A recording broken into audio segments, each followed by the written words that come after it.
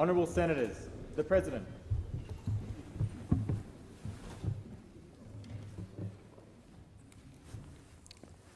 Almighty God, we humbly beseech Thee to vouchsafe Thy special blessing upon this Parliament, and that Thou wouldst be pleased to direct and prosper the work of Thy servants to the advancement of Thy glory and to the true welfare of the people of Australia.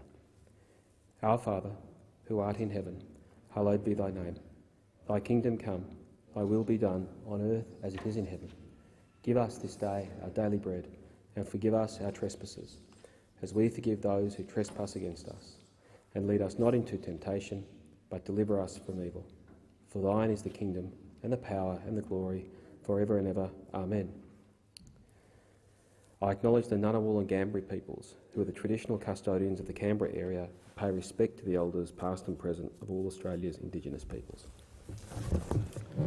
Senators, before we move on to business, I inform the Senate that earlier today, accompanied by honourable senators, I presented to the Governor-General the address and reply to his speech made on the occasioning of the opening of Parliament, which was agreed to on the 19th of September this year.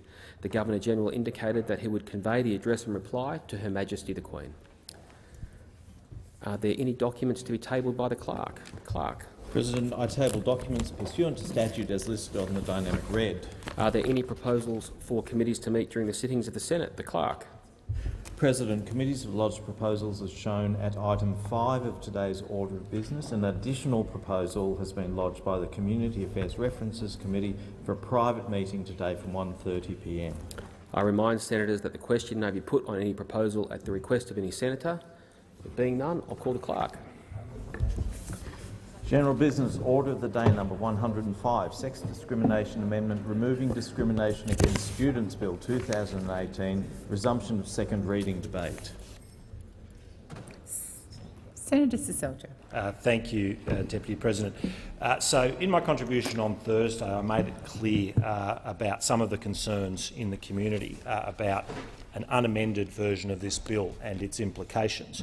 Now, to quote Senator Keneally in her contribution, she said that we also know that the overwhelming majority of religious schools do not want or see the need for these exemptions. We know this as a result of the recent Senate inquiry where Catholic and other religious school systems gave evidence that these exemptions are not used or relied upon. So I went through Christian Schools Australia, 65,000 students, plus the 15,000 from Adventist schools. The Australian Association of Christian Schools, 110 or so schools, 45,000 students. I talked about the statements from members of the Catholic Bishops' Conference, who educate around 766,000 students in this country, and a number of others. But even if we were to accept, despite the fact that those numbers tell a very, very different story, even if we were to accept that there are no concerns or no significant concerns, or that it's only a minority, this goes to the very point about what religious freedom is and what freedom of religious belief is. It's not about whether there's a majority who have a particular view. It's about whether or not there is a right to express that view. And Dr Alex Deegan of the Queensland University of Technology states, the idea of religious freedom is to protect religious belief and practice from any prevailing orthodoxy which might oppose it. The idea is worthless if it is allowed only when it fits in with that particular orthodoxy.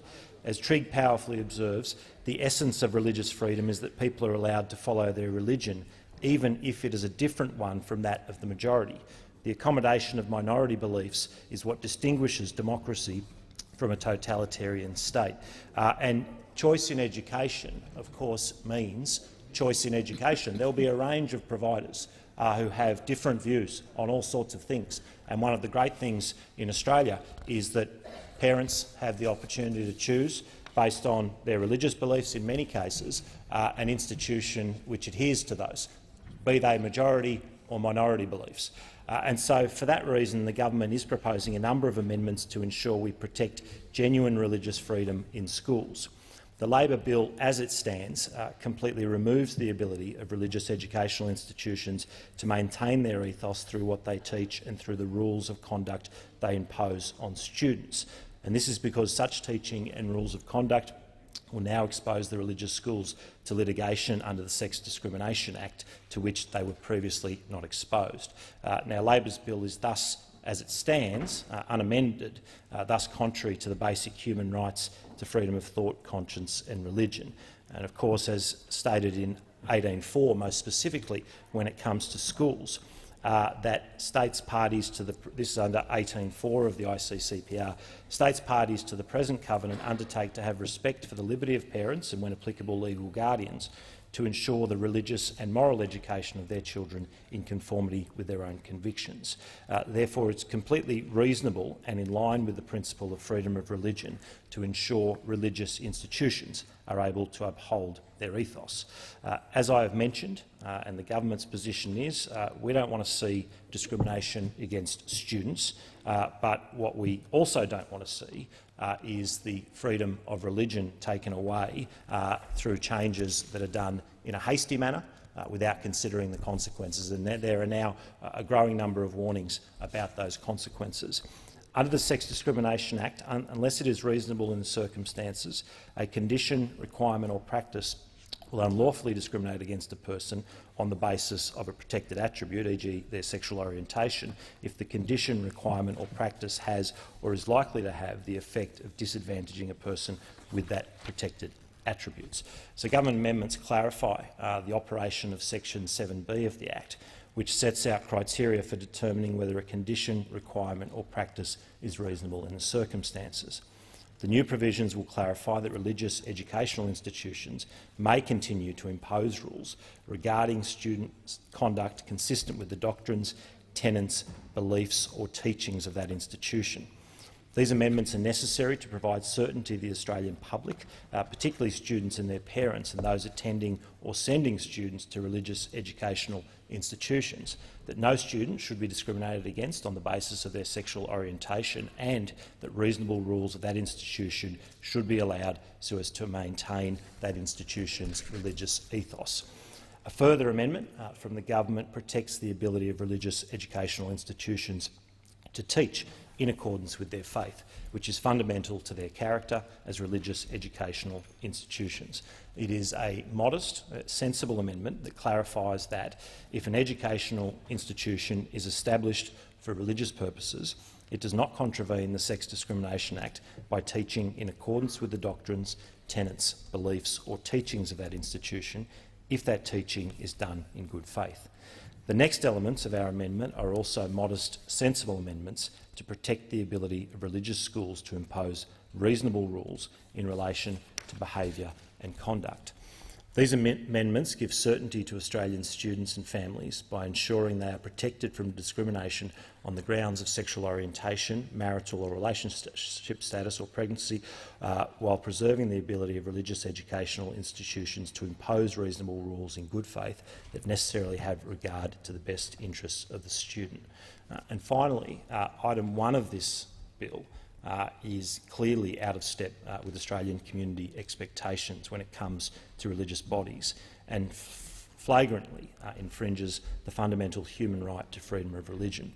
As Mark Fowler, Adjunct Associate Professor at Sydney's Notre Dame Law School, wrote in The Australian on the weekend, on a plain reading, this would capture the Sunday morning sermon, the Friday khutbah at the mosque, a Buddhist meditation course, the children's Sunday school, the midweek Bible study, the Friday night youth group talk. It is quite clear, both the preacher and the recipient in all of these exchanges, that they are participating in an act of education that expands upon religious principles. Now, I would ask senators, do they want to go, and do we as a nation really want to go down this path? This item puts these institutions at risk of expensive litigation and threatens the very foundations of religious freedom. That is why we are proposing to remove that item, so that churches, synagogues, mosques, prayer centres and seminaries are not compelled to admit students who clearly have no intention of upholding the ethos of the institution. Madam Deputy President, in conclusion, schools must be allowed to uphold their ethos, not only through what they teach, but in all aspects. Now, this is fundamental to freedom of religion, and this bill, if left unamended, does put that at significant risk. I would urge senators to consider this matter seriously. I think it is unfortunate that this debate is being curtailed in the way that it is being. But in the time, well, we didn't vote for this particular motion. No, that's not true. To look, well, I'm getting interjections. I'm getting interjections from the senator. We didn't vote to gag debate on this bill, well, we're having a debate about what is something which we would all agree is pretty fundamental and important, and there are going to be about 3 and a bit hours of debate on this bill, which could have profound implications for religious schools and religious bodies in this country. But in the short time available to consider in this debate, I would urge senators to consider this matter seriously, to look at the implications of the bill, to listen to religious leaders and teachers who foresee a future where religious education is put under serious threat. I spoke on Thursday about the concerns held by the Catholic sector, the Anglicans, Christian Schools Australia, the Association of Christian Schools and the Islamic Schools Association. Between them, they represent a huge majority of faith-based schools in Australia, and they've all raised serious concerns. And this goes to the nub of it. We're all in agreement that no one wants to see a student expelled for being gay. The government supports moves in that direction. No one wants to see that, and that's not what occurs now. And we would indeed. Well, you're now the senator interjects and seems to argue against her own case. The point I'm making is that we're all in agreement on that, and that's right. It doesn't happen. But to avoid doubt, we're happy to change pieces of legislation, but without actually having any sort of positive any sort of positive protection for religious institutions in this country. Any sort of positive protection for religious institutions in this country. Order. Thank you. Senator O'Neill. Thank you, Deputy President. So we agree with that. But the bill, as it stands, unamended, would go much further than that. And Labor appears intent, unfortunately, on following the Greens down a path of persecuting religious schools or for pursuing a majority test for religious freedom. Our amendments clarify that faith-based schools and other educational institutions should still be allowed to teach in accordance with their faith, by ensuring they can hire people according to their ethos and allowing them to put in place reasonable rules of conduct to preserve their religious character. I firmly believe that reasonable senators here support freedom of religion and the freedom of schools to teach their values. And if you support those fundamental rights and freedoms, I would urge you to support the government amendments to this bill, which will ensure there is no unjust discrimination but will protect the rights of faith-based schools. I commend those amendments to the Senate. Thank you, Senator Seselja. Senator Collins. Thank you, Madam Deputy President. And perhaps at the outset, to assist Senator McDonald here, I should explain that this is an opposition bill rather than the Greens bill. This bill deals with, as indicated in its title, removing discrimination against students, and does not deal with the issues associated with staff as covered by the Sex Discrimination Act. The reason for that, as I'll come to it, is because this process has been an absolute shambles. Exactly. But what we are doing here is holding the Prime Minister to account, the Prime Minister who said we would see the Ruddock review within weeks back in May, and the Prime Minister who said we would deal with the issues around discrimination and students this year. That is what we're dealing with now, the issues around discrimination and students. I think it behoves the chamber to reflect on what a shambles this overall process has been, to add to the growing list of matters that this government has completely messed up. talk about confusion, talk about rushed consultation and rushed processes, talk about changed positions and confusing rhetoric. And if we in this parliament are confused, then what can the Australian community possibly make of this shambles? And we know the Australian community are keenly interested in this issue, the issue of religious freedom and the issue of discrimination against children in schools. We know this given the substantial number of submissions to the Ruddock inquiry and to the Senate committee inquiry. But despite that, the Australian government has snubbed the Australian people, rushed through a committee process that did not need to be rushed, and not surprisingly, here we are now. An example of how confused people are about the processes occurring before this parliament was, I'll give one anecdote of a senior member of a religious community who said to me, the parliamentary committee, or the Senate committee, asked for further information, and they reported before it was even possible to receive such. That was because, so that everyone can be clear, that was because of the time frame this government and the Australian Greens put onto that inquiry. Exactly right. I've made these points previously in a discussion we had to a matter of public interest. I've made the comments I'm making now in the discussion to the Greens bill, but I should reiterate, the rush here was of the government's own making. But even worse than that, in the absence of Senator McDonald, they colluded with the Greens to create a farcical time frame that could only lead us to where we are now. Now, whether they were creating a subterfuge to do nothing, who knows? The motivations of this government are very hard to understand. But let's look at the government's bona fides on this issue, which on close examination show how dishonest and insincere they have been from the very beginning. Firstly, we have the Prime Minister today accusing Labor of acting in bad faith. Who would have thought any responsible government or governing party of the day acting in this way is outrageous? At this point, a brief history lesson is required. It was in mid-November last year, in the midst of the parliamentary debate about same-sex marriage, that we started discussions around the important issues of religious freedom. It was then that Prime Minister Malcolm Turnbull kicked the can down the road on establishing a positive right to religious freedom. He kicked the can down the road, took with him whatever numbers there might have been from the government side to support amendments, and we had to wait longer to address those issues. By announcing the Ruddock review,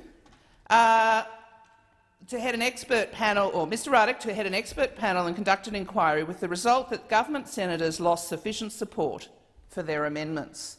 So nothing happened way back then, and it was not other senators doing that generated this. It was the government of the day, the Prime Minister of the day. So then we had the much publicised Ruddock Review with its panel of experts, public hearings up and down the country, and more than 15,500 submissions received. So where is that? Where is the campaign to establish a positive right for religious freedom? It's stuck with that Ruddock Review, because what that Ruddock Review did was fix an immediate problem for the Prime Minister of the day, Malcolm Turnbull. It peeled government senators off amendments that might have been successful at that point, and it has stagnated ever since. Now, a report from SBS News on May the 18th, the day that the Ruddock report was handed down to the government, stated, and I quote, "The Prime Minister's office confirmed it may be weeks before the Ruddock review is released to the public, giving the government time to consider its response." So weeks back in May. Now, clearly the government is getting its weeks and months confused because we have now been waiting more than 6 months. And just so anyone listening understands, 6 months is the standard time for government to respond to parliamentary committee reports. This has been longer than that 6 months. Now, it's under a cloud of vagueness and lack of clear evidence and information that Labor has called for a Senate inquiry to look closely at religious freedom to inform a way forward to address competing demands. But again, the government showed its sleight of hand, colluding with the Greens to have a short reporting date, meaning the committee was rushed in its effort to carefully scrutinise the Greens bill and other proposals and give adequate time to stakeholders to articulate and argue their positions. Now, I'd like to briefly speak about stakeholders in this debate, particularly Christian schools and communities. It's not surprising that stakeholders would have preferred the debate was conducted in a more consultative and collaborative environment. Absolutely. In fact, stakeholders were hoping there might even be a bipartisan approach on an amended bill that could pass through Parliament, as were we. Labor also hoped that this might be possible, but not with a government that is so deceitful in its approach to dealing with such sensitive matters. Now, moving now to Labor's position on the amendments that are before us. Our position is as follows. With Amendment KQ149, I will be moving, and indeed I foreshadow, a second reading amendment that will cover those issues. I think it should now have been circulating the chamber. With respect to Government Amendment KQ148, Labor believes it's already covered off these issues in the explanatory memorandum. In relation to other outstanding matters concerning students, Labor's position is that these issues can be dealt with in the further discussions and consultations to be had in relation to dealing with teachers, as well as in terms of developing a positive statement in response to the Ruddock Review. And this is the difference here. This is where Labor is not posturing like those on the other side. The Labor Party has a long-standing commitment, very clear in our platform, and subject to further discussion at our next national conference, supporting religious freedom and creating positive rights in that respect. That's the difference between this side and the other. Our bona fides are established here. What religious communities hear from the other side is some very confusing, contrived posturing rather than substantive proposals. Now, I should say on that note, in relation to the amendments, it's also important to indicate that Labor has legal advice that says that Section 7B covers off on the concerns in Amendments KQ148 and KQ149. But to give extra reassurance, we are putting our position in the explanatory memorandum of this bill, and we are also moving this second reading amendment. We don't need to put clumsy provisions into an act where they sit uncomfortably and create the same types of problems in terms of public regard that exemptions do, as we've seen in the case of the leaking of the Ruddock Review and the exemptions with respect to students. Labor knows that most schools, religious, non-religious, government, non-government, have the best interests of their students front and centre. We know this. We have an established policy position to protect religious freedom, and we are getting very impatient waiting for this government to get its act together in this regard.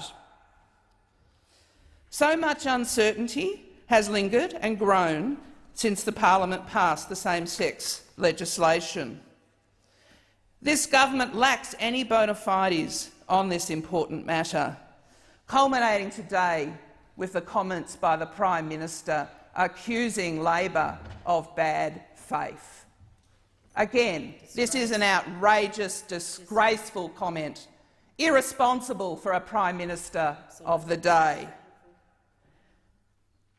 We cannot have confidence with the government proceeding with these issues. The public concern around the leaking of the Ruddock Review recommendations, the government's failure to respond to calls for that report to be released in relation to religious freedom, bring us to where we are now.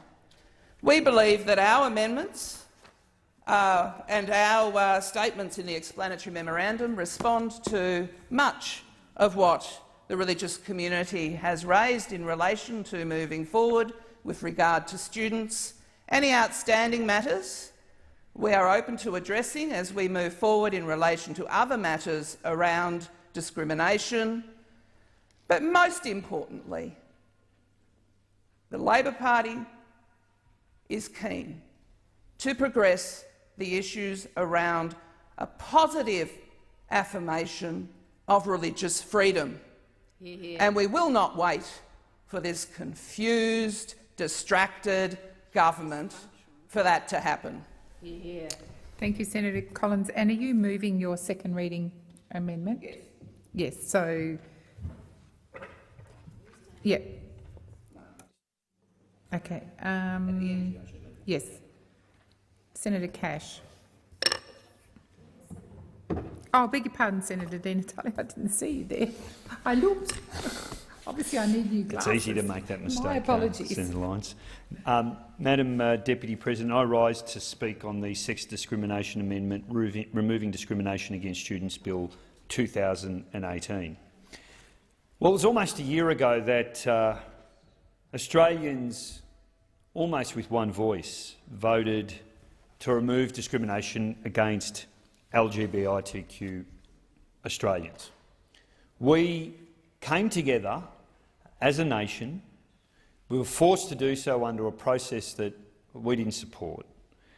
But what we did do was we sent a strong message to politicians in Canberra that we are a country that is committed to the principles of equality, that we are a nation that doesn't believe that there are one set of rights for one group of people in our community and a different set of rights for another group within our community.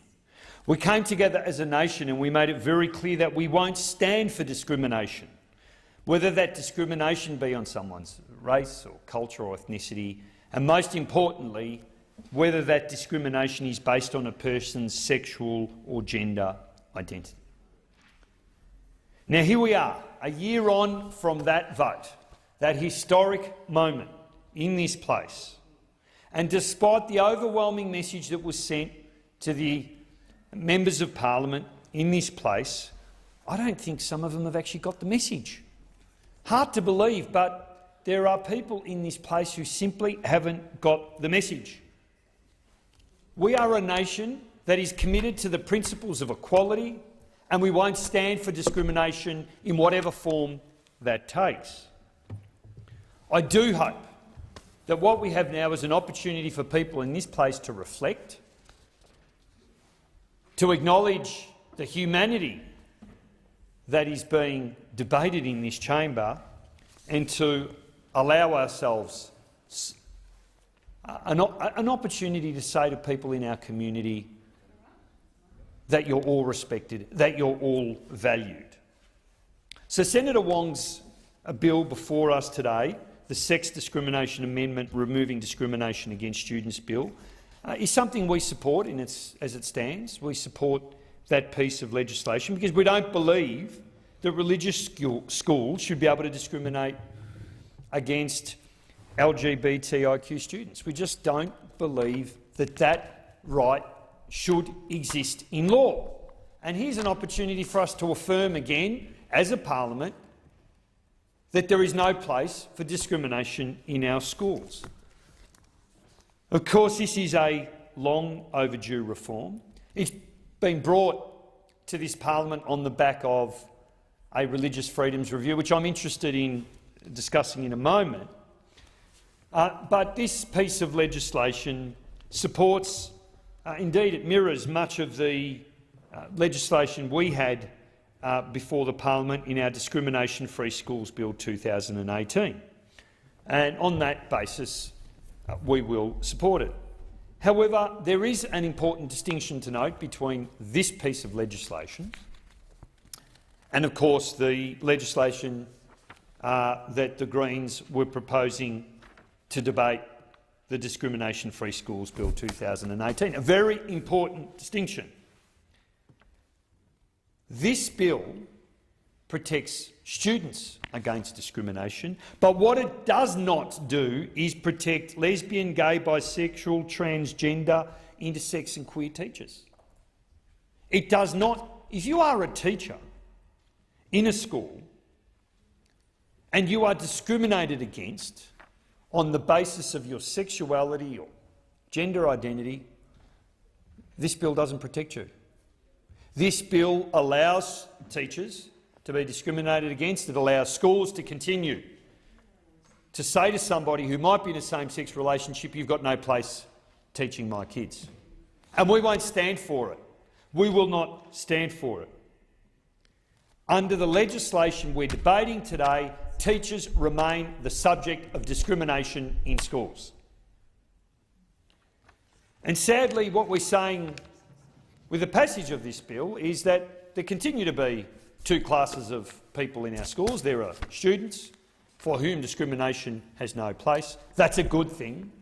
But we're saying to teachers, well, you're not a priority right now. That's what, indeed, the Labor Party is saying right now by not including teachers in legislation and therefore allowing discrimination to continue to occur against them.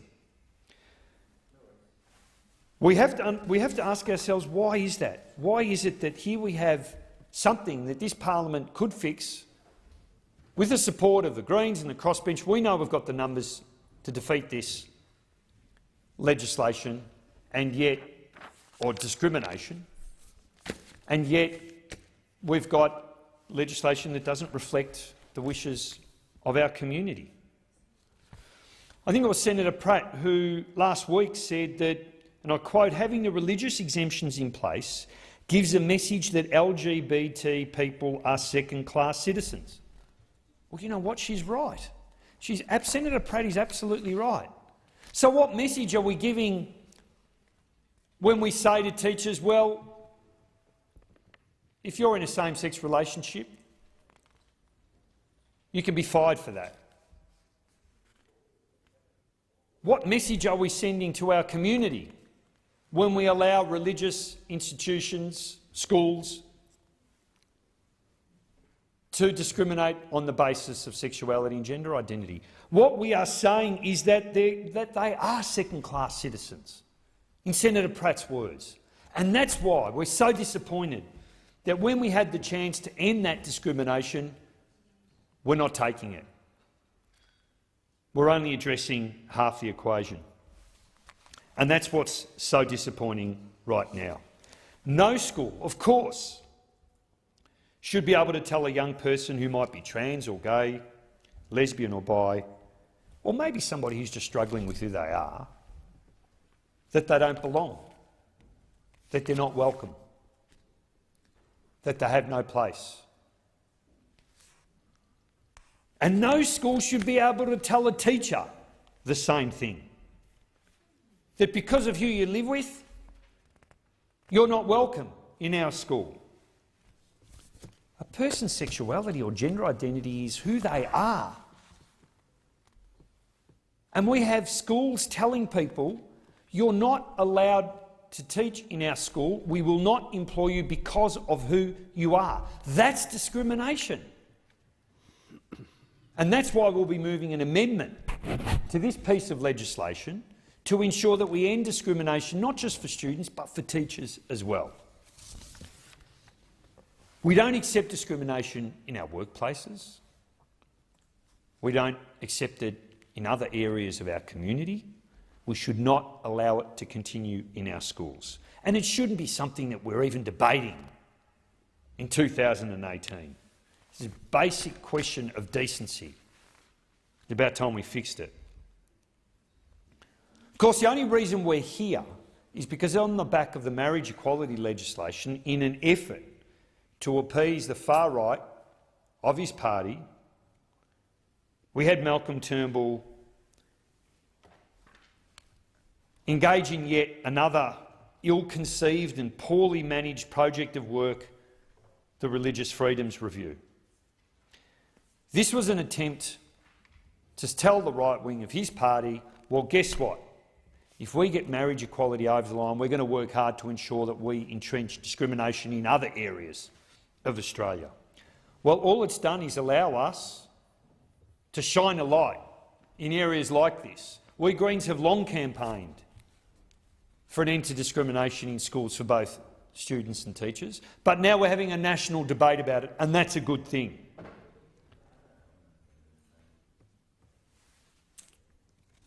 Now, the government's seeking to hide its report into religious freedoms. And we have to ask ourselves some questions about why that might be.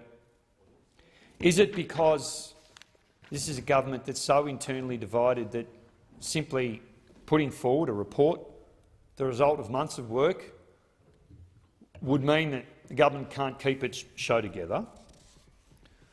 Or is it because, indeed, there are other areas of discrimination that it doesn't want the community to see the light of day? The news that the Morrison government was actually considering legislative change to entrench discrimination was shocking to a large number of Australians.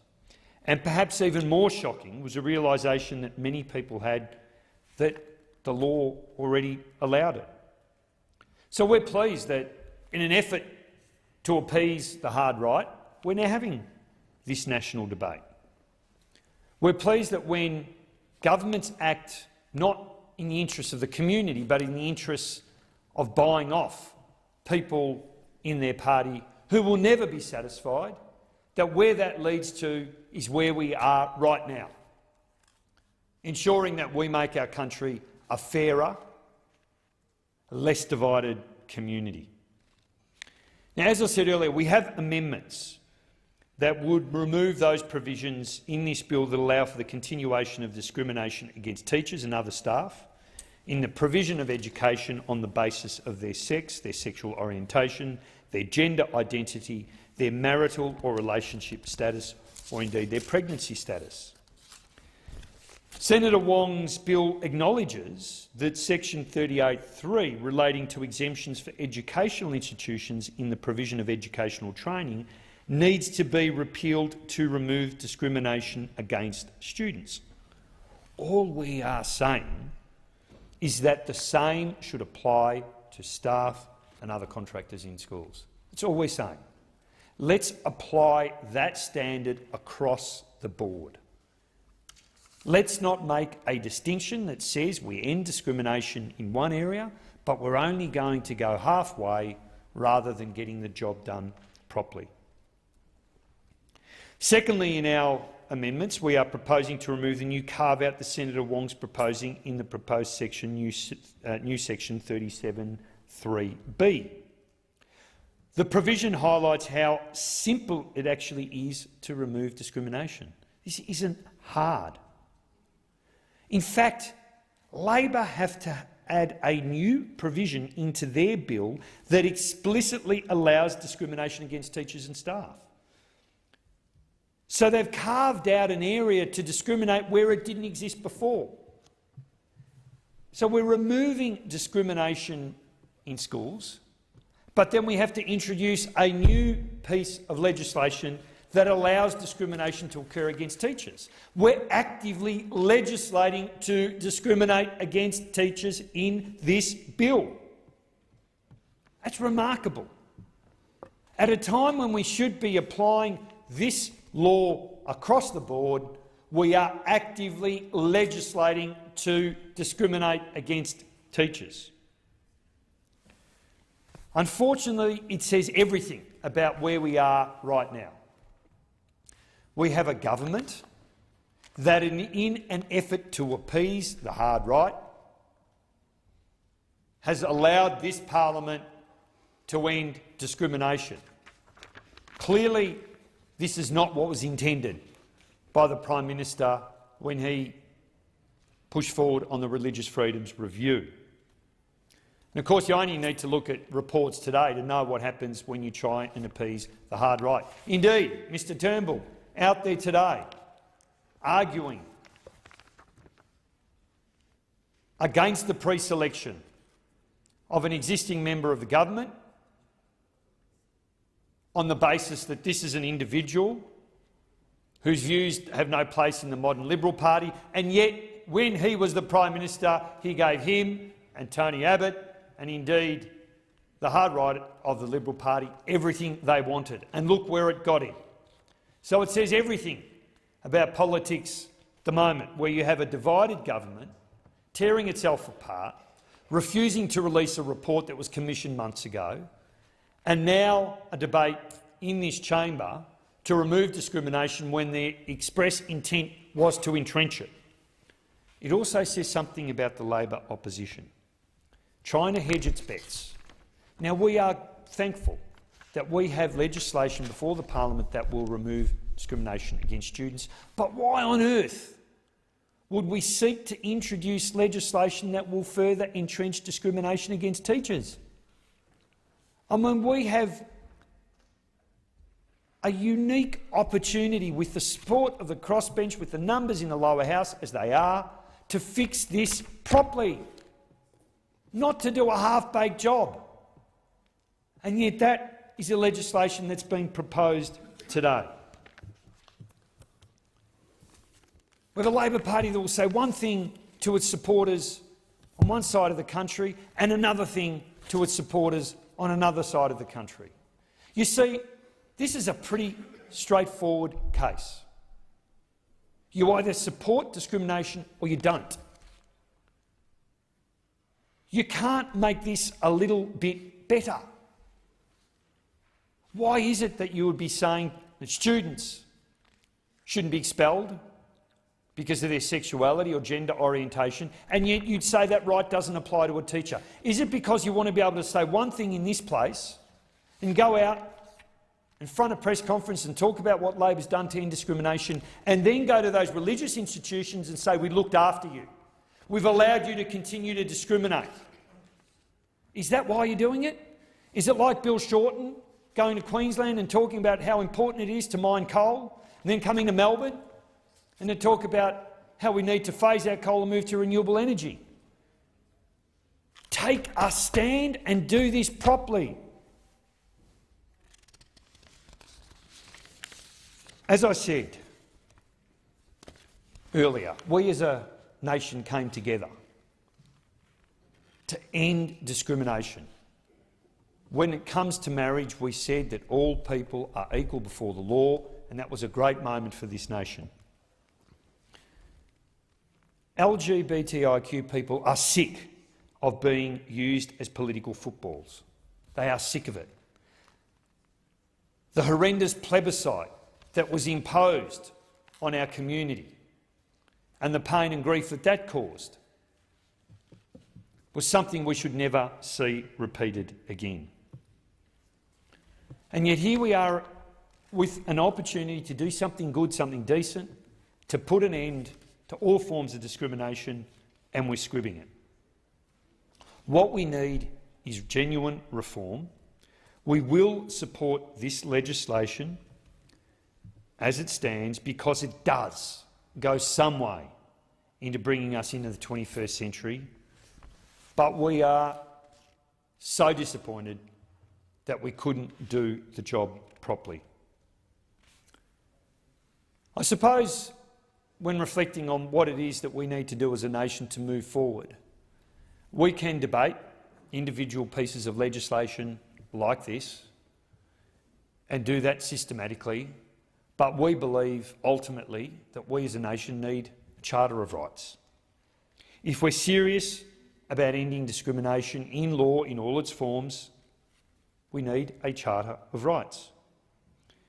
One of the only Western liberal democracies without such a charter, it behoves all of us to ensure that when it comes to passing laws in this chamber, we put an end to discrimination rather than entrench it. So over the longer term, we'll be continuing a campaign on ensuring that we do have a Charter of Rights in Australia. Senator McKim, my colleague, has done so much good work in that space, and we'll be making sure that in the lead-up to the next election we push both parties towards implementing a Charter of Rights. But until then, we will do what we can with every vote we have in this place to end discrimination. That means ending discrimination against people on the basis of who they are, whether it be their ethnic or cultural background, or indeed whether it be their sexuality or gender orientation. Discrimination has no place in modern Australia. It has no place when it comes to students, and it has no place when it comes to teachers in our schools. Senator Cash. Thank you, Mr Acting Deputy President, and I too rise to speak on the Sex Discrimination Amendment, Removing Discrimination Against Students Bill 2018. Mr Acting Deputy President, in relation to this bill, one of its great flaws is that Labor's bill completely removes the ability of religious educational institutions to maintain their ethos through what they teach and the rules of conduct they impose on students. They should have the ability to do this.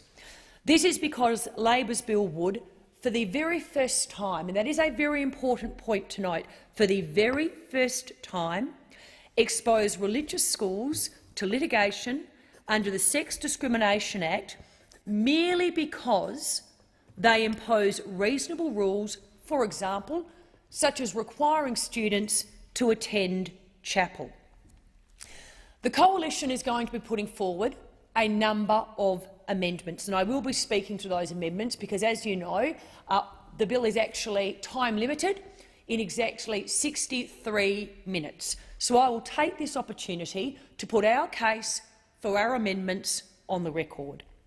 In summary, what our amendments will do is to ensure religious schools can impose reasonable school rules without opening them up to the threat of litigation, or, in the event that litigation does occur, the Human Rights Commission or courts would have to consider the religious nature of this particular institution in determining whether a rule was reasonable and was made in good faith.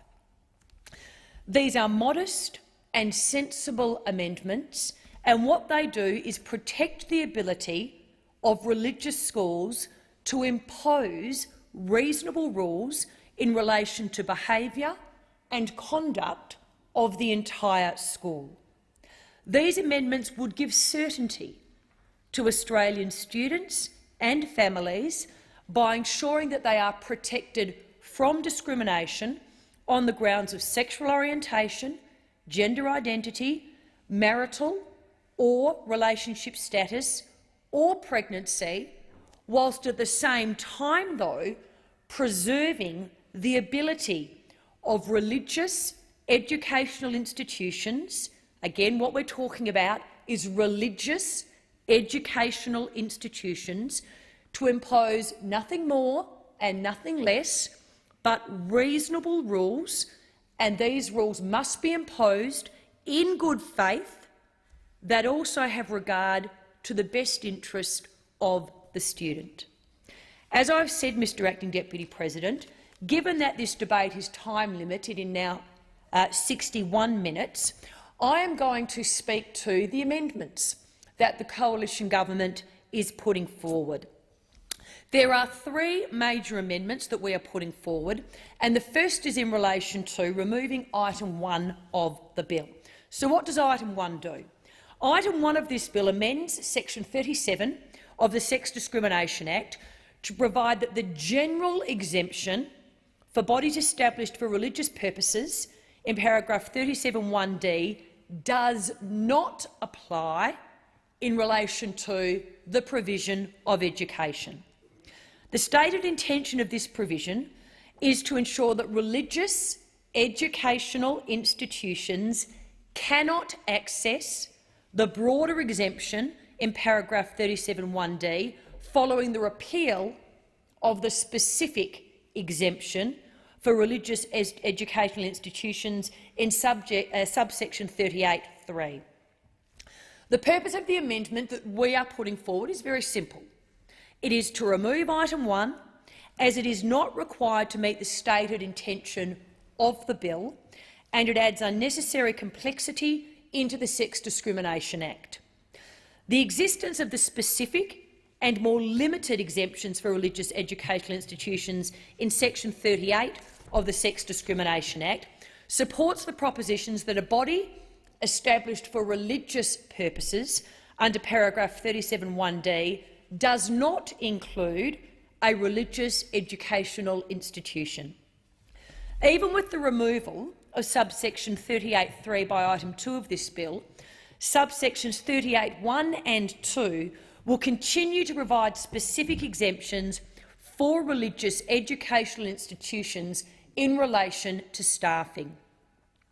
The maintenance of these provisions clarifies that religious educational institutions can only access the narrower exemptions in section 38 and not the more general exemption in section 37. As such, it is the position of the Coalition that item 1 is unnecessary. But, Mr Acting Deputy President, even if it were accepted that item 1 was required as drafted, item 1 is overly broad and is not appropriately adapted to its stated intention. As drafted, item 1 would limit the general exemption in paragraphs 37(1)(d) for all bodies established for religious purposes, not just for religious educational institutions. In practice, this would restrict the ability for intrinsically religious bodies such as churches, synagogues or mosques to provide education in accordance with their religious beliefs or ethos. Many religious bodies provide religious education to their adherents, such as through theological colleges. It is the government's position that religious bodies should be free to conduct such education in accordance with the doctrines of their faith. For example, a church which educates missionaries may require that all missionaries live in accordance with the doctrines of the church. This may include not accepting missionaries who are divorced or who are pregnant outside of marriage. Such requirements would be unlawful under item 1. The proposed amendments therefore omit item 1 to remove the risk of these significant unintended consequences. We will also be moving an amendment to clarify the reasonableness test for religious educational institutions and insert a publicly available policy requirement. Our amendment will introduce new section E into the Sex Discrimination Act. Amendment 1A will ensure that the repeal of the exemption for religious educational institutions to discriminate against students under subsection 38(3) will not undermine the ability of such institutions to make reasonable rules in relation to student conduct. Subsection 7(b)(1) of the Sex Discrimination Act currently provides that a person does not indirectly discriminate against another person in imposing a condition, requirement or practice if that condition, requirement or practice is reasonable in all of the circumstances. New subsection 7(e) will provide that a condition, requirement or practice of a religious educational institution is reasonable where 3 specific criteria are met. Those criteria are: first, the condition, requirement or practice must be imposed in good faith in order to avoid injury to the religious susceptibilities of adherents of that religion or creed. This requirement ensures that there is an appropriate link between the school rule and the religious ethos of the particular institution. The good faith test will also ensure that this provision does not protect rules which may be imposed in bad faith, such as rules which are designed to target particular students or which are applied inconsistently. Secondly, the condition, requirement or practice must be imposed in a manner consistent with a publicly available policy of that particular educational institution. Subsection 7E2 clarifies that such a policy must be in writing, be publicly available, set out the institution's policy in relation to adherence to its religious ethos, and comply with any other requirements prescribed in the regulations. This requirement is essential in ensuring transparency and certainty for parents and students, allowing them to make choices about the best education for their particular circumstances. Third, in relation to the conditions, requirements or practices imposed on students who are children, the educational institution must have had regard to the best interests of the child. This requirement reflects Australia's obligations under the Conventions of the Rights of the Child, which places the best interests of the child at the centre of all actions concerning children. This requirement will ensure that religious educational institutions must have considered the best interests of the child in addition to the interests of the school or the school community. This paragraph, or the amendment we're putting forward, therefore ensures that an appropriate balance is struck between the right to freedom of religion and the rights of students to be free from discrimination. This provision will apply to all religious educational institutions, including primary, secondary and tertiary education providers. As a whole, this amendment will provide certainty for religious educational institutions that they are still permitted to impose reasonable rules regarding student conduct, appearance or dress consistent with their religious ethos, whilst at the same time providing appropriate safeguards for students. The third amendment that the Coalition will be moving is an amendment to clarify that religious educational institutions may engage in teaching activities. This is Amendment 1B, and it introduces new Section 7F to the Sex Discrimination Act. Amendment 1B will ensure that the repeal of the exemption for religious educational institutions to discriminate against students under subsection 38(3) will not undermine the ability of such institutions to teach in accordance with their religious beliefs.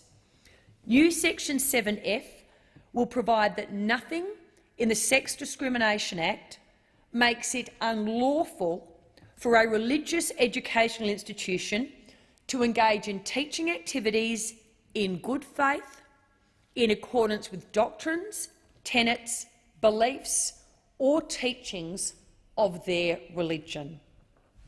This amendment responds to the concerns that have been raised of many faith-based schools that the removal of the exemption in subsection 38(3) may challenge their ability to teach in accordance with their religious beliefs or ethos. With the repeal of subsection 38(3) by item 2 of this bill, it is possible that a student could make a complaint that the teaching of certain religious doctrines, such as a biblical view of marriage, gender or sexuality, constitutes unlawful discrimination. The government is of the view that there should be no impediment to religious educational institutions teaching in accordance with their belief in the Sex Discrimination Act. The right to manifest one's religion through practice or teaching is an inherent aspect of the right to freedom of religion. It is also necessary to provide certainty to parents and students as to the permissibility of particular religious teachings at such institutions. For the purposes of this provision, teaching activity is defined to mean any kind of instruction of students, including by employees or other persons, engaged by the religious educational institution. This provision will therefore protect teachers, tutors, coaches, pastoral care staff and any other persons providing instruction at or on behalf of religious educational institutions. It will also ensure that a religious educational institution can maintain its religious ethos across all teaching activities, not solely in relation to religious education classes. However, the requirement that the teaching activity be done in good faith acts as a safeguard to protect students against any actions done in bad faith, such as teaching activities which target particular students. This amendment will therefore ensure that religious educational institutions can maintain their religious ethos and teach in accordance with their religious beliefs without threat of legal liability. Mr Acting Deputy President, in the event that that particular amendment on sheet KQ149, the amendment to clarify that religious educational institutions may engage in teaching activities, does not get up, the Coalition then proposes to move an additional amendment, and that amendment would seek to clarify the reasonableness test for religious educational institutions. And in the event that that amendment does not get up, then we will seek to move a further amendment to clarify the reasonableness test for primary and secondary religious schools. Again, Mr Acting Deputy President, the amendments that we are putting forward are quite simplistic, but they are inherently necessary to improve what otherwise will be a bill, Labor's bill, which will completely remove the ability of religious educational institutions to maintain their ethos through what they teach and the rules of conduct that they impose as a religious educational institution on their students. All these amendments will do, as I said, they are actually quite simple, but they are inherently important. All they will do is give certainty to Australian students and Australian families by ensuring that they are protected from discrimination on the grounds of sexual orientation, gender identity, marital or relationship status or pregnancy, but whilst at the same time preserving, all we're asking for is to preserve the ability of religious educational institutions to impose nothing more and nothing less than reasonable rules, and as I've already set out, these reasonable rules must be imposed in good faith, and they must also have regard to the best interests of the student. And with that, Mr Acting Deputy President, I will also table 5 supplementary explanatory memoranda relating to the government amendments to be moved to this bill. Senator Kitchen. Thank you, Acting Deputy President. I rise to speak on the Sex Discrimination Amendment Removing Discrimination Against Students Bill 2018, which Senator Wong has introduced into the Senate. This bill fulfils the promise that all sides of politics gave following the leaking of the recommendations of the Religious Freedom Review, or the so-called Ruddock Report. Mr Ruddock submitted his report to the government in May. 6 months later, the government has not released that report. 6 months. On the 9th of October, the Sydney Morning Herald reported that one of the recommendations of the Ruddock Report would be that, and I quote, religious schools would be guaranteed the right to turn away gay students and teachers. Close quote. As a result, Prime Minister Morrison gave a commitment that he would act to make it clear that no Australian school could expel a student on the basis of their sexuality or gender identity. This was in the context of the Wentworth by-election. These were fine words, but as so often with this Prime Minister, they were not followed by any action. He has often had leadership by thought bubble. And that is why Labor has decided to act. The Prime Minister may be happy to leave this matter hanging over the summer. We on this side are not. In this context, I want to make some observations about the position of religious schools in Australia. One of the foundations of our Western democratic way of life is respect for diversity of opinion. We rightly celebrate Australia's diversity of ethnic origins, language, cuisine and belief systems. We should equally celebrate our diversity of religious and philosophical views. We are not only a multicultural society, but also a multi-faith society. And it is my strong belief, Acting Deputy President, that societies with plurality of belief systems, such as Israel, the United States of America, the United Kingdom, France, of course Australia, and a myriad of other countries, are the countries where people are able to flourish because they can be true to themselves. But religious freedom is not just a matter of passive acceptance that our fellow Australians have many different faiths. Like all our freedoms, it is often subject to incursion.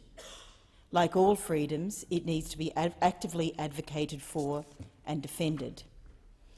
An essential part of religious freedom is the right of parents to send their children to religious schools.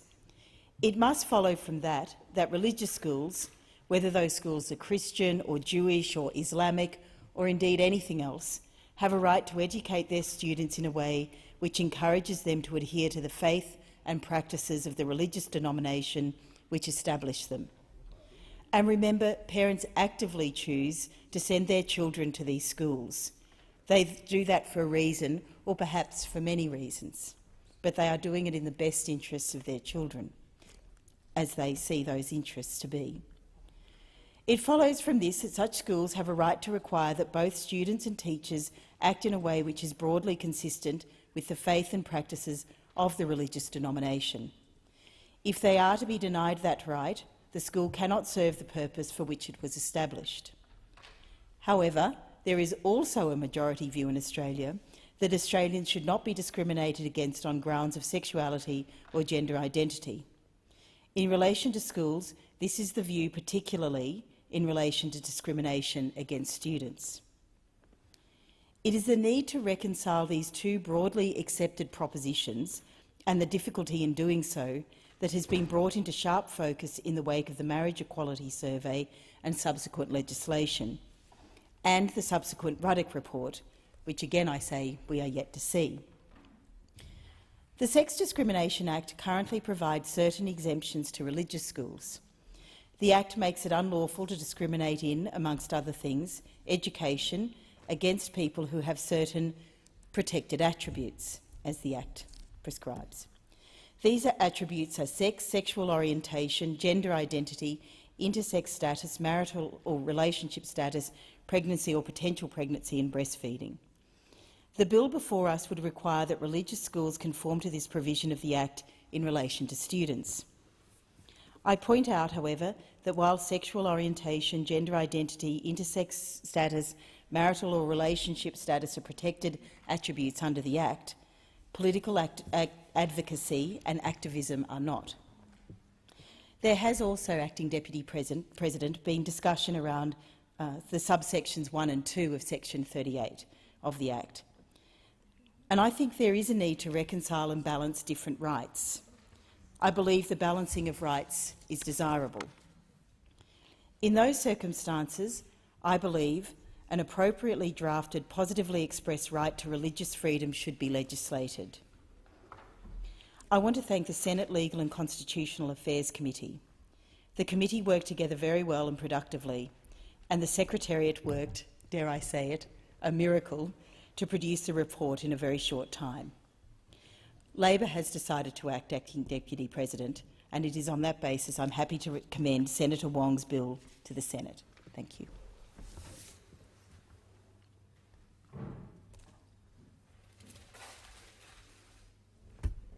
Senator Griff. Thank you, Mr Acting Deputy President. This bill represents a significant change to the Sex Discrimination Act and as such should not be rushed through this week. There is absolutely no urgency for this bill to be dealt with this week, as particularly religious schools generally don't rely on these provisions in practice. We support the intent of what Labor is trying to do with this bill for the simple reason that we do not support discrimination against students. We support the intent of the Greens to ensure teachers are not discriminated against. And we also support the intent of government to ensure religious freedoms are protected. Our view overall is that this bill should have been sent off for proper inquiry and scrutiny. This will provide all with time, the necessary time, to properly consider all implications and input from stakeholders. But as the bill now stands, our party considers the topic a conscience vote. But we have all come to a united approach on this, and that is that we will support this bill because its intentions align with ours, but we cannot at this stage support any additional amendments. We've been forced into this position because we have not had a real opportunity to consider the implications and unintended consequences of all the amendments. On these amendments, we've been hearing, particularly in the last 2 hours, a very diverse range of views, many of them conflicting, which tells us that even those that seem somewhat straightforward may potentially open a Pandora's box of problems. For instance, we support what the government is seeking to do with ensuring teachers can teach in accordance with their faith. But this may simply create an avenue for discriminatory treatment of students to creep in. And we are also unsure that we need to bolt on additional protections to the existing reasonableness test that exists at 7B in the Act. Maybe it is appropriate, or maybe it is unnecessary. We simply haven't had the time to fully consider the implications, so we will abstain on this and the other government amendments. We know there is bipartisan support in this place and the other place for amending the Sex Discrimination Act so that schools cannot discriminate against LGBTQI students and teachers. It is unfortunate that there is no consensus about how to proceed. Labor's bill amends section 37 of the Sex Discrimination Act and repeals section 38(3).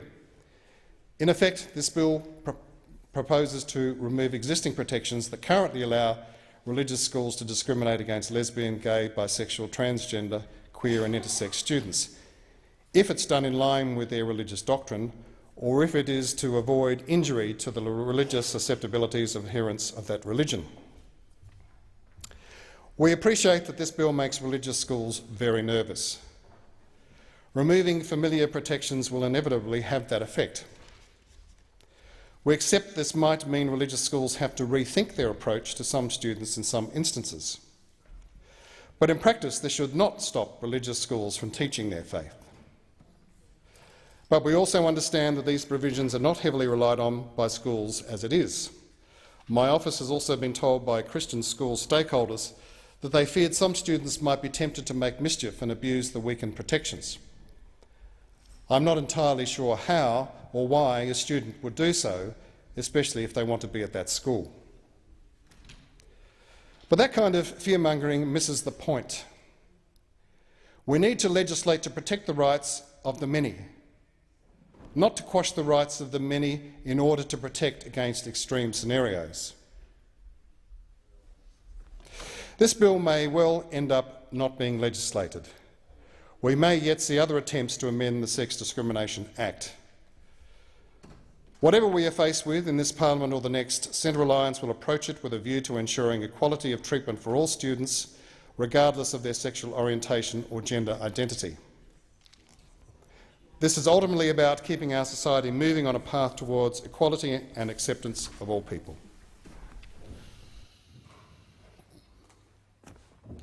Senator Wong. Thank you. Sorry. I think Senator Hanson-Young. I have spoken on the second reading. I just want to briefly speak to the second reading amendment moved by Senator Collins, which is on a sheet 8606, Acting Deputy President. So I rise to speak on that amendment. Today, as I've previously said, we do have an opportunity to do what this parliament too often fails to do, to come together on an issue on which we all agree and change the country for the better. The bill does one thing and one thing only, and that is to ensure that every Australian child, no matter their gender or sexual orientation, is treated equally. And it will make this country a more equal place, nothing more. It will not prevent schools from requiring students to attend chapel. It won't prevent schools from requiring uniforms, and it won't prevent, let me be very clear, the teaching of religious education. To put that issue beyond doubt, Senator Collins has moved the second reading amendment on sheet 8606 to that effect, and I support that amendment. Also, this bill does not deal with the issue of teachers, and whilst Labor has made clear that we support the removal of that exemption too, we acknowledge there is not yet wide enough support across the parliament to get that done. We will continue to work with schools and religious bodies to find a way in which that exemption can be removed so as to protect religious schools' rights to practice their beliefs. And as Mr Shorten has said, Labor will seek to remove that exemption early next year. What we do not need here today, and what we regrettably have seen from Senator Stoker and some other coalition senators, is false accusations and prolonged debate in this chamber. Enough of the false accusations. We saw enough of that in the marriage equality debate. The country doesn't need more of that. On this matter, we are all agreed. Mr Morrison has said he supports doing this. The Treasurer has said he supports doing this. The Attorney-General has said he supports doing this. And what we are doing in this chamber is seeking to give effect to the promise made by the Prime Minister in the lead-up to the Wentworth by-election. It is something that the Parliament can pass today with the support of all parties, and I commend the second reading amendment moved by Senator Collins and the bill to the Senate. Senator Fawcett. Thank you, Mr Acting Deputy President. For many in this place, they will recall that late in 2016 I was appointed to chair a Senate Select Committee looking at religious freedom should the Parliament choose to go down the path of passing a law to change the definition of marriage. And in the summary to that, or the Chair's forward, I said that the change to the definition of marriage would potentially enliven the right to freedom of thought, conscience and religion in a range of areas. Evidence during that inquiry demonstrated that there were substantial matters of law and individual human rights to be dealt with that extended well beyond the Marriage Act itself. I noted at the time that if Australia was to remain a plural, tolerant society where different views are valued and legal, then legislators must recognise that this change would require careful simultaneous consideration of a wide range of specialist areas of law, as opposed to the common perception that it involves just a few words in one Act of Parliament. Finished off by saying that there are fundamental rights that must be carefully considered, respected and balanced in any future legislation that the Parliament may approve. And that brings us to where we are today. I have some concerns about the bill that's before us, both general concerns and specific. In general, religious freedom requires the ability for individuals and groups to articulate, to discuss, where appropriate, debate religious doctrines, tenets and belief. Our forebears have fought authoritarian rulers in years past for their attacks on the freedom of thought and speech, the freedom of association and the freedom of religion. This approach in this bill, both the time frame, the lack, for example, of a committee stage, undermines those same freedoms and therefore undermines pluralism and democracy in Australia. Further, by precluding the ability of religious believers to associate, to form groups of like-minded people, to maintain educational institutions that can operate consistent with their beliefs, this bill actually breaches the right to equality and freedom of discrimination on the basis of religious belief. So a couple of specific concerns. The Act, as it stands, has two sections, sections 37 and 38. Section 37 goes to the issue of bodies formed for religious purposes, and 38 more to those around education. the bill before us amends not only section 38 in regard to religious educational bodies, it also proposes amendments to the general religious bodies exemption at section 37 subpara 1d that would remove the ability of those bodies to provide education that is consistent with their doctrines, tenets or beliefs.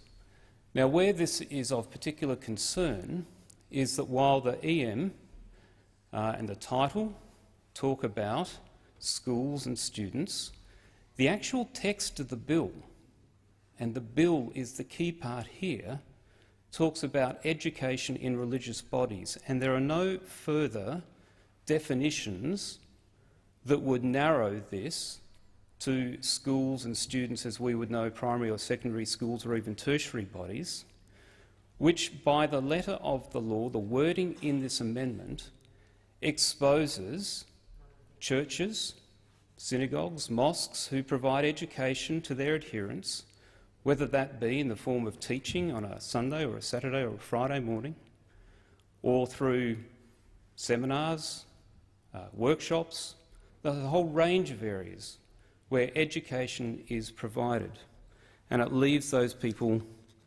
exposed because the word education will take its ordinary meaning within that section 37. The bill provides that the limitation on section 37(1)(d) doesn't extend to an act or practice connected with the employment of persons. Now, we've just heard an explanation as to how that then doesn't affect teachers, but what it leads to is a situation where currently, and under this reform, a body may be able to say, look, we want to engage someone to teach who supports and is willing to teach the beliefs and the doctrines of this organisation, but then the law would not allow that person to teach those elements. The third area of concern I have is that the explanatory memorandum to Labor's bill says that SDA section 7b, which is known as the reasonableness test, means that there are defences remaining. Now, in the current climate, the definition of reasonable is debated broadly in our society. I would argue that what Archbishop Porteous did in explaining the Catholic Church's teaching on marriage and distributing that to parents who had their children at a Catholic school in Tasmania was reasonable. I would argue that Justin Tay, the photographer in Perth, who agreed to provide a service to a same-sex couple, but said, look, I just need to disclose my personal beliefs aren't in line with where you're at. He said, I'm happy to provide the service, but if that's of concern to you, I just need to disclose that. Well, he's been taken before the Equal Opportunities Tribunal and is now before the State Administrative Tribunal on the basis of being discriminatory, not for some action he has taken, but merely for stating his belief. There can be no more clear example of what would have been considered reasonable not more than 12 or 18 months ago in the current climate is not considered reasonable by many in our community and, importantly, by people who are holding statutory positions in bodies of the state, whether that be Commonwealth or, in this case, Western Australia, who have the ability to apply law. We've also seen laws passed recently in Tasmania's lower house pertaining to gender.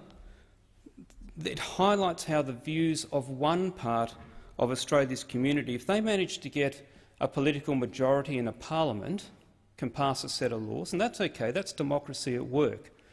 But my concern is that the nature of that bill also seeks to shut down dissent, to shut down commentary from people who disagree with that view, and that is not democracy. That is not the plural democracy that Australia is built on. The bludgeon of anti-discrimination law should not be allowed to completely stifle the expression or teaching of a religious view, the conscientious view of any individual or group. Going to the Tasmanian example, The Johns Hopkins University and Hospital, for example, has long been the centre of research into debate around issues of gender and sexuality. And there is still debate between academics there, eminent academics, on whether the transgender theory is based on ideology or science. And so should not this place protect the right of an Australian academic, religious school or organisation to debate or discuss with others their views on such matters without being subjected to the accusation of discrimination or even the claim that they've engaged in hate speech? That is what a plural democracy is about. We allow for a plurality of views within our community. Is there evidence to support the need for these measures? As Senator Wong has clearly and accurately stated, there have been people calling for this and there was a commitment made by various leaders. But the evidence that's come from churches and schools is that these provisions, whilst not having been used, are necessary. And a lot of people have said, well, how can that be? That's a contradictory position. But what's been explained to me by multiple principals and church leaders is that this is the balance, as they see it, of grace and truth. Grace is the acceptance to say there's not one of us that is without fault, and that grace is exemplified by the teaching from John 8 of the Jesus who didn't condemn the woman caught in adultery. Grace is to accept a student for who they are and to support them and their families if they choose to be part of that religious community. But truth is that it's the same Jesus who talked clearly and unapologetically in Mark 10 regarding marriage for the men and women and who finished his interaction with that woman caught in adultery by calling for her to commit to the model of sexual fidelity and marriage that he taught. Religious schools and organisations need this same freedom to teach, to have that balance between grace and truth. The evidence from Archbishop Porteous and Mr Tay in Western Australia indicates that they're unlikely to have this freedom protected under the amendments in this Labor bill that we're considering today. And that's why the government has brought forward amendments to seek to allow those schools to continue in that balance of grace but truth, of clearly, unambiguously teaching their position, which is no different, if you think about it in terms of freedom of association, to what we allow many other people, many other groups in our society as to who would join them and their freedom to teach things that perhaps a broader section in the community or different sections of the community don't agree. So the First Amendment is a new section 7E of the SDA that would ensure that a religious educational institution is able to impose general rules without that opening up to claims of sex discrimination. And so just as I talked before about the general teaching about the Church's view of marriage being between a man and a woman, they also teach that the moral aspects of that mean that they don't condone or support heterosexual activity outside of marriage. And if they set rules around that also happens to impact on people who are same-sex attracted, that shouldn't be seen to be discriminatory, because what they're doing is positively holding up their teaching of what a relationship of marriage should look like. The fact that that doesn't accord with many people in Australia who are in de facto relationships or people who might be same-sex attracted shouldn't mean that they can't say, this is what we believe the ideal relationship of marriage looks like.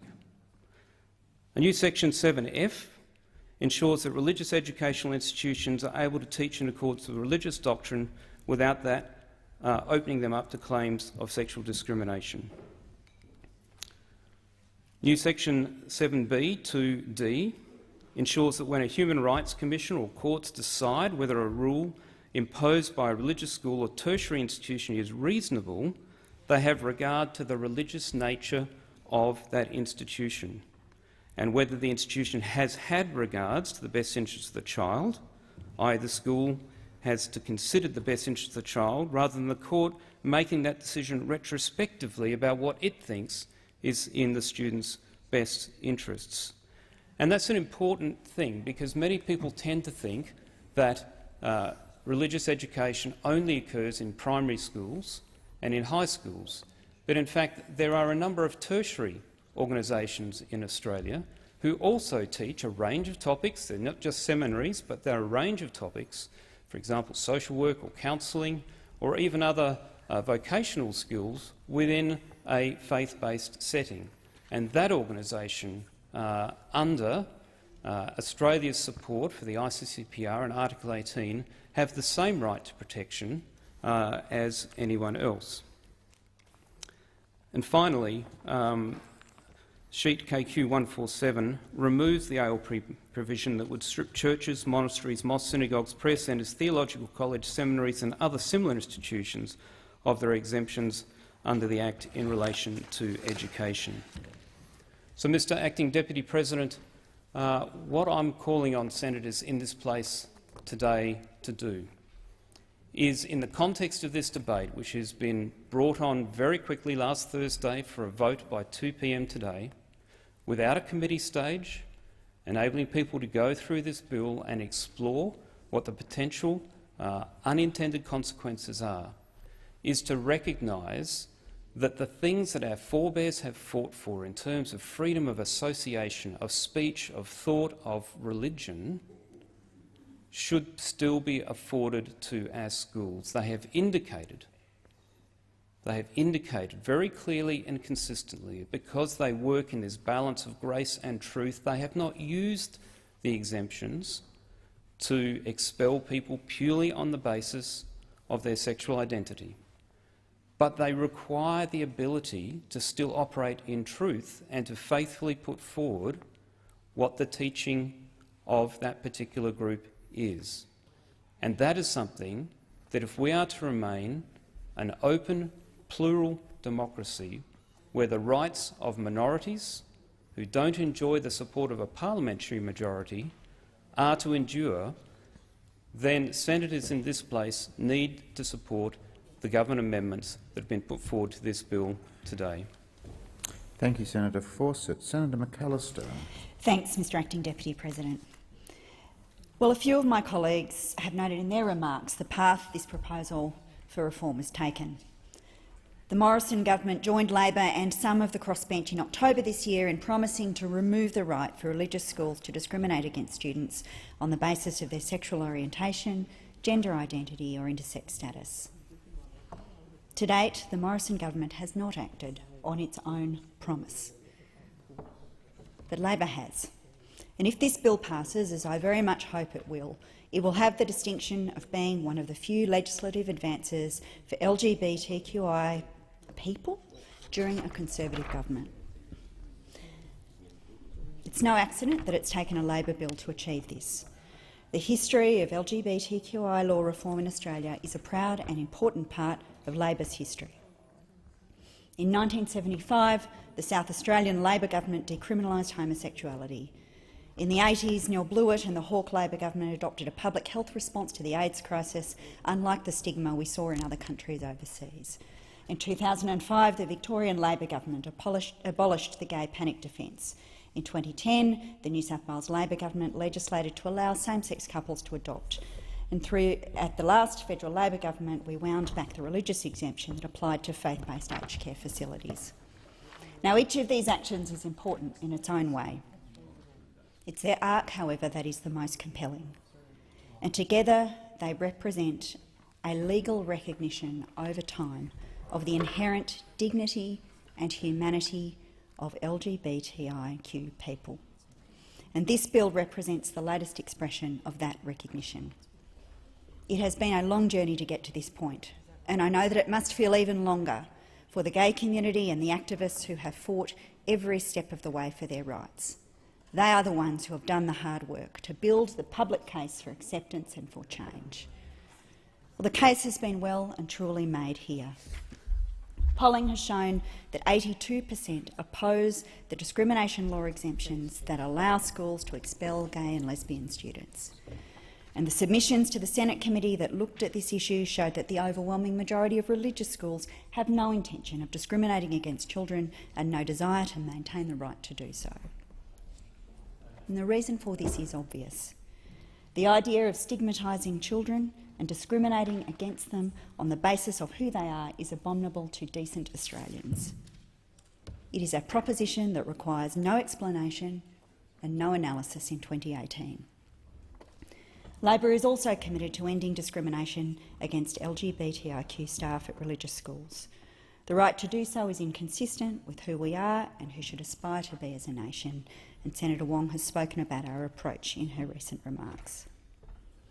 As the Senate Leader explained in debate on this bill last week, given the short number of sitting days left between now and the election, we have to prioritise, and children are our priority. We don't want to give the government an excuse to walk away from the promises they made during the Wentworth by-election. This is something that the Parliament can and should pass today with the support of all parties. Labor will, as we always have, worked constructively with churches and religious schools to ensure that they can continue to practice their beliefs. We respect the right of free exercise of religion and the ability for religious institutions to act in a way that is consistent with their faith. But the right to discriminate against children is inconsistent with our understanding of who we are as a nation. It is inconsistent with the journey that we have been on as a nation, and it has to end. Senator Cormann. Thank you very much, Mr Acting Deputy President. I seek leave to move a motion to provide for the consideration of legislation. Is leave granted? Pursuant to contingent notice standing in my name, I move that so much of the standing orders be suspended as would prevent me moving a motion to provide for the consideration of a matter, namely a motion to provide that a motion relating to the consideration of legislation may be moved immediately and determined without amendment or debate, and I move that the question be now put. The question is that the motion moved by Senator Cormann be agreed to. Those of that opinion say aye. Those against? No. I think the ayes have it. Division required. Ring the bells for 4 minutes.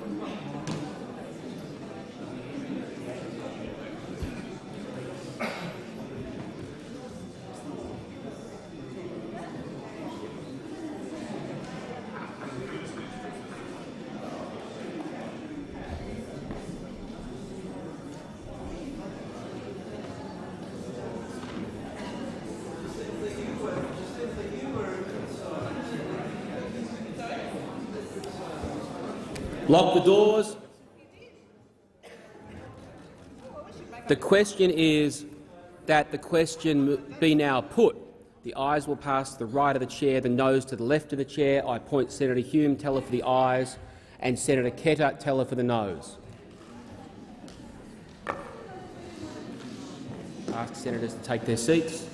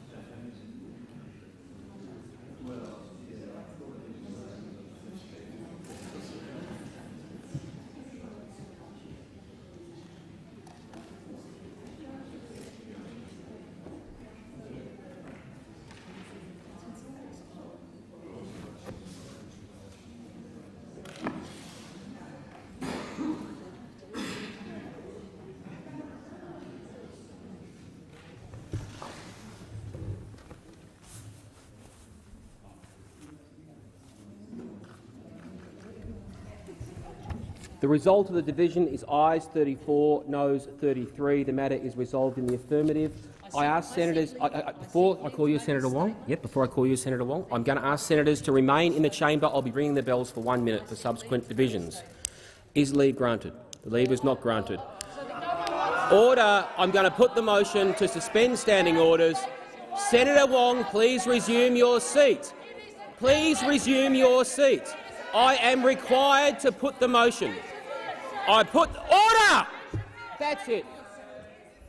The Senate has voted to put this motion without debate. I am required to reflect the will of the Senate. I put the motion moved by Senator Cormann to leave is not granted. I put the motion. Senator Wong, I ask you to resume your seat. Resume your. I'm going to put the motion. Those of. If this, I am required to put this. This better be a brief point of order. The Senate has voted to put the motion. It is, because I've had a chance to see the motion that's been circulated, as other senators have not. What's the point of order, Senator Collins? And the point of order is it a rescission of an earlier decision of the Senate from last week? I have not been advised of such. And I do not believe it is, because it actually addresses this is to suspend standing orders. Sorry, let me state. The Senate voted to put the motion to be moved by Senator Cormann. He will then have an opportunity to move a substantive motion. So I put the motion. Those in favour of the suspension of standing orders say aye. The contrary, no. The ayes have it. Division required. Ring the bells for 1 minute.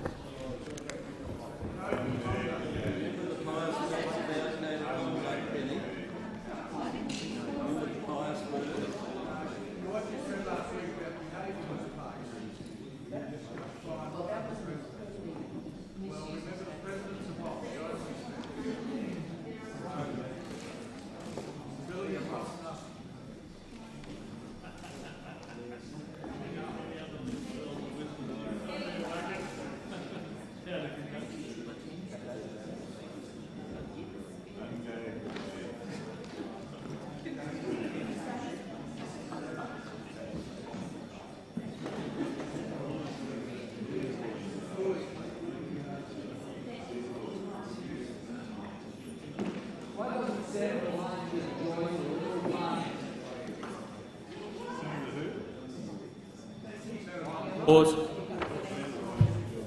The question is the motion moved by Senator Cormann be agreed to. The ayes will pass to the right of the chair, the noes to the left of the chair. I appoint Senator Hume teller for the ayes and Senator Collins teller for the noes.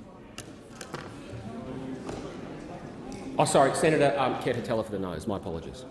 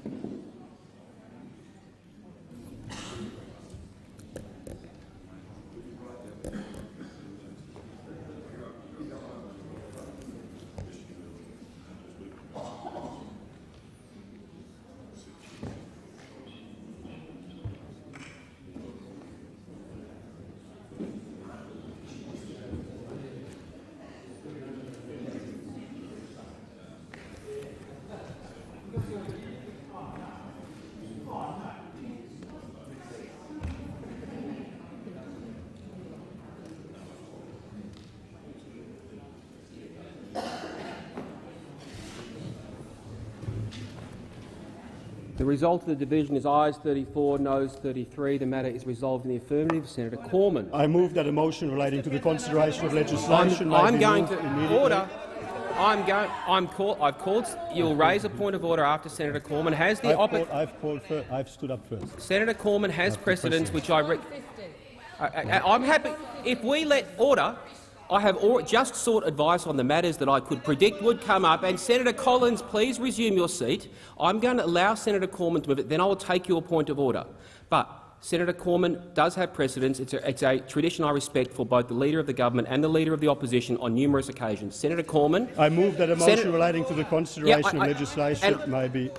And I want to. I've called Senator Cormann. He is going to finish doing this. No. I've got the call. I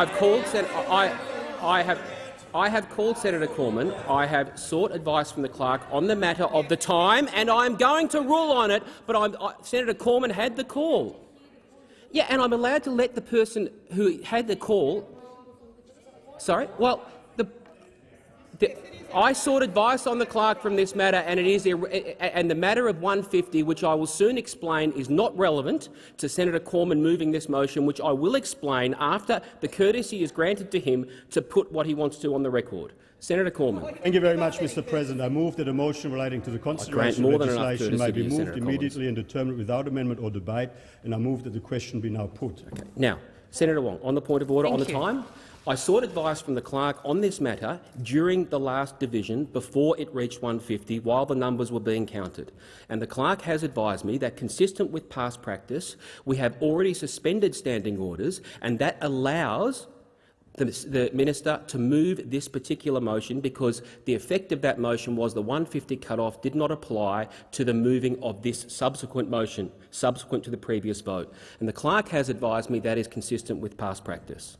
Senator Collins. Thank you, Mr President. The question I raised earlier that I was hoping for you to illuminate us on was on Standing Order number 87.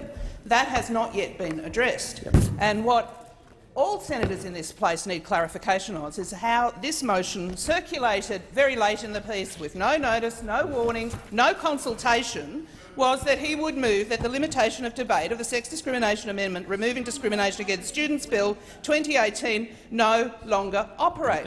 Now, we determined this matter last Thursday. Are you raising a point of order, we went Senator? through the correct Senator Collins, processes please to do resume so. your seat. On a point of order, you've raised your point of order, which is, does the motion moved by Senator Cormann contravene Standing Order 87?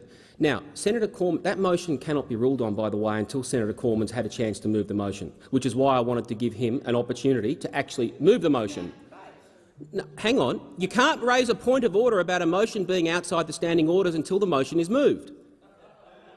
So I have sought the advice of the clerk on this matter, and you were kind enough to provide me with your query earlier to allow me to seek advice from the clerk, and the clerk has said, again, consistent with past practice, the suspension of standing orders means that Standing Order 87 does not apply to prevent the moving of this motion, and that is also consistent with the past practice of the Senate. I wanted Senator Cormann to move it because the point of order can only be raised after it is moved. Are there any other— Senator Collins. Thank you, Mr President. If we are indeed dealing with the motion that Senator Cormann has now moved, which, as I said, is that the limitation of debate on the Sex Discrimination Amendment— What is the point? He's well, moved no, down I'm the motion speaking to the motion. No, he's had moved down the motion be put. Well, how can he move that such a motion now be put? He has. We have the capacity Senator to debate Collins. No. whether we should change our affairs Senator in the way that he has resume proposed. Your seat. Resume your seat. The question is now that the question moved by Senator Cormann be put, the procedural matter question be put. Those of that opinion say aye. The contrary, no.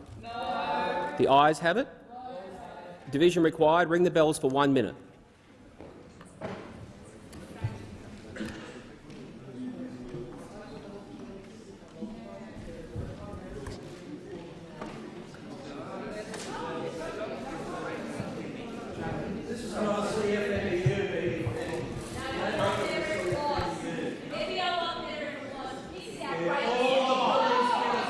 Order.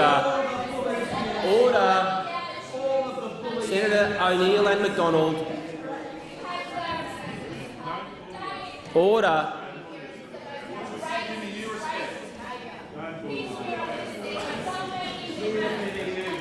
Order. Senator O'Neill.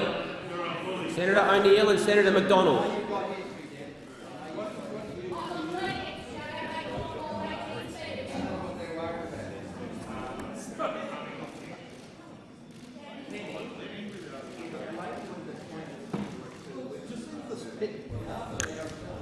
Lock the doors. The question is that the question be now put. The ayes will pass to the right of the chair, the noes to the left of the chair. I point Senator Hume, teller for the ayes, and Senator Ketter, teller for the noes.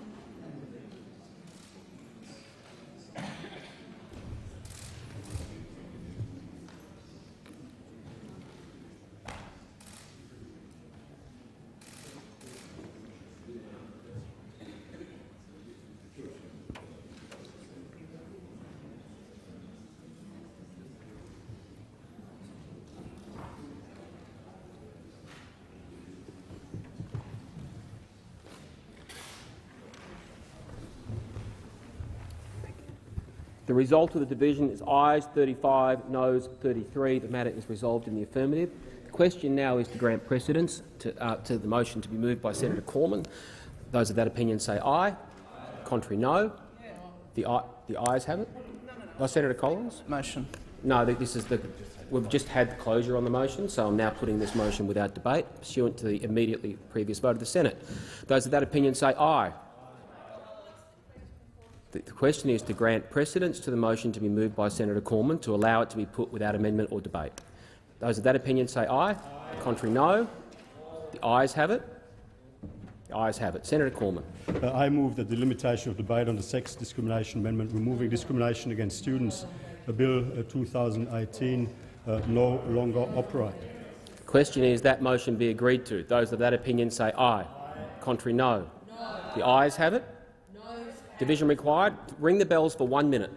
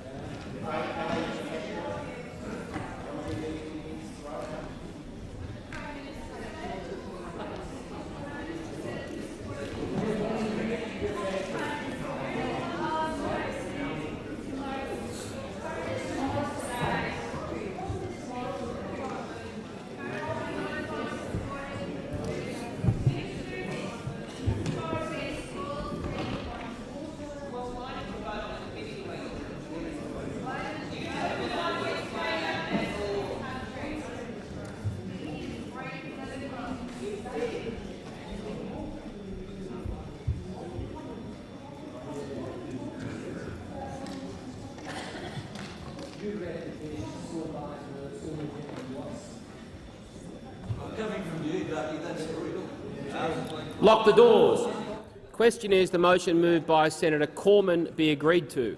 The ayes will pass to the right of the chair, the noes to the left of the chair. I appoint Senator Hume teller for the ayes, Senator Ketter teller for the noes. Senator Birmingham, I'll ask you to take a seat. Thank you.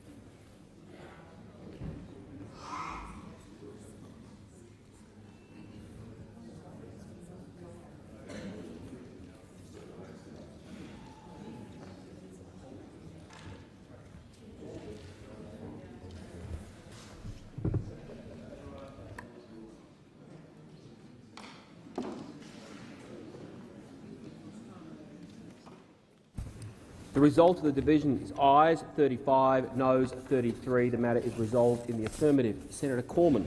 Thank you very much, Mr. President. I thank the Senate. Responding to concerns expressed by a number of crossbench senators about the complexity of the issues related to government amendments on this bill, I seek leave to move a motion to refer the sex discrimination amendment removing discrimination against students Bill 2018 to a committee. Order. He's seeking leave. Is leave granted? Order. Can I, Senator? I'll call Senator Wong. Order. Order. Order. Senator Keneally, is leave granted? Leave is not granted. Senator Wong or Senator Cormann? I'll just flag that the government will move this motion at the earliest opportunity in the ordinary course of events. Order. Senator Wong. Order on my left. Senator Wong is on her feet. Senator. Yeah. I have to seek leave to make a short statement. Is leave granted? Leave is granted. I appreciate that. I thank the Senate. Well, I think that's just belled the cat, hasn't it? The whole purpose of the shenanigans we have been through, aided and abetted by Centre Alliance, who, contrary to their indication that they would support LGBTIQ kids, have walked in here and helped Senator Cormann put off a vote on a bill they reckon they support. And this is a bill that Mr Morrison supports. Let us be clear, the only reason why we have had the shenanigans we have just seen, no notice, coming in, upending the Senate, overturning the previous agreement of this Senate to vote on that legislation for which there was broad support in this chamber by 10-2. The only reason he had to walk in and suspend standing orders and pervert the process of the Senate is because he's worried about the House of Representatives. He's worried about the survival of the government on the floor of the House of Representatives. He's lost control. This is an indication of the chaos that is the Morrison government, that they have to upend the Senate and not vote on protecting LGBTIQ kids because they're so worried about the lack of control they have of the House of Representatives. Do you know what the decent thing to do would be? Call an election. Call an election and stop perverting the processes of the Senate, voting against the position the Prime Minister has had, trying to desperately avoid a vote in the House.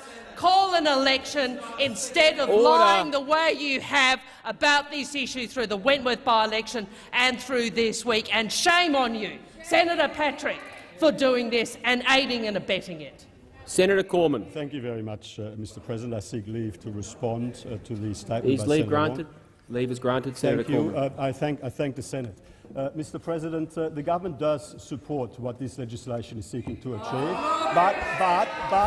but we support it. But we support it with reasonable amendments to ensure that, for example, religious schools can provide appropriate rules for the proper conduct of their schools.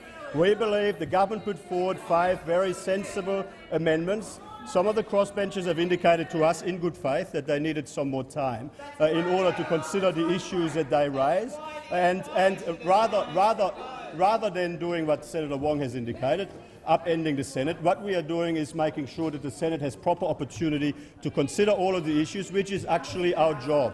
What was in place was a guillotine. What was in place was a guillotine to prevent the Senate from properly canvassing all of the issues, properly considering all of the issues. We are actually, as a government, facilitating the proper consideration of what is a very important issue. We do want to see this legislation passed, but we want to see it passed in an amended form. We thank the Senate for having made a sensible decision today and for having backed our judgment. Order. Senator Rice. A short statement. Leave granted. Leave is granted. Senator Rice. This is an appalling use of Senate process, and it is leaving lesbian, gay, bisexual and transgender students in despair. The Australian community, 3/4 of the Australian community, want to see discrimination ended in schools, full stop, no ifs nor buts, and they want it to end now. The Prime Minister himself, before the Wentworth by-election, said that he was going to move, that it was urgent to act to end discrimination now, and yet we have just seen this appalling use of Senate process so that it has been pushed off into the long grass. We have had the opportunity today to change our laws for the better, to change our laws so that lesbian, gay, bisexual and transgender students would have been protected, would have felt safe, would have felt supported in their school communities, regardless of what school they went to. But the appalling actions of this government, together with Centre Alliance, who have shown their true colours in what they are doing today, has meant that this opportunity is passing us by. And the Greens believe that we had the numbers in this place to be ending discrimination against teachers as well. But the government, coupled with Senator Alliance, are not allowing this debate to occur, not allowing a vote to occur today. It is an absolute travesty, and it is incredibly sad for those many people in our community, the same people that fought a year ago for marriage equality, who are hoping that a years later, as part of the anniversary of marriage equality, that we would be able to act to end discrimination, to be supporting young people in all of our schools, but it is not to be because of the outrageous actions of this government and the Centre Alliance senators. Senator Collins. Thank you, Mr President. I seek leave to make a brief statement replying to the comments of Senator Cormann. Is leave granted? Leave is granted. Senator Collins. Thank you. Mr President, I think the Senate and those observing this need to understand the process that has occurred to date. Indeed, Senator McDonald has misrepresented the comments that I made during my contribution on this bill. So let's be very clear about what process occurred. We moved to have these matters referred to a committee for a report and for an interim report, to allow the Greens bill and indeed other proposals, such as the now government amendments, to be considered in detail. What this government then did was came into the chamber in a deal with the Greens and circumvented that time frame so severely that we have received complaints from people who appeared before the Senate committee that they were asked to provide further information to the committee, and the committee reported even before such information could have been received by the committee. That was the farce that this government agreed with the Greens about how we deal with issues related to discrimination against students. The Labor Party had no part in that farce. Let's be very clear. Things change on that other side, on the government side, every second minute. Now they're arguing we need more time. Week before last they were arguing, oh no, we've got to do it right now and not allow proper and due consideration. This is the chaos of the Morrison government. They cannot decide on a process that is legitimate, that is open, that is honest. Instead, we have the stunt such as we just received now, where with no notice, Mr President.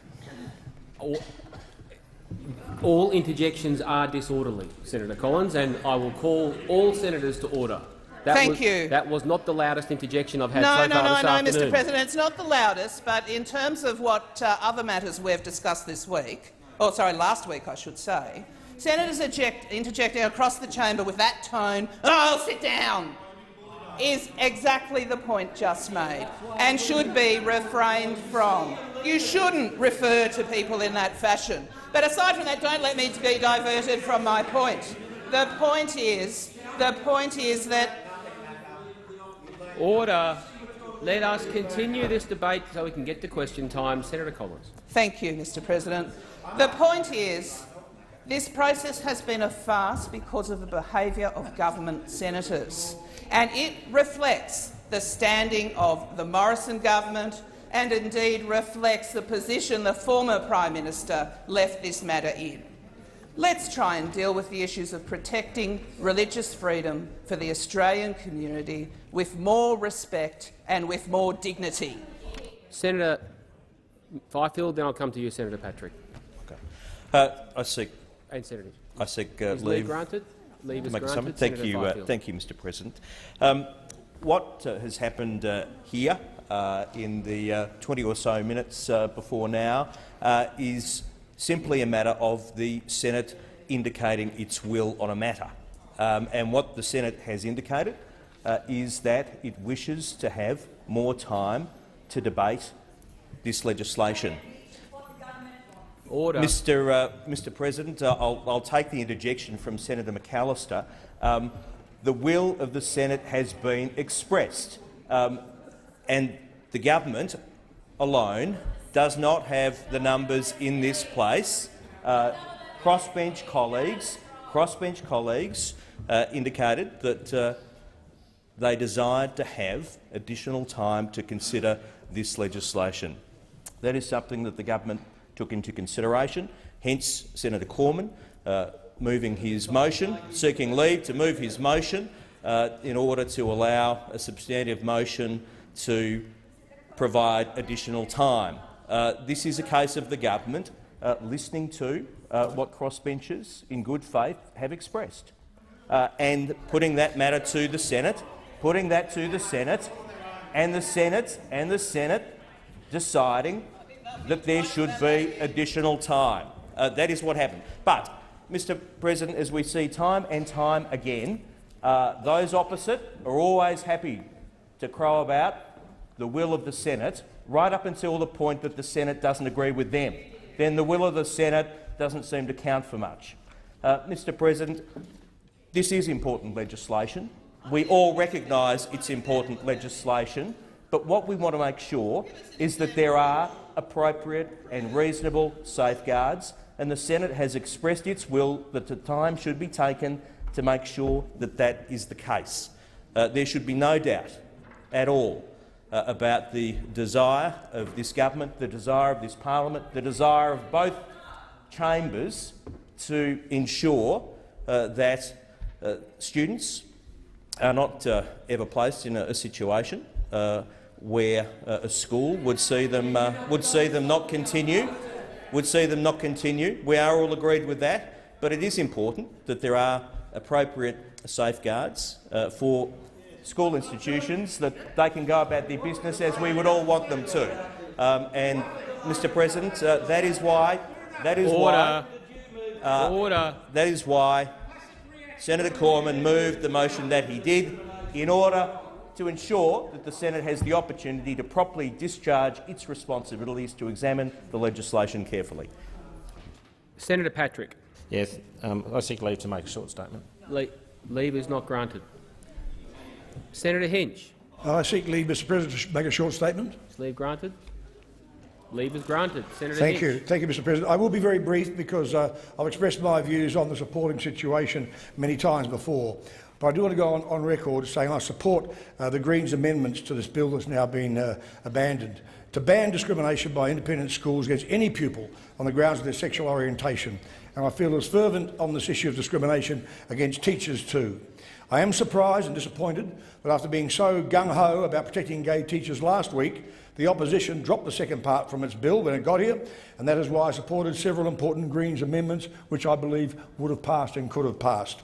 I'm not surprised that the government has abandoned teacher protection for now, because Prime Minister Morrison made it quite clear to me personally that that would not happen, and the Libs also, of course, have watered down the gay student protection with some of their amendments today. And now, of course, have kicked it all in the long grass, as somebody earlier said. Now, I had a failed motion on this issue earlier this year, and another failed one that would have stripped discriminatory schools of any government funding or charity tax concessions, and I still stand by that, although it failed. I suspect that the government and the opposition feared Catholic and uniting school backlashes, even though neither has threatened, as far as I know, to expel a child or sack a teacher solely because of their sexual orientation.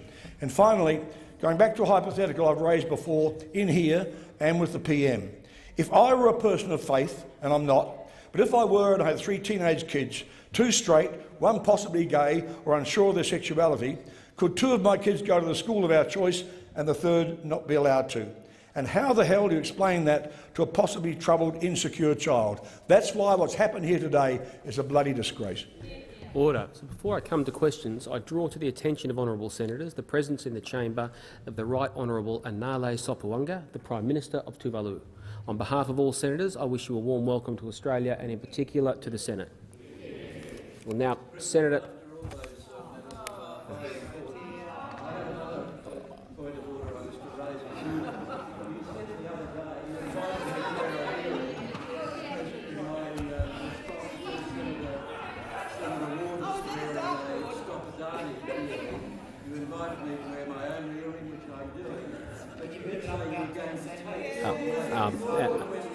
I have.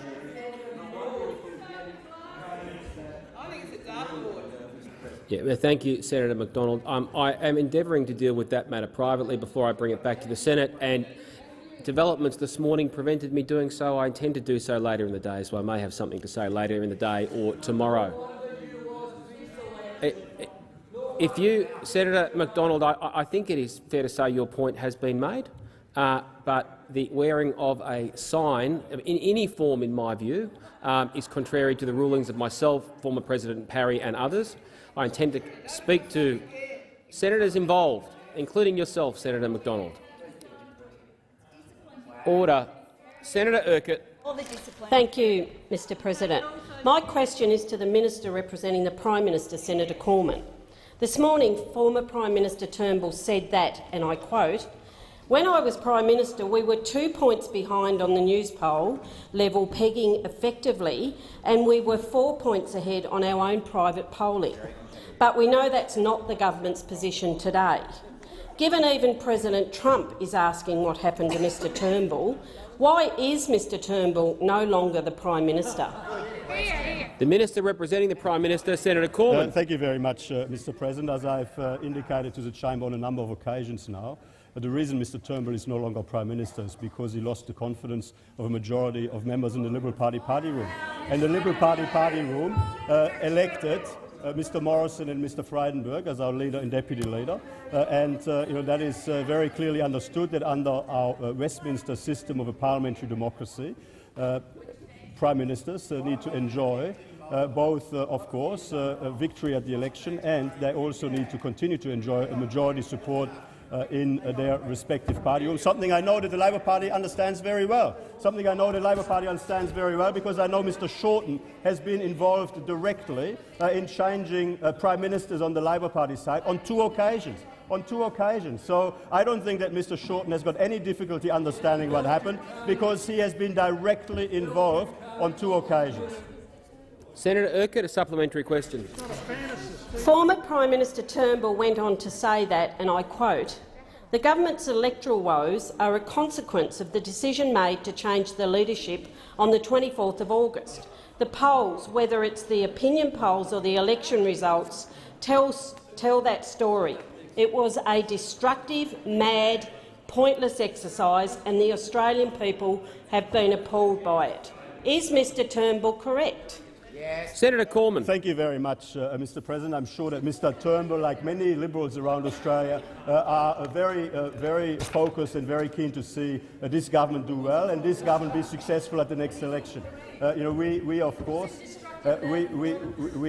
course continue to do everything we can as a government to ensure the economy is as strong as possible, that as many jobs as possible are created in the economy, that the budget gets back to surplus as soon as possible. Remember, we inherited from the Labor Party, in case you have forgotten, we inherited from the Labor Party back in September 2013 a weakening economy, rising unemployment and a rapidly deteriorating budget position. And of course, as a result of our work as a government, a Liberal national government, over the last 5 and a bit years, the economy now is stronger, the economic growth outlook is stronger, more jobs are being created, the unemployment rate is well below where it was and well below where it was anticipated it would be, and the budget is on track to return to surplus. And we know, of course, that if there was a change of government at the next election— Senator Cormann, time for the answers expired. Senator Urquhart, a final supplementary. Former Prime Minister Turnbull went on to say in relation to the government's electoral woes, and I quote, "The people who should take responsibility for that are the people who moved to remove me as Prime Minister, Peter Dutton and Greg Hunt and Matthias Cormann and others. When will you, Senator Cormann, take responsibility for the government's electoral woes?" Order. Order. Senator Cormann. Thank you very much, Mr President. Senator Carr. Thank you very much. Thank you very much, Mr President. I think it's very clear that I'm here taking responsibility and being accountable every single day. I've well and truly explained my position in relation to the events of the last week in August. Publicly, privately, I don't have anything further to add. Senator McGrath. Thank you. My question is to the Minister for Foreign Affairs, Senator Payne. How is the Liberal National Government working with the international community to address 21st century security challenges, protect Australia and ensure a safer, more secure region? The Minister for Foreign Affairs, Senator Payne. Thank you very much, Mr President. And this is a very important question from Senator McGrath because, of course, the first duty of any government is to keep Australia and Australians safe. And as senators on this side know only too well, in 2018 that task is becoming increasingly complex. Whether it is in cyber domain, to space to terrorism, advances in technology are having far-reaching impacts on both national, regional and global security. In cyber, Mr President, we are particularly working to ensure that countries act in accordance with accepted norms. At home, we're working with the private sector to deter and respond to cyber incidents. And we're building regional capacity with our neighbours to improve cyber resilience, as we did through our $38 million program in the Indo-Pacific. And of note, Mr President, I opened Papua New Guinea's National Cyber Security Centre in advance of APEC in Port Moresby recently. Technology is also bringing access to space within the reach of more countries and businesses, including in Australia. Space, particularly the openness that satellites give us, is now more integral to our day-to-day lives and more crowded.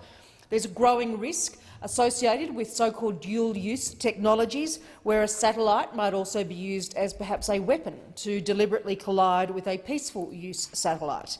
These are very complex circumstances, Mr President. So this government continues to work very hard with our international partners on processes that can deliver better trust and transparency in space. Unfortunately, Mr President, we also know that terrorists, that's twice in 2 weeks, Mr President, are proving very agile and innovative. It's a significant part of our work in this area to promote strong regional and international counter-terrorism frameworks to ensure that would-be terrorists can't plan, communicate or operate with impunity. Mr President, we are absolutely focused on ensuring that we keep Australians safe and that we keep us together in the face of 21st century challenges. Senator McGrath, a supplementary question. How is the government's strong economic agenda supporting our international efforts to create a safer and more secure region? Senator Payne. Thank you very much, Mr President. Because a strong economy, as Senator McGrath has alluded to, does enable us to invest more in regional security initiatives, whether it's the Pacific Fusion Centre that I announced during the Pacific Island Forum in Nauru, and I acknowledge our friend and colleague, Prime Minister of Tuvalu, who's here today, the Lombrum Naval Base in Papua New Guinea, or the Black Rock Training Centre in Fiji, to name just a couple of this government's recent initiatives. They enable us to work more closely with our regional partners to address security challenges of importance to them and to work in partnership with them. Not only does a strong economy enable us to invest in the essential services that Australians rely on, it also adds weight to our diplomatic efforts as well. That's why we place such importance on our economic diplomacy that continues to promote Australia as an attractive place to visit, to study and in which to invest. And last week we launched our new economic and commercial diplomacy agenda, which will enhance our support to Australian exporters looking to break into new markets. Senator McGrath, a final supplementary question. Given the success of the government's policy agenda and strong economic management, what are the risks posed by other approaches? Senator Payne. Thank you very much, Mr President. Well, they are significant risks posed by other approaches, because the best example we've got of that is, of course, the period of government between 2007 and 2013, when those opposite were supposedly in control. So when you're in control, that apparently means that you do not invest in one new naval vessel from an Australian shipyard. You use the defence budget as an ATM. You take $18 billion out of the defence portfolio during that time in office. Our contrast, of course, is increasing government spending to 2% of GDP ahead of our target date, ensuring that we can effectively contribute to both regional and global security challenges in the years ahead. Those opposite also lost control of our borders, Mr President, and we know well what that meant when they dismantled the successful border protection policies of the Howard government, because during their time in office, more than 50,000 people arrived on 800 boats, and tragically more than 1,200 people died at sea. Those failures cost $16 billion to Senator Cameron. Thank you, Mr President. My question is to the Minister representing the Prime Minister, Senator Cormann. After stating that both he and the current Prime Minister, Scott Morrison, had intended to go to the polls on the 2nd of March, former Prime Minister Turnbull has warned that, and I quote, "the brand damage to the party which arose from the leadership change in August, when I was removed as Prime Minister, and we've seen that taken out in the state by-election in Wagga, we've seen it obviously in Wentworth, and we've seen it in the Victorian state election. I am very concerned that this will put at risk the Berejiklian government. Is Mr Turnbull correct? Minister representing the Prime Minister, Senator Cormann. Thank you very much, Mr President. No. Senator Cameron, supplementary question. Thank you, Mr President. Mr Turnbull has refused to deny reports that he said Mr Morrison is delaying the federal election because he is only interested in, and I quote, keeping his arse in C1. Is Mr Turnbull correct? Before I call Senator Cormann, I will ask all senators to reflect on their language. I do not know the antecedents of whether that word's been ruled parliamentary before, but I will check and come back to the chamber. Senator Cormann. No. Senator Cameron, final supplementary question. Thank you. Given Mr Morrison is willing to inflict the damage to the Liberal Party on the Berejiklian government, isn't it clear Mr Turnbull is correct when he says, and I quote, the Prime Minister's determination is to stay in government for as long as he possibly can? Senator Cormann. Thank you very much, Mr President. Firstly, that question assumes a different answer to the first two questions. My answer to the first two questions was no, and on that basis I reject the premise of the question, and the final answer is also no. Senator Dean Smith. Thank you very much, Mr President. My question is to the Minister representing the Minister for Home Affairs, Senator Cash. Minister, how is the Liberal National Government's strong economic management and firm focus on border security giving it the resources and the resolve that it needs to protect Australia's borders and keep Australians safe? Minister representing the Minister for Home Affairs, Senator Cash. Thank you, Mr President, and I thank Senator Smith for his question. Mr President, as we move towards the next election, there is a very, very clear choice when it comes to border security. To keep Australians safe, the Morrison government understands that you need to ensure that our borders are secure. Mr President, it is a result of the Liberal National Party's border protection policies that the people smugglers business model has been destroyed. In fact, they have been unable to illegally bring people to Australia for 5 years now. But as we know, and as Senator Smith knows, this does not happen by accident. It comes because of a very, very strong minister at the time for border protection, Scott Morrison, and a very strong minister that we have now in Home Affairs Minister Peter Dutton. It comes because we have put in place policies that are tough and policies that ensure that we have constant vigilance. Why? Because we know the people smugglers. They watch very, very carefully, and they are looking for the first sign of weakness in a government. That sign of weakness means that the borders will be reopened, and what we will see again is people flooding down to Australia. It is a fact, an undisputed fact, that the former Labor government were unable to stop the boats. In fact, Mr President, they used to laugh. They used to laugh at our suggestions that we could implement tough border protection policies.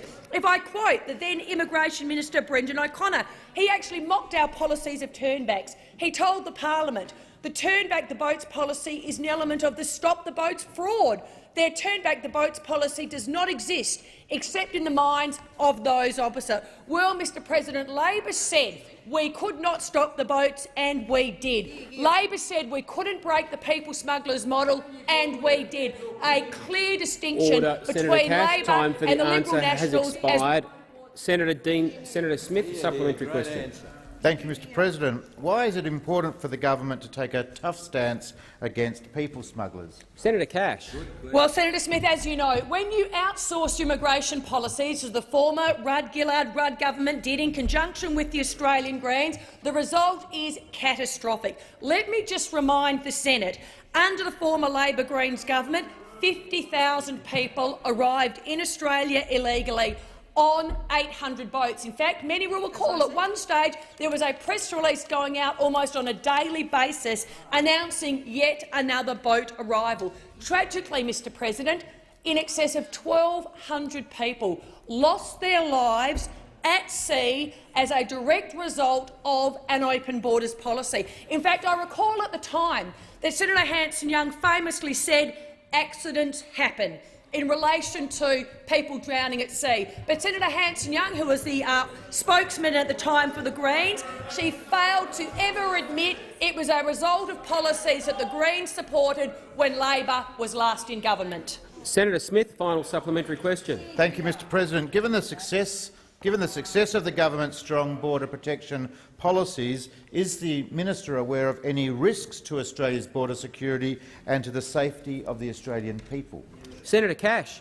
Mr President, it is those that do not believe that a fundamental responsibility of government is to ensure the security of the nation. And we absolutely know that the Greens advocate for the come on down policy, come on down to Australia, and they are encouraged by the Labor Party. A Labor-Greens alliance yet again will be the greatest threat to border security and ultimately keeping Australians safe. And Mr President, if Labor are ever elected to office again, what we will see is history repeat itself. Mr President, the last time Labor and the Greens were in government, it actually cost the taxpayer in excess of $11 billion as a result of the policies that they implemented. Labor can pretend all they like that they are on a unity ticket when it comes to border protection, but when they are in office, they capitulate to the Greens, and what we see is a complete outsourcing of border protection to the people smugglers, endangering border security. Senator Waters. President, my question is to the Leader of the Government representing the Prime Minister, Minister Cormann. Today's world leaders are meeting in Poland at COP24 to work out how to end the existential threat of climate change. Yet, without any irony, when the state of Queensland was on fire and burning with record-breaking temperatures, the multinational Adani Group, backed by the Liberal and Labor parties, announced that they would self-fund and move ahead with this carbon bomb. Minister, is it true that your government could stop Adani's mine going ahead by revoking its environmental approval under Section 145 of the EPBC Act based on new information, like the IPCC's climate warnings or the evidence of Adani's overseas and domestic breaches? If so, why won't you do this? The Minister representing the Prime Minister, Senator Cormann. Thank you very much, Mr President, and I thank Senator Waters for that question. Firstly, Adani Mining's announcement on 29 November that it will fully fund its Carmichael mine and rail infrastructure project ends the uncertainty on financing for this project. The project is subject to over 180 environmental conditions from Commonwealth and state regulators.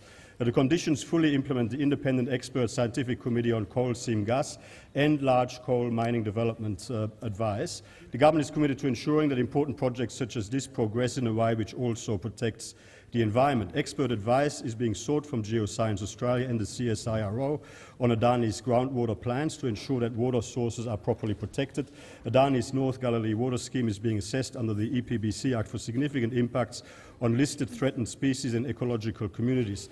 The scheme includes a dam and pipeline and will use an existing surface water licence from Queensland. Directly to the question, an assessment of the project is now being undertaken before a decision is made about whether the proposal can proceed under national environmental law. There will be an opportunity for public comment during the assessment of the project. The government is applying the law to this project just like it would to any other project. Labor, of course, has done nothing in relation to this but play politics with this mine, whether that's saying they oppose it to win inner city seats or that they support it when they're campaigning in Queensland, and the Greens, of course, are no better. Unlike the Labor opposition and the Greens, the coalition is not going to play politics with this project. We have been clear that we support developments like this mine subject to appropriate environmental approvals. Senator Waters, a supplementary question. Thanks, President. Minister, is it also true, and thanks for clarifying that you could stop Adani but you're choosing not to, is it true that your government could also stop Adani's mine going ahead by not ticking off on their groundwater management plan, given that 58% of Queensland is in drought? And if so, why won't you do this? Senator Cormann. Thank you very much, Mr President. We make decisions based on science and based on objective evidence, not based on politics. And that is, we have a responsibility to follow proper process, and we'll continue to follow proper process in relation to this important project. And I can also advise the Senate that Adani still needs to provide further information in relation to aspects of the plans before they can be approved and as I've already indicated, expert advice is being sought from Geoscience Australia and the CSIRO on the groundwater plans to ensure that water resources are properly protected. Senator Waters, final supplementary question. Yes, thanks, Minister, and thanks for confirming that, yes, you could stop Adani by not ticking off on their groundwater plan. Is it true, Minister, that your government could also stop Adani's mine going ahead by refusing to approve the pipeline that the mine needs? And if so, why won't you do this? Senator Cormann. Thank you very much, Mr. President. We support projects like this. We support developments like this, subject to appropriate environmental approvals. And those approvals, of course, have to be obtained going through proper process and not based on discretionary political decisions. That is the process that we will continue to follow. Senator McAllister. Thanks, Mr. President. My question is to the Minister representing the Prime Minister, Senator Cormann. I refer to reports that Mr Morrison has intervened to save Liberal member for Hughes, Craig Kelly, Mr Kelly, after he threatened to resign from the Liberal Party and bring down the government if the Prime Minister failed to secure his pre-selection. One member of the New South Wales Liberal Party executive said the decision to save Mr Kelly had come after pressure from the PM. Why did the Prime Minister intervene to save Mr Kelly when he failed to intervene to save Senator Molan, a man who has served his country? The Minister representing the Prime Minister, Senator Cormann. Thank you very much. Order. Order. Where's Governor now? Order. Thank you very much, Mr. President. I thank Senator McAllister for that question. And I don't want to upset Senator Collins again, but for some reason, whenever I'm asked questions about pre-selection matters in the Liberal Party, Senator Marshall, for some reason, is absent from the chamber. I wonder whether that is just by coincidence. But you know I also would like to correct an inaccurate assertion. I would also like to correct an inaccurate assertion in the question. Senators Carr and Cameron. I'm not aware of any credible. I'm not aware of any suggestion. I'm not aware of any accurate suggestion that Mr Kelly has threatened to resign from the Liberal Party. In fact, on the basis of all of my conversations, Mr Kelly is a very proud member of the Liberal team, and indeed, the Prime Minister has taken steps to back incumbent members up for pre-selection in the great state of New South Wales, not unlike Mr Shorten has done on various occasions. I'm looking here. Bill Shorten forbids pre-selection challenges ahead of election, which, of course, is an article in the Australian on the 10th of July 2018. Not quite sure how Senator Marshall missed out from Mr. Shorten's protection. However, you know, on the same basis, just reflect on what you've just said, Senator Collins. Bill Shorten asks ILP's national executive to decide Victorian pre-selections as tensions rise. The point I'm making is those who are in glass houses shouldn't throw stones. Senator Carr. We well understand that in the lead-up to pre-selections and in the lead-up to election, competition is part of a democratic process, and from time to time, leaders of either political party make certain judgments about what is in the best interest of the party, the government and the country. Order. Order. Senator Carr. Senator McAllister, a supplementary question. Thanks, Mr. President. Why did the Prime Minister intervene to save Mr Kelly when he failed to intervene to save Ms Prentice, Ms Sidmalis or Senator Gashoey? Senator Cormann. Thank you very much, Mr. President. When I go back to my office, I will send Senator McAllister a Liberal Party membership form, and then I will make sure that she gets invited to the next branch meeting of the Liberal Party, the next state council meeting in the Liberal Party, and I will get her. Order, Senator Cormann. Order, Senator Carr. You've been particularly voluble today. I'm sure he appreciates it. Senator Wong, on a point of order. Thank you, Mr. President. Direct relevance. As fond as I know Senator Cormann is of Senator McAllister, the question is actually not about whether he wants to try and get her to join the Liberal Party, which he will not succeed in, but why the Prime Minister saved Mr Kelly, but not Ms Prentice, Ms Sidmalis or Senator Gashoey. You've taken the opportunity to remind the Minister of his answer. I could barely hear his answer. So if I am allowed to hear the answer, I'll be in a better position to rule on points of order. Senator Cormann. Thank you very much, Mr. President. Well, if Senator McAllister wants to participate in Liberal Party pre-selection processes, I advise her to join the Liberal Party. Order. Senator Cameron. Senator McAllister, final supplementary question. Thanks, Mr. President. Given Mr Morrison has refused to save Ms Prentice, Ms Sedmalis and Senators Molan and Gashowi, but has today intervened to save Mr Kelly, how does Mr Morrison decide when to intervene? Why is there a quota for clowns but not for women? Order. I'm going to... Colleagues on my right, please let me hear the question in silence. Thank you very much, Senator Cormann. The outstanding... Senator Bernardi on a point of order. Point of order. You can't refer to members of parliament as clowns. I will be... If there was something... Order. I actually couldn't hear the second part of that question due to noise from my right. So if there was something unparliamentary, I'd ask it to be withdrawn, but I did not hear the second part of the question. I was giving the minister the courtesy to respond. He may have heard it. If there was nothing on that, someone can bring something on Hansard to my attention. Senator Bernardi? That's fine, Mr. President. Senator McAllister suggested that the Prime Minister failed to intervene in pre-selection of clowns. It's simply inappropriate, and Senator McAllister knows it is. She should withdraw. If there was a reflection on Senator Hinch on the point of order, isn't truth a defence in New South Wales? Order. I will review the record. I honestly could not hear it. Senator Cormann, I'll ask you to respond to the question to the degree that you heard it. Senator Cormann. Well, to the degree I heard it, I want to just point out to Senator McAllister, I want to refer her to comments by none other than Emma Hussar, the member for Lindsay, who said that she deliberately missed the vote on how the Liberals treat women because, in her view, as publicly stated, the Labor Party is not without fault. The New South Wales ILP are not without fault on the same things they, Labor, claim to be calling out. On principle and my values, I missed the vote given the treatment, isolation and lack of support shown to me. And that is clearly a reflection on Mr Shorten. So again, those in glass houses should not Senator throw McAllister stones. on a point of order. Point of order is direct relevance. I asked about how Mr Morrison made decisions about interventions, and the minister has gone nowhere to that question.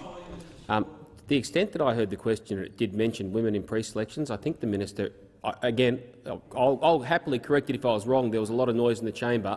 If I was correct, then I think the minister is being directly relevant to the answer. Senator Very McCormick. much, Mr. President. I think that the comments by the member for Lindsay stand for themselves, and the list of members that Senator McAllister mentioned, even some of those pre-selections took place well before Mr. Morrison became Prime Minister. Order. Senator Hanson. Thank you very much, Mr. President. My question is to the Minister for Trade, Tourism and Investment, Senator Birmingham. Minister, procedural orders of continuing effect 20 on page 138 of the Senate's standing orders requires, inter alia, that the full text of any bilateral or plurilateral agreement with other countries is to be laid on the table at least 14 days before signing. This was not done with the recently signed Trans-Pacific Partnership TPP-11 agreement or with the agreements with China, Korea and Japan. In fact, these agreements were presented to the Senate as a fait accompli, giving the Senate no opportunity to debate the agreement and fulfil its responsibilities to the Australian people. This rule has been in place since 11th of December 2013. Would the minister explain why he did not comply with the procedural order of continuing effect 20 with regard to the TPP-11 and these other arrangements, these other agreements? The Minister for Trade, Tourism and Investment, Senator Birmingham. Thanks, Mr. President. I thank Senator Hanson for her question. I will take on notice details in relation to your question, Senator Hanson. I'm not aware of the precise dates at which tabling of the different agreements to which you've referred were undertaken. I am, of course, aware that the Trans-Pacific Partnership, the China-Australia Free Trade Agreement, the Japan-Australia Free Trade Agreement, the agreement with South Korea all went through the normal parliamentary process of exhaustive examination through the Joint Standing Committee on Treaties, had in other instances multiple inquiries of different parliamentary and Senate committees. The government provided the standard national interest analysis in relation to each of those cases, and indeed there were often other instances of modelling that was undertaken. For example, in relation to the TPP, modelling that demonstrated that Australia's national income would be some $15 billion or so higher per annum by 2030 as a result of the Comprehensive and Progressive Agreement for the Trans-Pacific Partnership coming into force. And the government is very proud of the fact that under us we have provided greater access for Australian farmers and Australian businesses to more markets around the world. When we were elected, just 20% of Australian goods and services could get tariff-free or preferential access into key export markets. That figure now stands closer to 70%. What that means is that our farmers and our businesses are more competitive. They can get their goods into more export markets, and they can sell their goods and services at a more competitive rate in those export markets with lower tariffs, which means lower taxes on those goods and services. This is good news, and it's what has helped to fuel the growth of our economy over the last few years, ensuring our economic growth outstrips that of other G7 nations, ensuring our jobs growth has been at record highs and providing more opportunities for more Australian families. Senator Hanson, a supplementary question. Well, Minister, I can say that you didn't present it to the table under the procedural orders. So, is the minister at all aware of how concerned the people of Australia are about free trade agreements, their negative impact on our car, footwear, clothing and white goods industries, to name a few, and how this affects the livelihoods of many Australians that are losing their jobs due to it, and under your free trade agreement that you are bringing 5,000 workers into the country? Order. Senator Birmingham. Mr. President, thank you. Look, I acknowledge, as indeed the government always has, that when there are instances of economic change, that presents challenges, and that not every corner of Australia always benefits from every element of growth occurring at the same time. However, under our government over the last 5.5 years, we've seen more than 1.1 million jobs created and added to. Last year we saw the fastest growth in youth employment ever in recorded history in Australia. Now, this doesn't just happen by accident. The government creates the type of environment in which businesses can grow and invest. And a key way in which Australian businesses grow and invest is by being able to sell more goods, not just to each other, but to other consumers in the rest of the world. And that's what we've seen under our government. The growth in goods exports, the growth in services exports, creating more job opportunities for more Australians. Senator Hanson, a final supplementary question. Does the minister hold the rules of the Senate in such little regard that he feels he does not need to comply with them? And will he be tabling the Indonesia Free Trade Agreement as per the procedural orders before they're actually signed?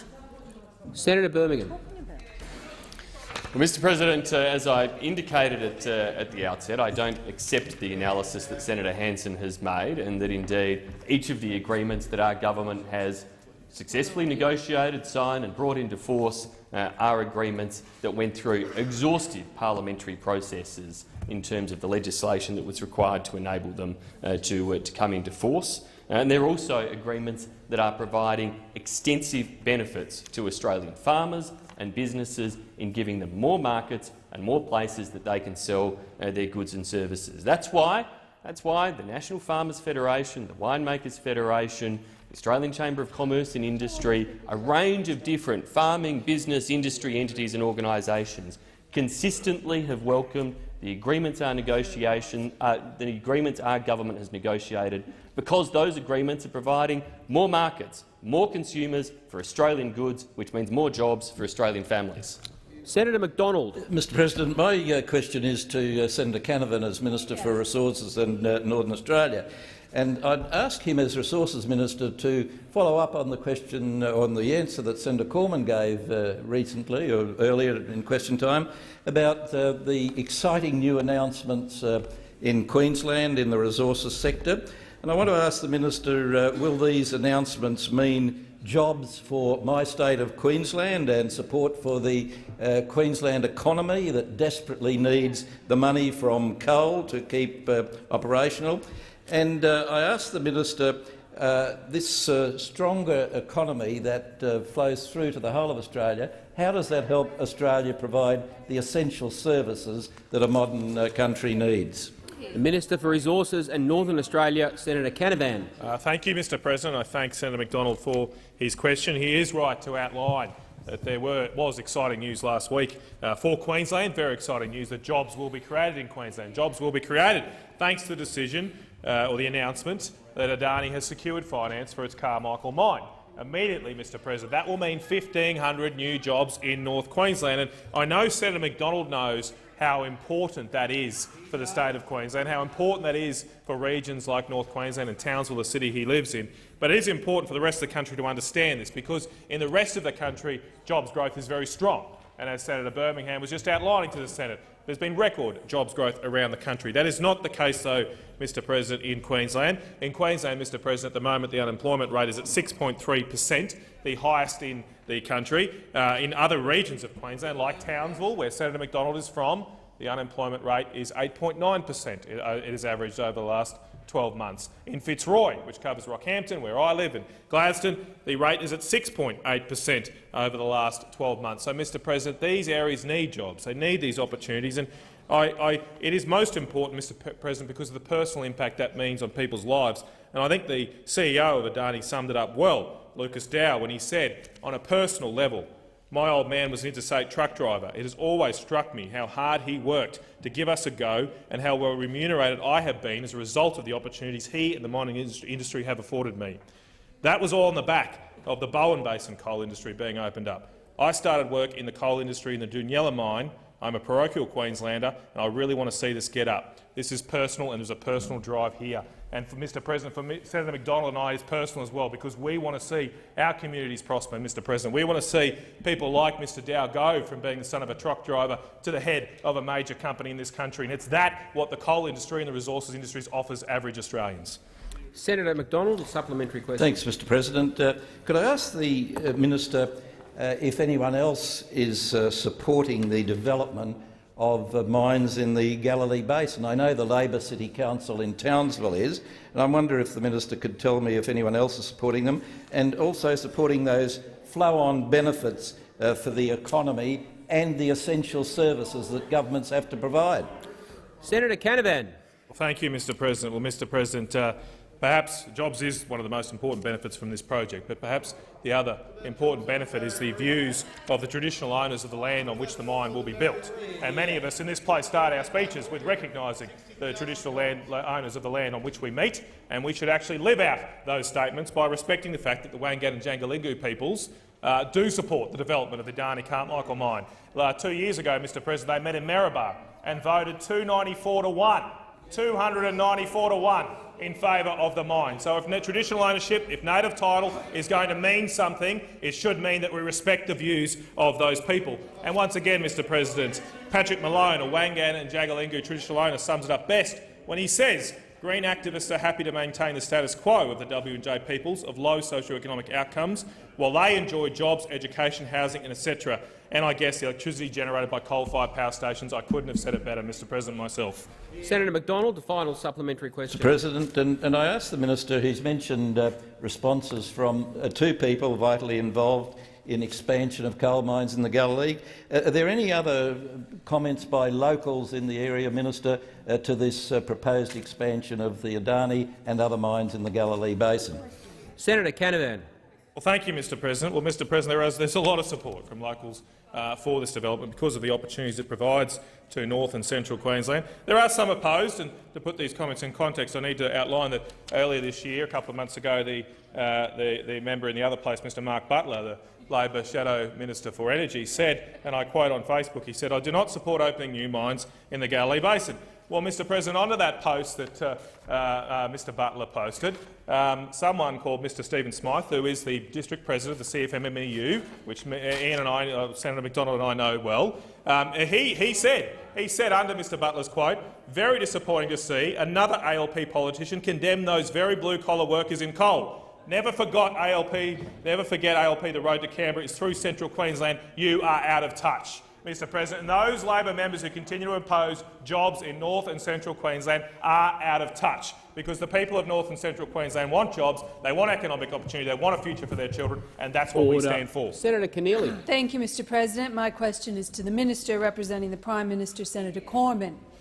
In response to the reports that Craig Kelly threatened to resign from the Liberal Party and bring down the government, former Prime Minister Turnbull this morning declared, and I quote, that is the worst and the weakest reason not to have a pre-selection process. Does the Prime Minister agree with former Prime Minister Turnbull?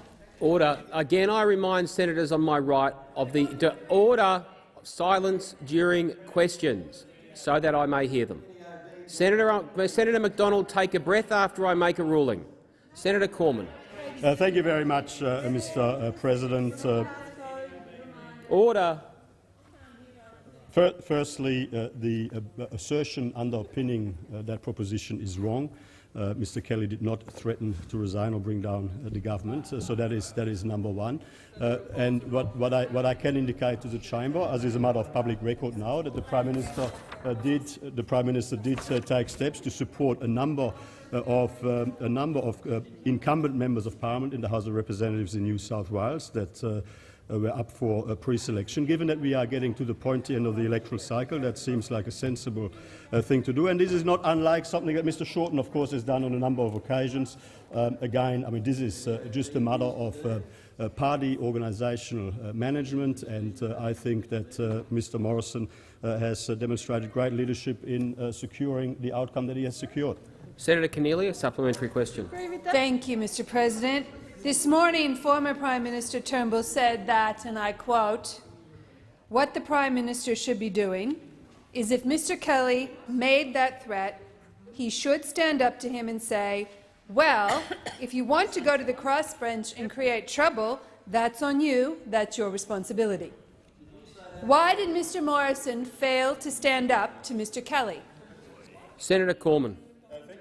Mr. President, I think that the good senator didn't listen to the answer to the primary question. As I've indicated in response to the primary question, Mr. Kelly did not make that threat, and consequently, the question doesn't make sense. The question doesn't make sense because it makes an assumption on something that did not happen, and there is nothing further to it. Senator Keneally, a final supplementary question. Thank you. Former Prime Minister Turnbull has said that giving in to threats like those made by Mr. Kelly are, and Order. I quote, the antithesis of good government. Given the Morrison government is so chaotic, so divided and so dysfunctional, it no longer has an agenda and it can't even govern itself, isn't Mr. Morrison's capitulation just another example that his is the antithesis of good government? Senator Cormann. Thank you very much, Mr. President. Here's a question asked by the exemplar of good government in New South Wales, the absolute exemplar of good government in New South Wales. Let me. Order. Order. On my right. On my right. Senator McDonald. Senator Wong on a point of order. She's better than you, mate. Order. Point of order, irrelevance. Senator Cormann used to care about what Malcolm Turnbull said. We've asked about what Mr. Turnbull said. The minister's been speaking for 11 seconds. You've reminded him of part of the question. I invite the minister to continue his answer. Thank you very much, Mr. President. Not only was Senator Keneally not a very good Premier of New South Wales, she's also not very good at adjusting. She's not very good at adjusting her questions, because if she had listened to the answers to the first two questions— Senator Cormann, Senator Collins, order. Senator Collins on a point of order. Thank you, Mr. President. Yes, the question was asked by Senator Keneally. The question is not about Senator Keneally, it's about the former Prime Minister. The minister spoke for 10 seconds and I could barely hear a word he said due to the interjections. You've reminded the minister of part of the question and its nature. I invite the minister to continue. Thank you very much, Mr. President. Well, the second supplementary asked by Senator Keneally repeated for the third time an assertion that is wrong and that I dismissed in my response to the primary question. So the point I'm making is that there was no such threat by Mr. Kelly, and hence all of the consequent suggestions are wrong. Senator Duniam. Mr. President, my proper policy-related question is to the Minister for Trade, Tourism and Investment, Senator Birmingham, and ask how is the Liberal National Government helping Australian businesses benefit from trade, tourism and investment opportunities with our G20 partners, and how does this help create a stronger economy that guarantees the essential services all Australians rely on? The Minister for Trade, Tourism and Investment, Senator Birmingham. Thanks, Mr. President. I thank Senator Duniam indeed for his policy-focused question that looks very much to how it is Australians can rely on a government that will back them in their jobs, back them in their aspirations, back them in ensuring that they can deliver for their families. The Prime Minister has just returned, along with Senator Cormann, from a successful G20 summit in Argentina. The Prime Minister went there with a very clear message that trade plays a key role in underpinning Australia's prosperity and indeed the prosperity of all G20 nations. And that message was heard loud and clear. We welcome the fact that G20 leaders unanimously agreed that trade is an engine for growth, for productivity, for innovation, for job creation and for economic development. That's why our government has been a consistent and strong supporter of free and open trade, and why we've worked so hard to give Australian businesses more opportunities to sell more goods and services around the world. And in doing so, we now support a trade ecosystem that sees around 2.2 million Australians, or 1 in 5 Australian jobs, underpinned by our trading relationships. The discussions Prime Minister Morrison had with world leaders were about advancing more opportunities for Australian farmers and businesses. That's why the Prime Minister, in his meeting with the European Commission President, Jean-Claude Juncker, agreed to accelerate our FTA negotiations with the EU, where our farmers have long battled for better access. Prime Minister Morrison equally agreed with UK Prime Minister May to reaffirm our commitment to commencing bilateral FTA negotiations with Britain as soon as they leave the EU. These are important opportunities to build on our successful relationships with China, with Korea, with Japan, with the United States, through the new TPP-11, with Indonesia, to make sure that we continue to create more opportunities for Australian farmers and businesses to sell more goods around the world, and in doing so to sustain more opportunities for employment and jobs for more Australian families. Senator Duniam, a supplementary question. Thanks, Mr. President. Will the minister inform the Senate about the key highlights for Australia at the G20 summit? Senator Birmingham. Well, Mr. President, the Australian government welcomes the fact that, thanks to the advocacy of many nations, including Australia, G20 leaders reaffirmed their commitment to working with the World Trade Organisation to a rules-based international order capable of responding to those international developments.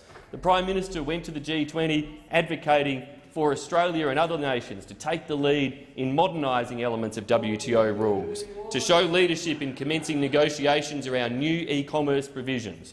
Because the way the world trades is changing dramatically, Australian businesses are playing a leading role with more digital trade and e-commerce activities, particularly within our region, with ASEAN nations and across the Indo-Pacific region, and we want to make sure that we take leadership to guarantee that future business opportunities are underpinned by the types of rules that have guaranteed our trading relations so successfully in the past, and the Prime Minister's leadership delivered that in the G20 communique. Senator Duniam, a final supplementary question. Thank you, Mr. President. Finally, will the minister outline how will our broader international efforts create a stronger economy that guarantees the essential services that Australians rely on? Senator Birmingham. Mr. President, it's no accident that Australia has enjoyed 27 years of consecutive economic growth. No accident, because that's been underpinned by the fact that through a range of economic reforms undertaken by both sides of politics, but importantly, one of them being the market access guarantees that Liberal national governments have secured with most of our major trading partners, create more opportunities for us to earn more income for Australia by selling more goods and services around the world. in terms of the benefits of those agreements. Just ask our winemakers, who have seen their exports to China almost quadruple under the China-Australia Free Trade Agreement, or dairy farmers who have seen phenomenal growth across the Japanese or Korean markets. And what do those increased exports mean? They mean more revenue for Australia, higher taxes paid in Australia, more jobs for Australians, the ability for government to invest more in the essential services whilst keeping our taxes lower, which is what our government is doing by reducing tax for small businesses and for hard-working Australian families. Time for the answers expired. Senator Steele-John. Thank you, Mr. President. My question is to the Minister representing the Minister for Social Services, Housing and Disability, Senator Fifield. Today is International Day of Disabled Persons, a day which recognises the 4 million disabled Australians and the contribution we make, but also acknowledges that we face still discriminations at all levels of society, including unemployment, education and in social participation. Minister, it is in this spirit of dual recognition that I first draw your attention to one of the most horrific ways in which this discrimination manifests itself. I talk, of course, of the violence, abuse and neglect so often subjected to us.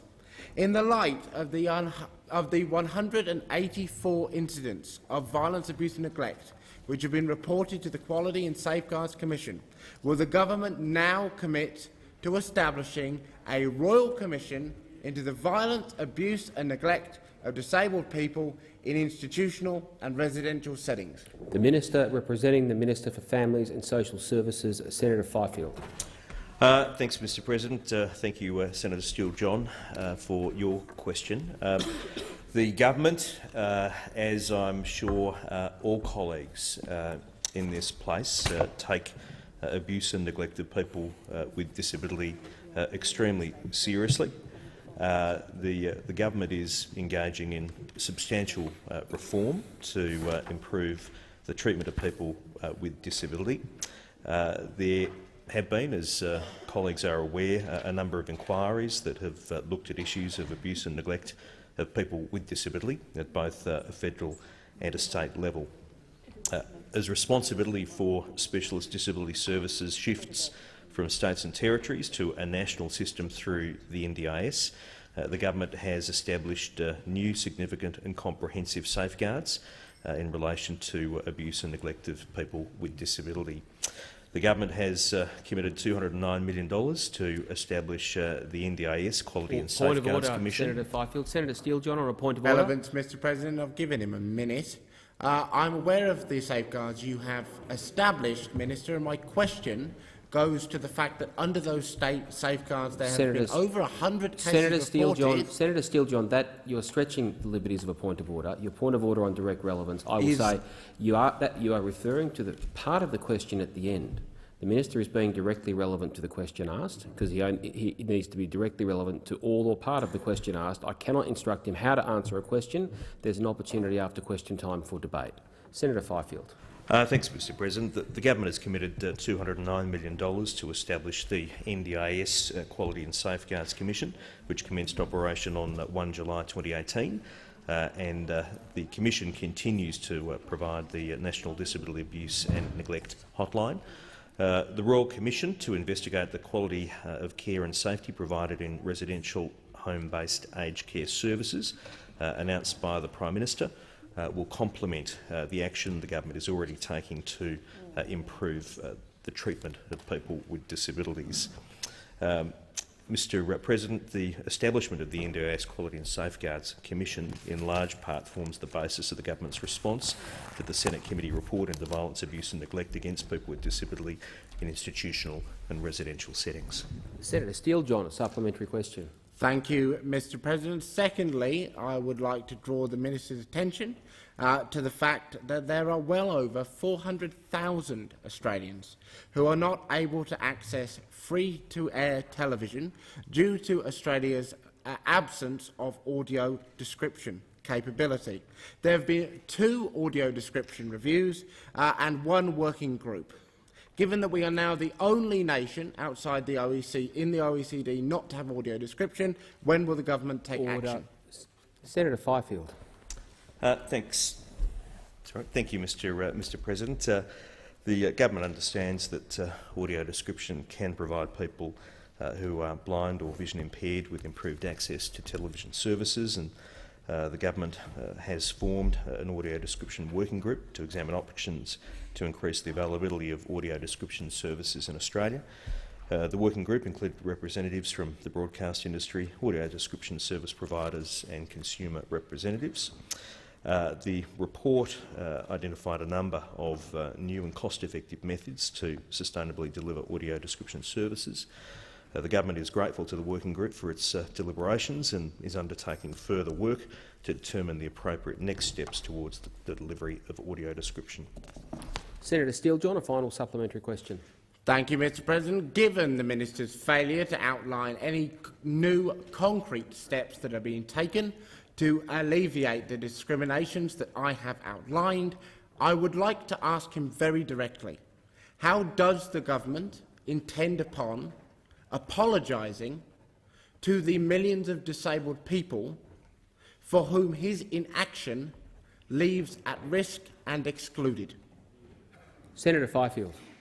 Thanks, Mr. President. The report I referred to in my answer to the previous supplementary question has been released to enable greater public discussion and engagement with stakeholders. Since the finalisation of the report, the government is aware that there have been further technological developments in some of the options identified.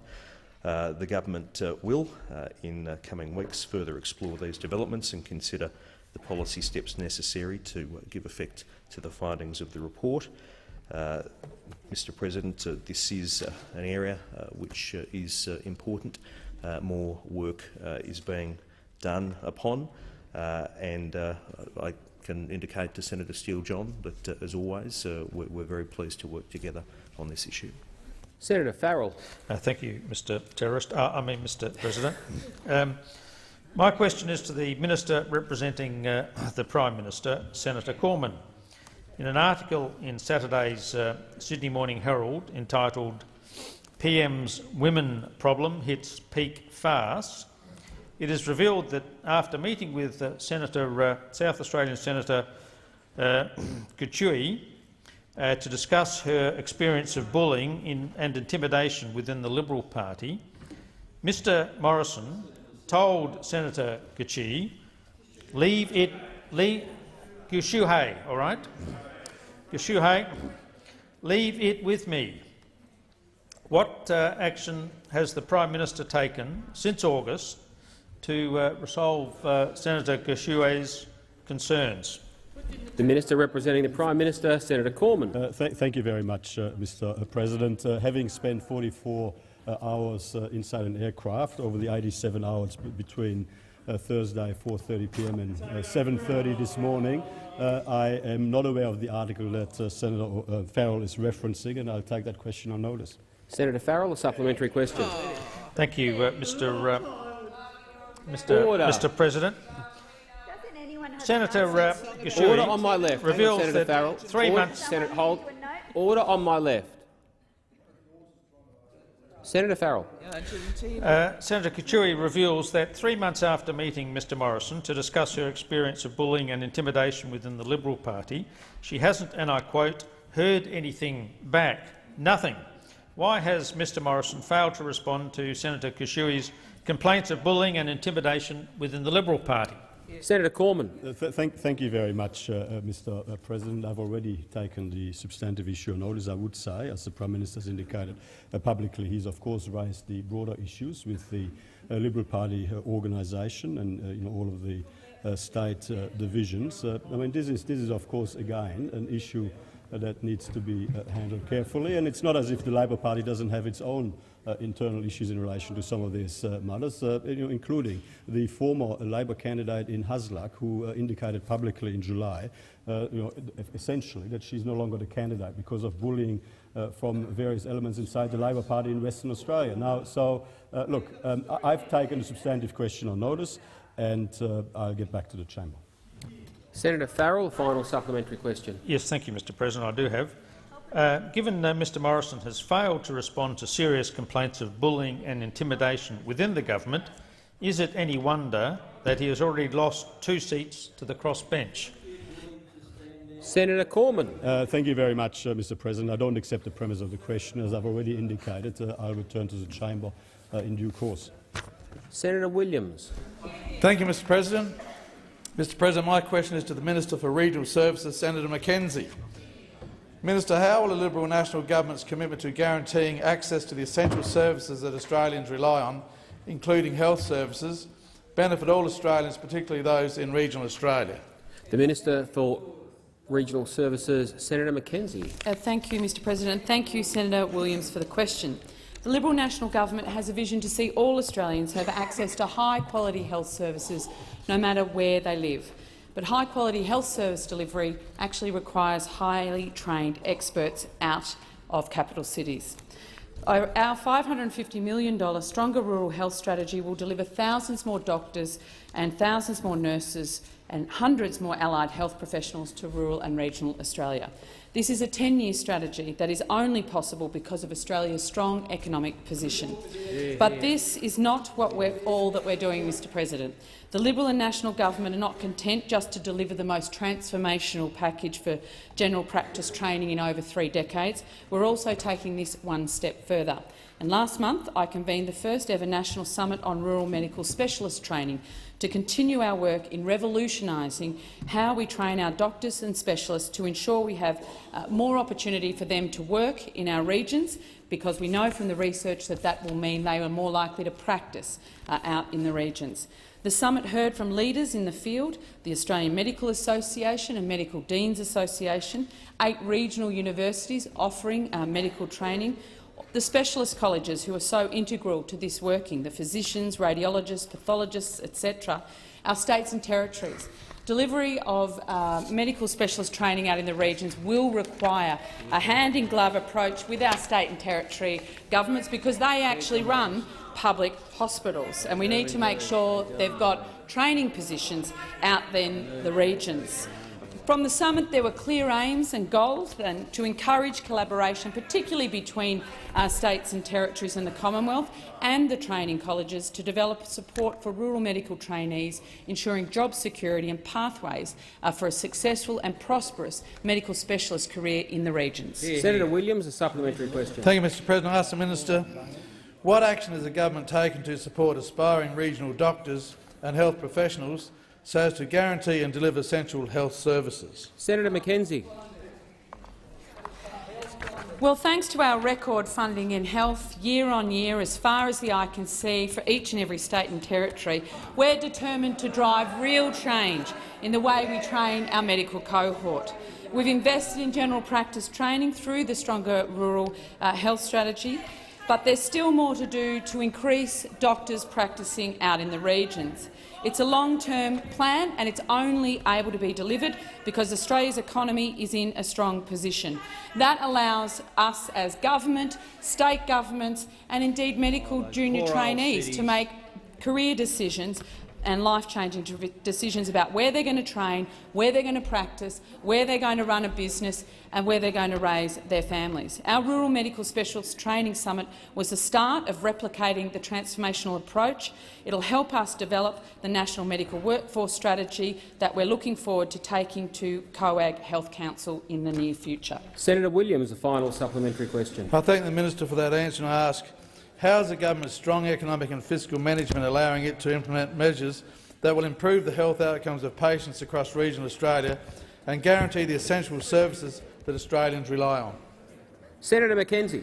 Thanks, Mr. President. Well, you can't deliver record funding to each and every state and territory year on year, as far as the eye can see, for the provision of health services in our capital cities, in our public hospitals, in the regions, without having a strong economy. And right now, Australia, with our growth of over 3.4%, is the envy of the G7, and that is as a result of us increasing employment, backing small business and having the policy settings to see more revenue delivered to government for us to spend on the things that Australians expect, need and deserve. Because of the strong economy, our government's commitment and relentless hard work is strong, and we've been able to make investments like the Murray-Darling Medical School network to improve health outcomes for people across regional Australia. That is an absolutely transformational way of training young people out in the regions. Instead of training in capital cities, dipping out to the regions, these young medical trainees will be embedded in our communities and serving them into the future. Mackenzie. Senator Cormann. Thank you very much, Mr. President. I ask that further questions be placed on the notice paper.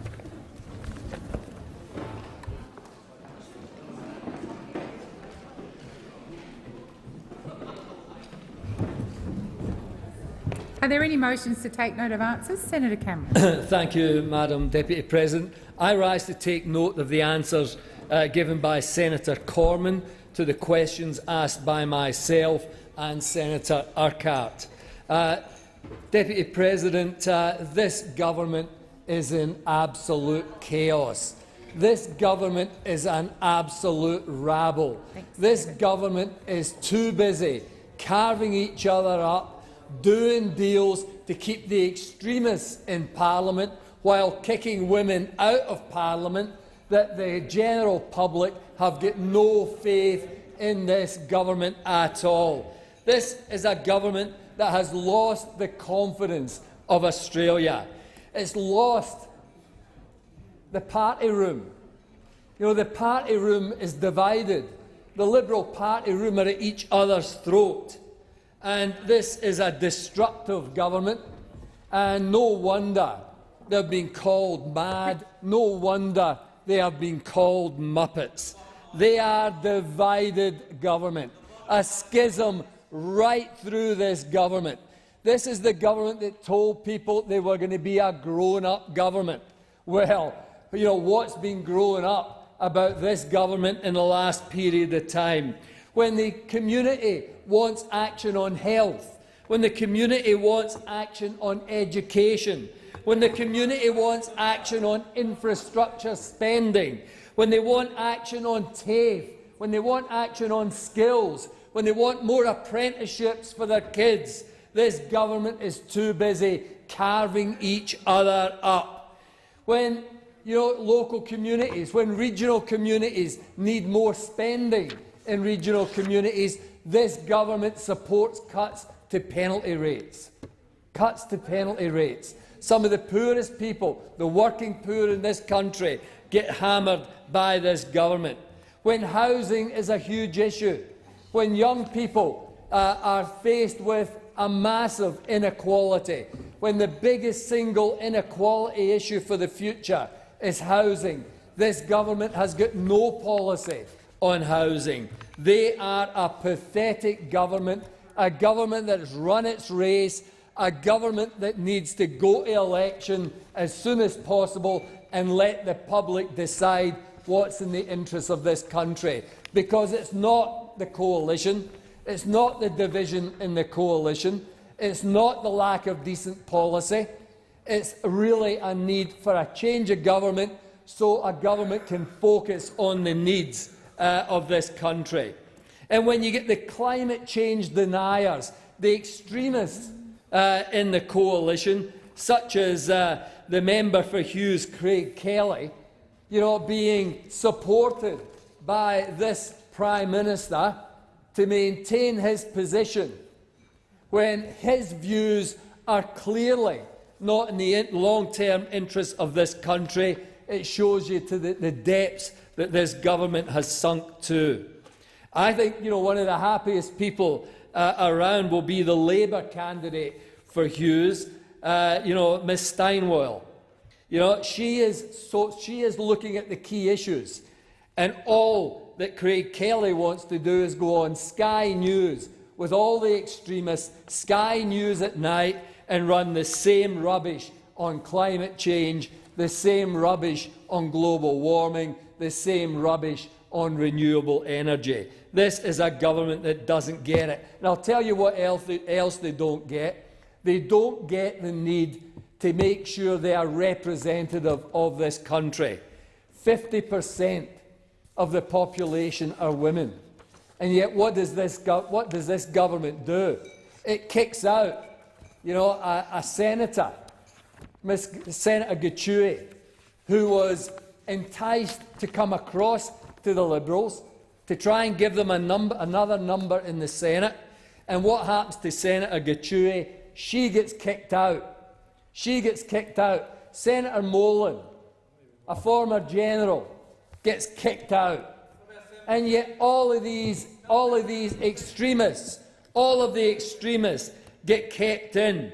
All of the women get kicked out. You look at what's happening. Jane Prentice, the member for Ryan, Anne Sudmalis, the member for Gilmore, Senator Gachui, women representatives in this place are kicked out, and we see Craig Kelly kept in.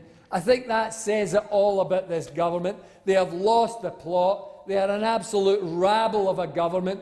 They have got no idea what the Australian public need. They are pathetic. Thank you, Senator Cameron. Your time has expired. Senator Stoker. Well, Madam Acting Deputy President, I think that speech really tells the whole story we need to know about Labor's priorities. And that story is this. The story we've just heard from Senator Cameron is that he is interested in politicians talking about themselves, sniping and carrying on. Well, we on this side are focused on the substance. He says that the Australian people want action on jobs and health and education. Well, they get it from this government. We just heard an hour's worth of questions that are about the petty squabbles of people talking about themselves. Well, on this side, we're focused on getting the real stuff done. He didn't ask a single question. No one on that side asked a single question about jobs, not a single question about health, not a word about education, but they were happy to talk about the petty nonsense. Well, here we like to get on with what matters. And so that's why every time they come up with something petty and silly, we will come back to the fundamentals, and that is Australia's economy is growing at 3.4%, more strongly than at any time since 2012. And that was at the height of the mining boom. Now, they can talk all they like, but they have no plan for Australia's economy. And under this government, Australians have had the first opportunity in a long time to start to see their assets grow in value, to start to see their wages start to move up. And they have started moving, Senator Cameron, you'll be pleased to know. There are more jobs available for Australians now than there have been in any time since 2013. In fact, this year, well, the year from 2017 to now, we have had more jobs created in this calendar year than at any other year on record. Let's have a think about that. That is enormous, and that makes an awful difference when you consider that these aren't more public servants being put on. These are overwhelmingly full-time private sector jobs for Australians, and even better still, there has been the most number of young Australians get their first job in the last year than has been the case in any other year on record. This is not small stuff. These are huge achievements. And those opposite will talk about petty nonsense because they want to run from the facts that when you face the big picture, when you look at what is really going on in the lives of Australians, there is more opportunity for success coming to every Australian than has been the case in more than a decade. And that is really very good news. The percentage of working-age Australians who receive welfare in this country now has fallen to just 15.1%. Now, that's the lowest rate of welfare dependency we have seen in this country in over 25 years. It's a great news story. We are giving people who are struggling an opportunity for something so much better than welfare, and that is the economic freedom, the pride, the self-morale that comes from work. And that's a really wonderful thing. And to back that up, as those people move into work, as those people start to go from being those needing help from the taxation system to people who are contributing to it because they're at work, we have been able to provide tax relief so that in the year ahead, 4.4 million Australians will get tax relief. and that will be in the nature of around $530 a year. In fact, over 10 million taxpayers will get at least some relief. It's enormous what we're able to do for Australians when we start to get the fundamentals of the economy right. And it's wonderful to see this is really happening.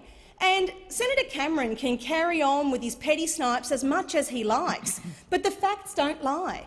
We have so much to be proud of as a nation, and this is a terrible way of talking down the things that Australians are achieving every day. It's Australians, their efforts to build businesses, their efforts to employ other Australians, their efforts to help their communities get ahead that we should be celebrating here, because they are making enormous strides, more than you will ever see under a Labor government and more than was achieved under the past Labor government, where people struggled with lower economic growth, higher welfare costs and so much less available to spend on Australians and their essential services under a Labor government every day of the week.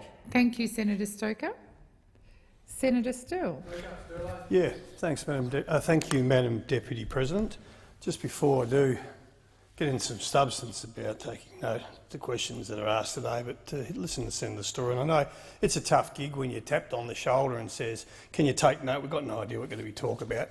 But Senator Story, if you think petty nonsense is about the shambles that is this government, you Senator Stoker, sorry, thank you. You sadly are delusional and stuck in the Canberra bubble. And that's the same senator and these senators on that side that want to talk about giving opportunities to young Australians.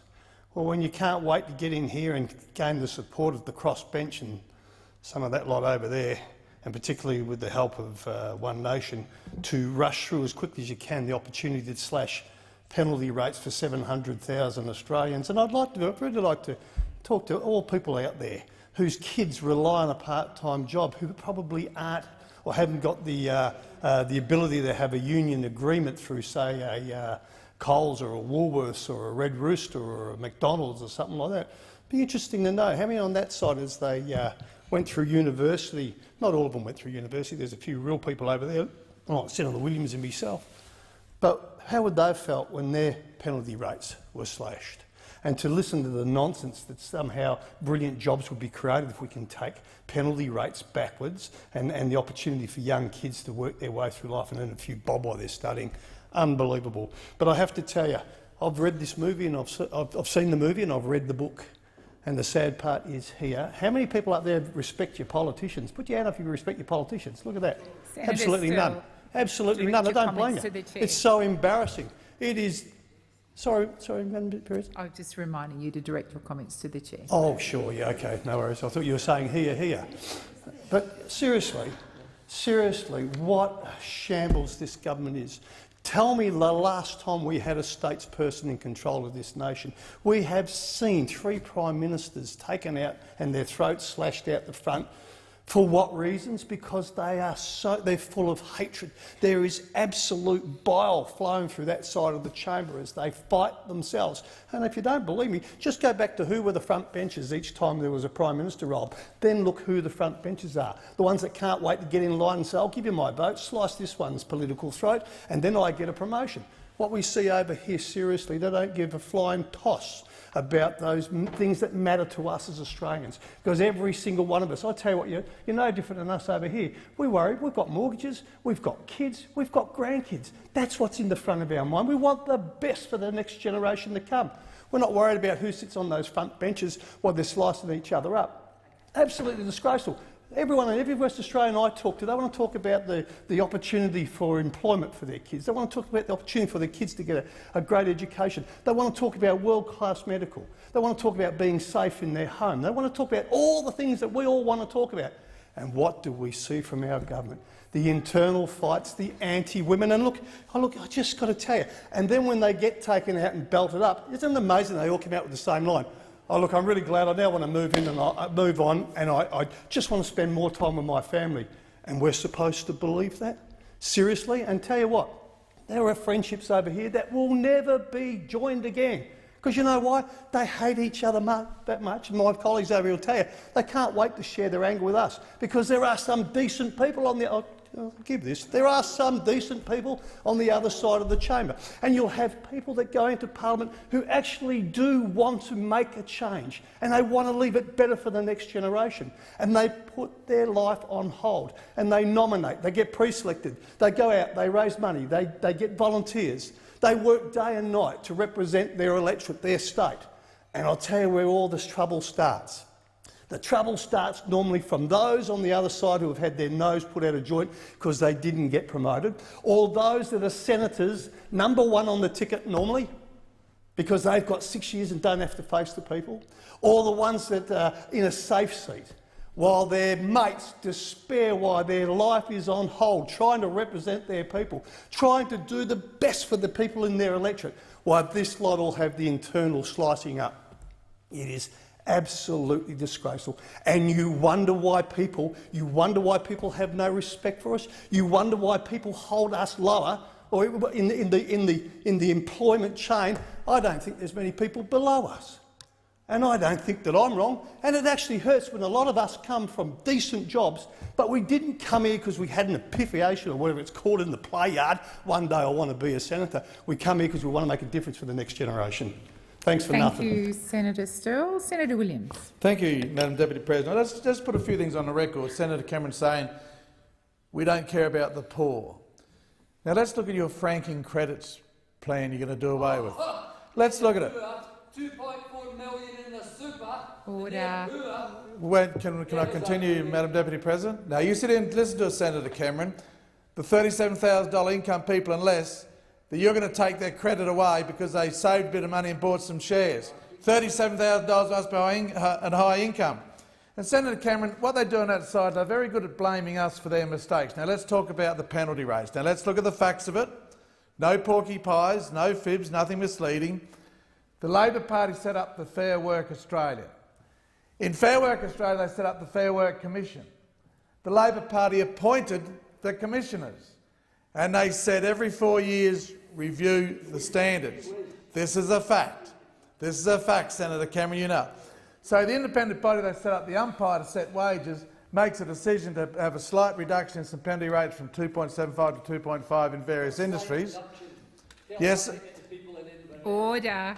When it comes to slight reductions, I know about slight reductions in wages, Senator Cameron. I've been paid a lot less in my life than you have, I can assure you. If you want to go into wealth accumulation, what I did in my life, you see, where we can go there, us old shearers. Remember you lot when the shearers started your party under the Tree of Knowledge of Bar Calden? The shearers party. Any shearers on that side? Not a one. Wouldn't outload a handpiece, wouldn't have knocked the wool off a sheep. The only 2 shearers in the parliament, 3 actually, was Mark Colton, Andrew Broad, Mark Colton and me, all National Party people from the bush who understand what bending the back's like and having a go. While you took them out on strike for wide combs and all the disputes, Senator Williams, resume your seat, please. Senator Urquhart. Point of order. I just draw the attention of the senator to the taking note and what the question actually was. It was nothing to do with shearing sheep. Thank you, Senator Urquhart. I do remind senators this is a broad-ranging debate, and the questions asked were, just a moment, Senator Williams, the questions were to Senator Cormann. Singh, what a good senator from New South from Tasmania. What happened to Senator Singh in a pre-selection? They dumped her 3 years ago, put her down a ticket, and she was good enough to get up on her own, wasn't she, Senator Urquhart? Where is she this time? Down off the ticket again. I mean, the hypocrisy of this place is amazing to me at times. And Senator Cameron saying we're cutting the cuts to regional Australia. That is absolute rubbish. How many mobile phone towers did you build in the bush in your 6 years? Answer, 0. Not a one. Not a one. The only thing you cut was the live exports of cattle to Indonesia. What a great way to treat your neighbour. And you want to block them again, you want to stop them again, you want to get there with the Greens and the people pushing you in the crossbenches and ban our live exports so other countries will fill that gap. And so you know how to treat our neighbours. We'll cut the supply of meat off. That's the way we'll go. Don't fix the problems. We'll just cut the whole thing down. And we weren't shipping cattle to Indonesia Instead, we were carting them from the top of Western Australia down to Inverell, where I live, to the abattoirs. What a journey on a truck. And so that's what you did, and what a mess. And of course, as far as the friendship building goes, what a great way to treat your neighbours. As I said, the hypocrisy is amazing in this place. And we come to the mining, the Adani mine talk today. Who opposes the Adani mine? Mr Shorten and the Labor Party oppose it. That is for sure. Mr Shorten said it's not necessary. I can't believe how the CFMEU, the Construction, Forestry, Mining, Energy Union, have given money to the Greens in the past. I mean, the Greens hate construction, they hate forestry, they hate mining, they hate energy unless it's renewable. And they donate to the Greens political party, then they donate to Labor, and here's Labor not supporting. I mean, we're building all these new coal-fired power generations around the world. I highlighted that a few weeks ago, the number being built. 270 power stations under construction around the world as I speak now. We have just 22 in Australia. Are they going to burn the cleaner, more efficient Australian coal, or are they going to burn second-rate coal, brown coal out of Indonesia, China, you name it, and put more emissions into the atmosphere? This is their answer. Shut down all Australia's industry. I can't believe how the CFMEU can support you lot over there. I really can't. You've betrayed them. The people who got behind you, you don't like coal mining, you don't like jobs, you don't like mining at all. You're just begging to the Greens. That's what you're up to. Of course, the criticism of us in government. In April, you'll see the black print finally on the bottom of the budget, something that these people promised over there under the Treasurer Wayne Maxwell Swan. Next year will be a surplus. Didn't see it. Next year will be a surplus. Borrowed $50 billion. At least come this April, not far away, you'll see the black print and the stopping of borrowing. Until that lot over there get control, we know where the debt will go, where Labor's taken it all of my life, state or federal. Borrow, borrow, borrow. Spend, spend, spend. Buy their way into government, mortgage the children's futures away. And you talk about futures for children, don't leave them wallowing in debt, because that's what you've done all your life. Thank you, Senator Williams. Your time has expired. The question is that the motion is moved by Senator Cameron be agreed. Oh, beg your pardon. Sorry, Senator Smith. Thanks, Madam Deputy President. I am short. I too rise to take note of the Minister representing the Prime Minister's answers this afternoon on questions relating to the ongoing chaos of this government. When this government was elected in 2013, the member for Sturt stated that the adults were now in charge. Well, look at how far and how fast they have fallen. What a do-nothing farce they have become. 3 Prime Ministers, 3 Deputy Prime Ministers and 3 Treasurers in just over 5 years. Former Prime Ministers commenting publicly on the decisions of their successors, nay, haunting them. Members from the moderate wing now sitting on the crossbenches. Members from the Conservative wing threatening to do the same. Others talking openly about being courted by minor parties. Backbenchers fighting to say their pre-selections and seeking to have results overturned when things don't go their way. And of course a sitting calendar that would see this chamber sit for just 5 days before May. These are all signs that this government has descended into chaos. They have ceased even pretending to govern in the interests of the Australian people. Every day there are new revelations about the infighting, the chaos, the dysfunction of those opposite. The news is coming so fast, it's hard for observers to keep up. Today, The Australian reported that former Prime Minister and member for Wentworth, Malcolm Turnbull, was urging colleagues to defy the current Prime Minister, the member for Cook, his plan to save the pre-selection for the member of Hughes by having the New South Wales State Executive automatically declare all incumbents pre-selected. And that, at the same time, the former member for Wentworth revealed that he and the member for Cook had agreed to go to an election on the 2nd of March to try and save the New South Wales government, which has enough problems of its own, from becoming embroiled in the federal coalition's nightmare. It's no surprise, though, that this government wants to hide from both pre-selectors and electors. That news had followed reports in the Fairfax papers over the weekend that a deal had already been done behind closed doors to stitch up the remaining pre-selections, including the pre-selection for the member of Hughes, and that now seems to have occurred. This followed reports also about the state of civil war in relation to the New South Wales Senate ticket. And it followed the decision, of course, of the member for Chisholm to defect from the Liberal Party last week and sit on the crossbenches with the speech timed to the minute to coincide with the member for Cook's announcement about the date of next year's budget.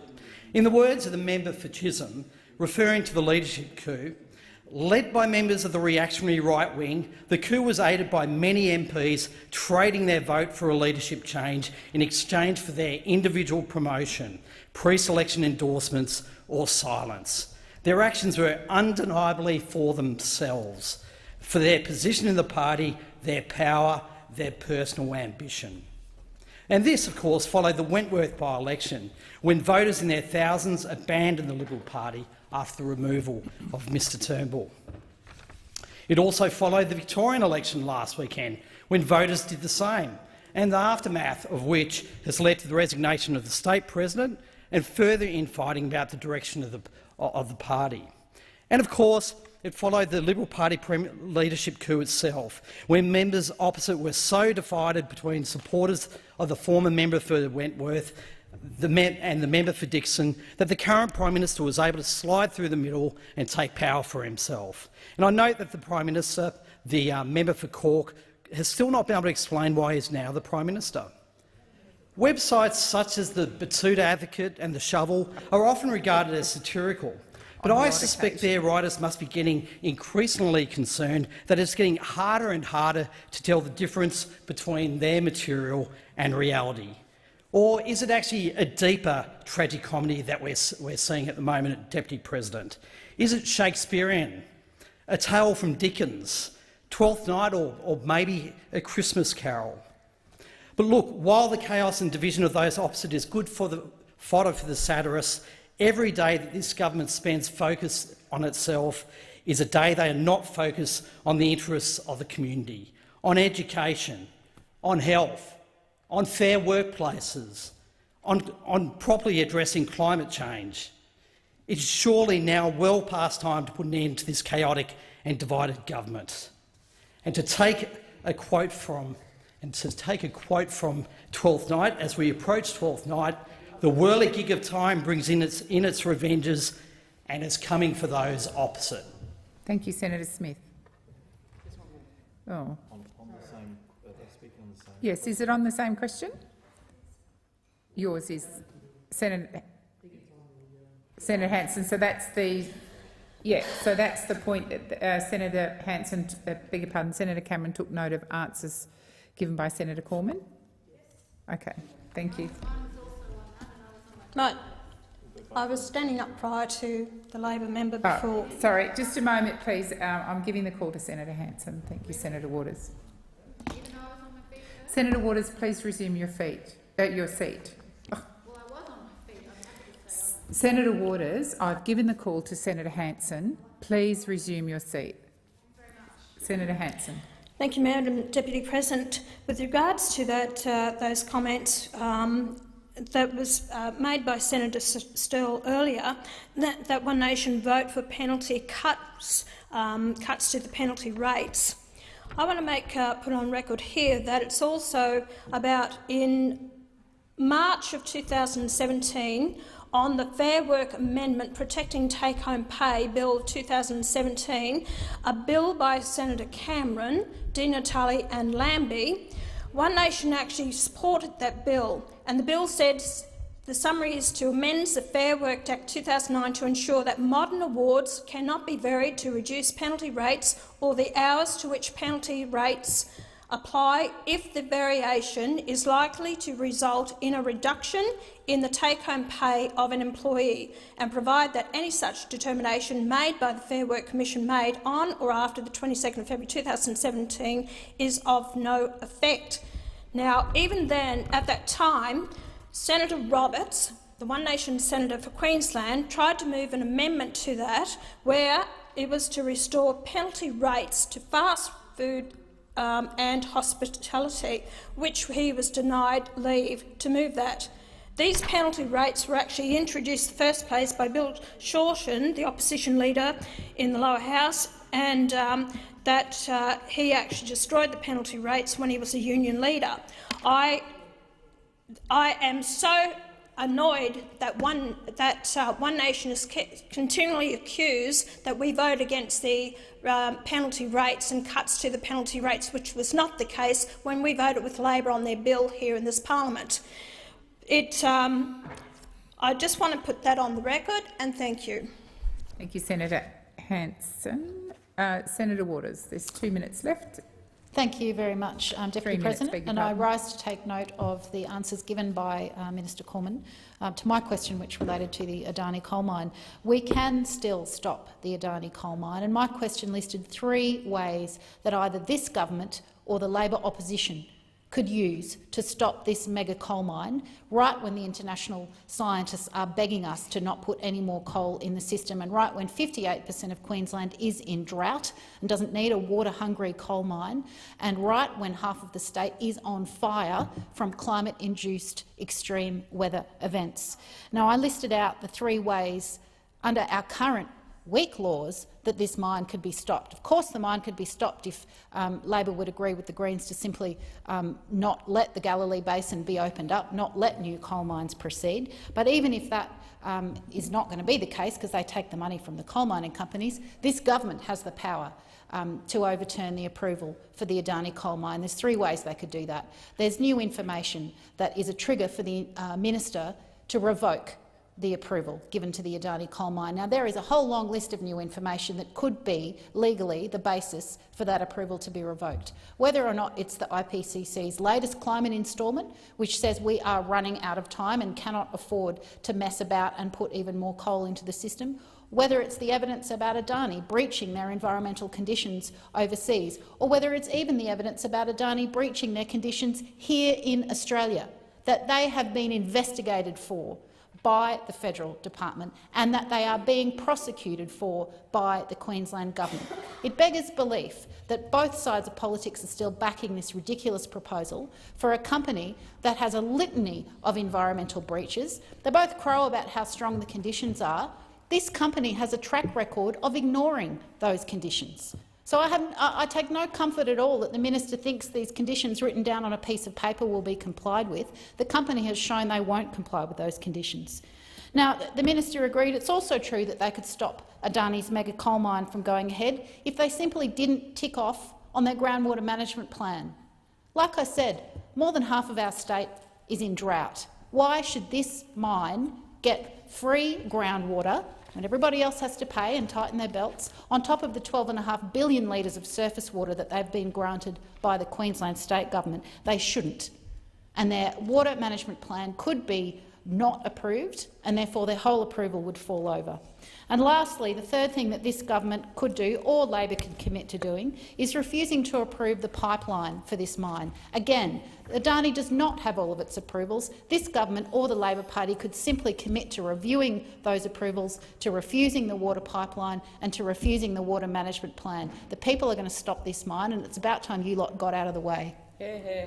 Thank you, Senator Waters. So the question is that the motion is moved by Senator Cameron to take note of answers be agreed to. Those of that opinion say aye. Against, I believe the ayes have it. Are there any notices of motion to be given for another day? Senator Wong. Thank you. I give notice that on the next day of sitting I shall move that the Sex Discrimination Amendment Removing Discrimination Against Students Bill 2018 be considered on Wednesday the 5th of December 2018 from 12 p.m. to 12:35 p.m. at the time allotted for consideration of government business. If by 12:35 p.m. the bill has not been finally considered, the questions on all remaining stages shall be put without debate. Paragraph B of this order shall operate as a limitation of debate under Standing Order 142, and the provisions of Standing Order 115 subsection 3 shall not apply to the bill, so that the bill may be further considered even if it has been referred to a standing or select committee for inquiry and report, a chance for the Senate to actually ensure we protect LGBTIQ kids before we leave this place. Thank you, Senator Wong. Are there any other notices of motion to be given for another day? Minister. Thank you, Deputy President. I give notice that on the next sitting day I shall move that the provisions of paragraph 5 to 8 of the Standing Order 111 not apply to the following bills, allowing them to be considered during the period of sittings: Foreign Influence Transparency Scheme Legislation Amendment Bill 2018, Higher Education Support Charges Bill 2018, Higher Education Support Amendment Cost Recovery Bill 2018, Intelligence Services Amendment Bill 2018, Telecommunications and Other Legislation Amendment Assistance and Access Bill 2018, Treasury Laws Amendment Strengthening Corporate and Financial Sector Penalties Bill 2018. I also table a statement of reasons justifying the need for these bills to be considered during these sittings and seek leave to have the statements incorporated in Hansard. Is leave granted? There being no objection, leave is granted. So I shall now proceed to the placing of business. Is it desired to postpone or rearrange the business? Senator Urquhart. I rise to seek leave for a motion relating to leave of absence for a senator. Is leave granted? There being no objection, leave is granted. I move that leave of absence be granted to Senator Marshall from today, the 3rd of December, to Thursday, the 6th of December, for personal reasons. So the question is that the motion is moved by Senator Urquhart be agreed to. Those of that opinion say aye. Against, I believe the ayes have it. So I call the clerk. Deputy President, postponement notifications have been lodged in respect of business of the Senate. Notice motion number 1 for today, postponed to the 5th of December, and general business notice of motion number 1227, also standing in the name of Senator Patrick for today, also postponed to the 5th of December. Committees have lodged extension notifications as shown at item 10 of today's order of business. Thank you, Clerk. So I shall now proceed to the discovery of formal business. Are there any? Are there any formal motions? But before we do that, yes. So I'll start with. Beg your pardon. I don't know where my brain is today. We'll start with general business. Notice of motion number 1246, standing in the name of Senator Storer. Senator Storer.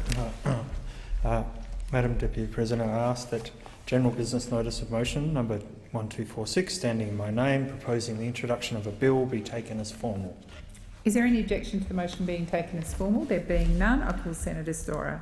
I move that the following bill be introduced: a bill for an act to establish the Independent Social Security Commission and for related purposes. So the question is, the motion is moved by Senator Storer be agreed to. Those of that opinion say aye. Against, I believe the ayes have it. Senator Storer. I present the bill and move that this bill may proceed without formalities and be now read a first time. So the question is that the motion is moved by Senator Storer be agreed to. Those of that opinion say aye. Against, I believe the ayes have it. Senator Storer. I move that this bill... Oh, sorry, I call the clerk. A bill for an act to establish the Independent Social Security Commission and for related purposes. Senator Storer. I move that this bill be now read a second time, and I seek leave to table an explanatory memorandum relating to the bill. Is leave granted? There being no objection, leave is granted. Senator Storer. Okay, I table an explanatory memorandum, and I seek leave to have the second reading speech incorporated in Hansard and to continue my remarks. Is leave granted? There being no objection, leave is granted. Thank you, Senator Storer. I now move to general business notice of motion number 1279, standing in the name of Senators Brown and Reynolds. Senator Urquhart. Thank you, Mr. President, Madam Deputy President.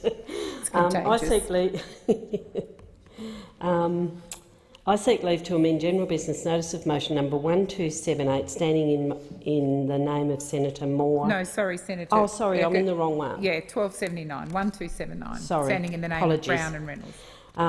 I ask that general business notice of motion number 1279, standing in the name of Senator Brown and Senator Reynolds for today, relating to the International Day of People with Disability, be taken as a formal motion. Is there any objection to the motion being taken as formal? There being none. Senator Steele-John, were you seeking the call? I move the Okay, Senator Urquhart. I move the motion. Thank you. Senator Steele-John. I seek leave to amend general business notice of motion number 1279 as moved by Senators Brown and Reynolds. Thank you. Is leave granted? Leave is not granted, Senator Steele-John. Suspending standing orders, I seek leave to make a 1-minute statement. Is leave granted? Leave is granted for 1 minute, Senator Steele-John. Thank you, Madam Acting Deputy President. Today is indeed the International Day of Disabled Persons. As a disabled person, I join with my community around Australia in recognising, celebrating, commemorating and recommitting ourselves to the work that needs to be done in order to see justice and equality realised for disabled people. We are sick and tired of marking this day over and over with platitudes, with meaningless words said by those without lived experience who then expect us to thank them. We demand that action is taken, that words of substance are said. Those are the words which I sought to amend this motion with, and they will reappear in this place tomorrow in the form of my own motion. Thank you, Senator Steele-John. Your time has expired. So the question is that the motion is moved by Senator Urquhart be agreed to. Those of that opinion say aye. Against? I believe the ayes have it. Now move to general business notice of motion number 1258, standing in the name of Senator Hinch. Thank you, Madam Deputy Chair. I ask the general business notice of motion number 1258, standing in my name for today, relating to support for ADF members and veterans, be taken as a formal motion. Is there any objection to the motion being taken as formal? There being none, I call Senator Hinch. Thank you. I move the motion. Minister. I seek leave to make a short statement. Leave is granted for 1 minute. Suicide can affect everyone and is the leading cause of death for Australians aged 15 to 44. Current and former defence members are not immune, and the government is determined to support those at risk. Suicide prevention and improving mental health support is a high priority, and we invest significantly in it. Each year, over $200 million is spent on veterans' mental health support, which is needs-based and uncapped. We introduced free treatment for any mental health condition to anyone with a single day of defence service and some reservists. We have also invested $31 million to improve support for veterans and their families, including new payments to ensure vulnerable veterans have financial support while their claims are being assessed. In addition to treatment, we know that recognition of our veterans' service through commemorations can support good mental health and wellbeing. Over $275 million has been spent to reform the Department of Veterans Affairs and ensure it is putting veterans and their families first. Thank you, Minister.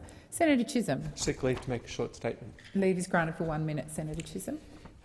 Labor has raised concerns that whilst Treasurer Scott Morrison ripped $40 million of funding from veterans, critical, allied and dental health services for our veterans, which Senate estimates confirmed in October will result in less services for veterans. This cut is on top of the repatriation medical fee schedule freeze, which was already seen as a reduction in access to critical medical services for our veterans.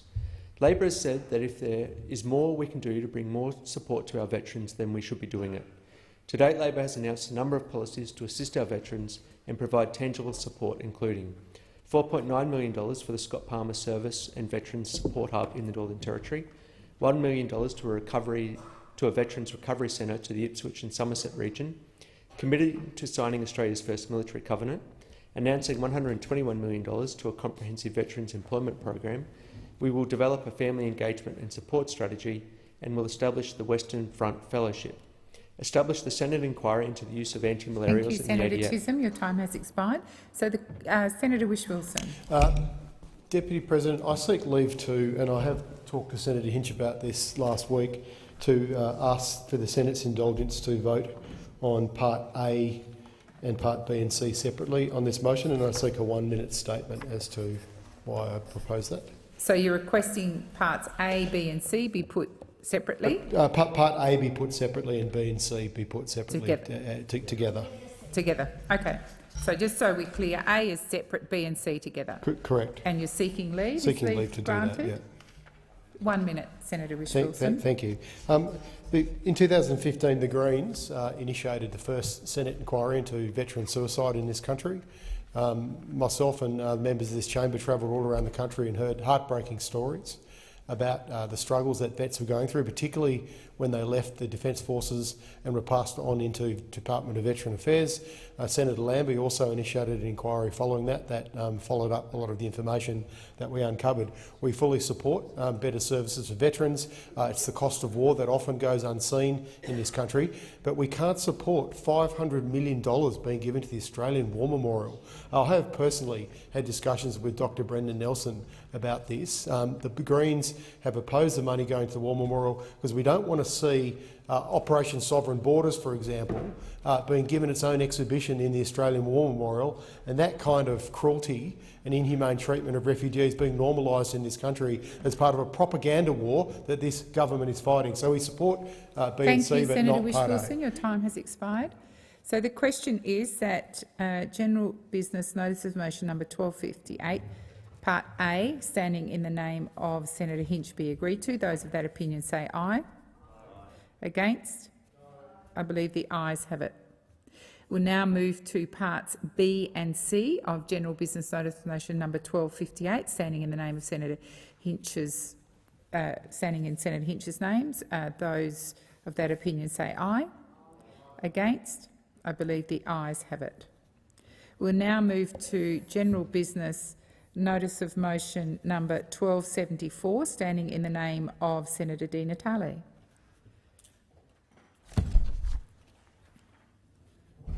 Thanks, Madam Deputy President. I ask the General Business Notice of Motion number 1274, standing in my name for today, relating to West Papua, be taken as a formal motion. Is there any objection to the motion being taken as formal? Yes. Sorry, Senator Di Natale, the motion's been denied. 1 minute statement is agreed. Thank you, Senator Di Natale. Thank you. Well, once again, the hypocrisy of both the government and the Labor Party are exposed. They are quite happy to put forward foreign policy motions when it suits both of their agendas, but when it results in exposing an uncomfortable truth. And the reality here is that we have one of our closest neighbours where people have described what is going on there as a slow-moving genocide at the hands of the Indonesian authorities, and yet we cannot even table a motion in this parliament to highlight the terrible human rights abuses that are occurring in that region right now. Since 1969, the opportunity to determine their own future has been denied to the people of West Papua. For 50 years they've been shackled to Indonesia and denied the right to self-determination. They can't even raise their own flag without risking imprisonment. How about we show a little bit of respect for our neighbours and call out those abuses that are going on in the region? Your time has expired. Minister, on the same matter. In line, make sure leave is granted for 1 minute. Thank you. In line with the government's long-standing view, motions that cannot be debated or amended should not deal with complex foreign policy matters. The Australian government recognises Indonesia's sovereignty over the Papua Provinces, which is reflected in the 2006 Lombok Treaty between Australia and Indonesia. The international community also widely recognises Indonesian sovereignty over the Papua Provinces. The government condemns all violence in Papua, whether directed against civilians or security personnel. Our consistent position has been that the rights of all citizens in Indonesia, including in the Papua Provinces, should be upheld. Thank you. So we'll now move to General Business Notice of Motion number 1275, standing in the name of Senators Wong and Singh. Senator Urquhart. Thank you, Madam Deputy President. I ask that General Business Notice of Motion motion number 1275, standing in the names of Senators Wong and Singh for today, relating to nuclear war risk reduction, be taken as a formal motion. Is there any objection to the motion being taken as formal? Yes. It's been denied, Senator Urquhart. We'll now move to Senator Di Natale. I seek leave to make a 1 minute statement. Is leave granted?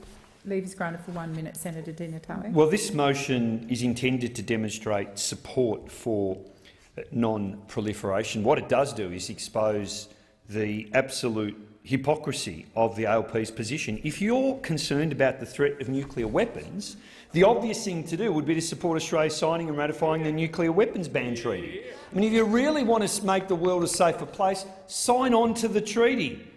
How about remembering those people who just won the Nobel Peace Prize for which Australia should be incredibly proud, and that's a position that you guys still can't bring yourself to support. We've given up, of course. We know that the government are the lackey of the United States and won't do anything, even when it advances our own national interests and the global interests towards peace and disarmament. But you have an opportunity now at your national conference to do the right thing. I urge you to listen to Australians. If you're committed to non-proliferation, then sign the treaty. Thank you, Senator Di Natale. I'll now move to general business notice of motion number 1276, standing in the name of Senator Singh. Senator Urquhart.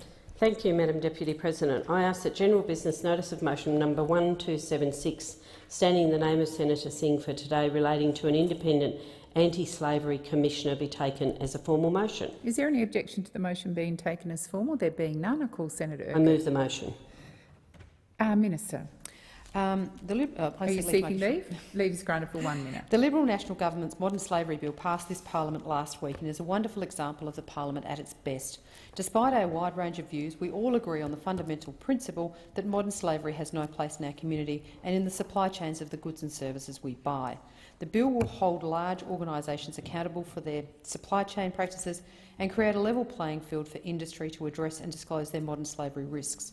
This bill is a first step and there will be a comprehensive 3-year review.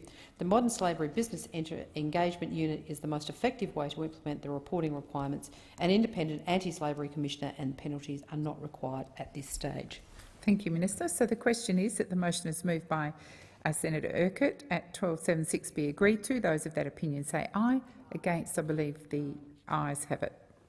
We'll now move to general business notice of motion number 1271, standing in the name of Senators Hanson, Young and Waters.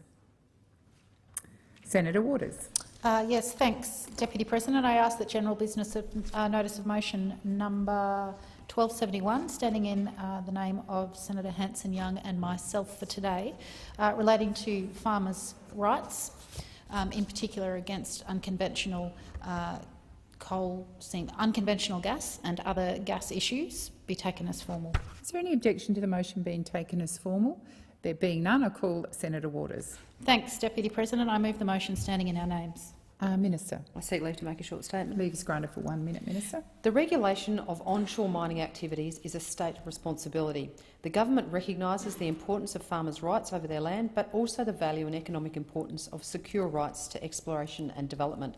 The government encourages states to balance all of these factors when legislating these matters. Thank you, Minister. So the question is that the general business notice of motion number 1271, as moved by Senator Waters, be agreed to. Those of that opinion say aye. Against? I believe the ayes have it.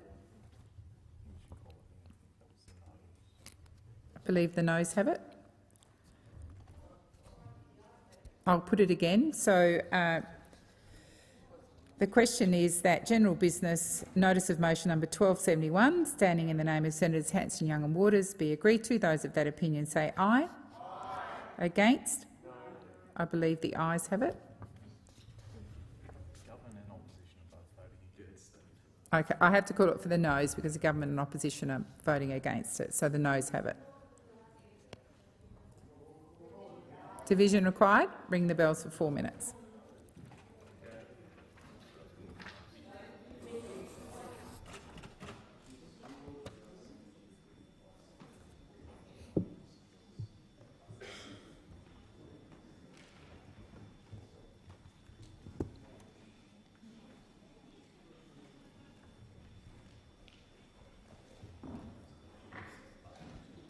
Okay.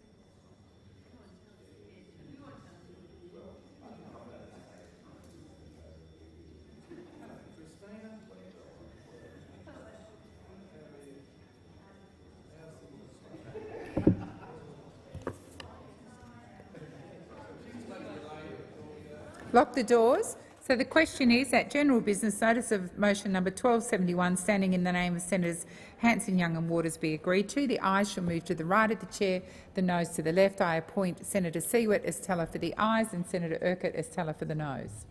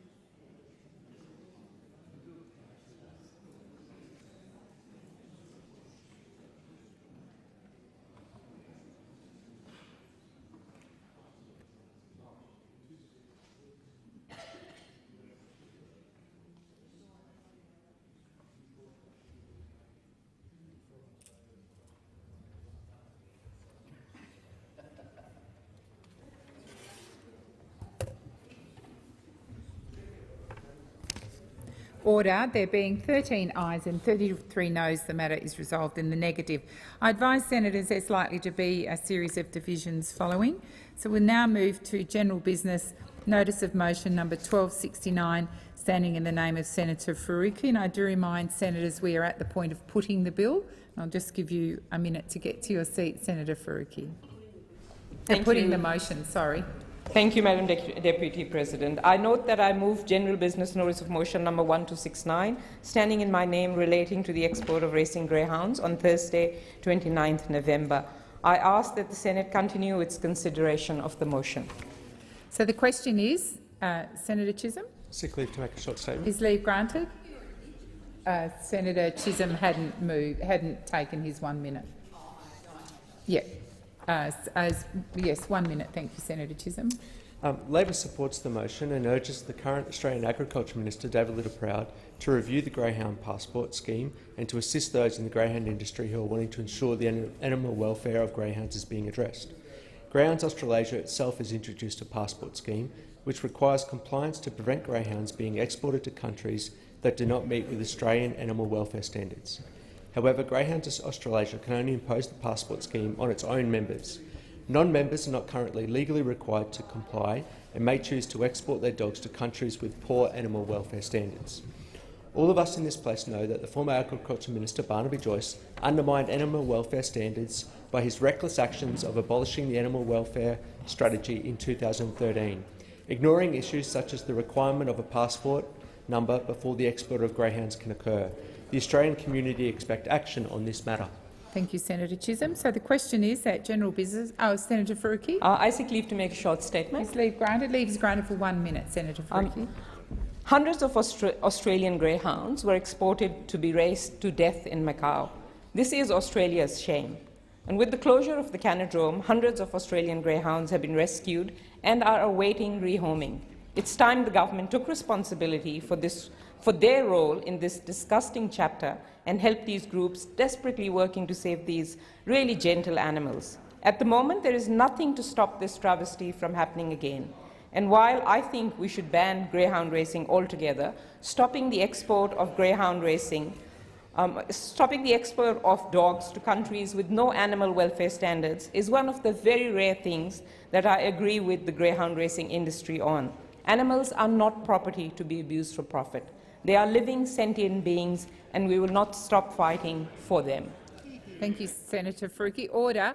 So the question is that general business notice of motion number 1269, as moved by Senator Faruqi, be agreed to. Those of that opinion say aye. Against? I believe the ayes have it. Division required. Ring the bells for 4 minutes.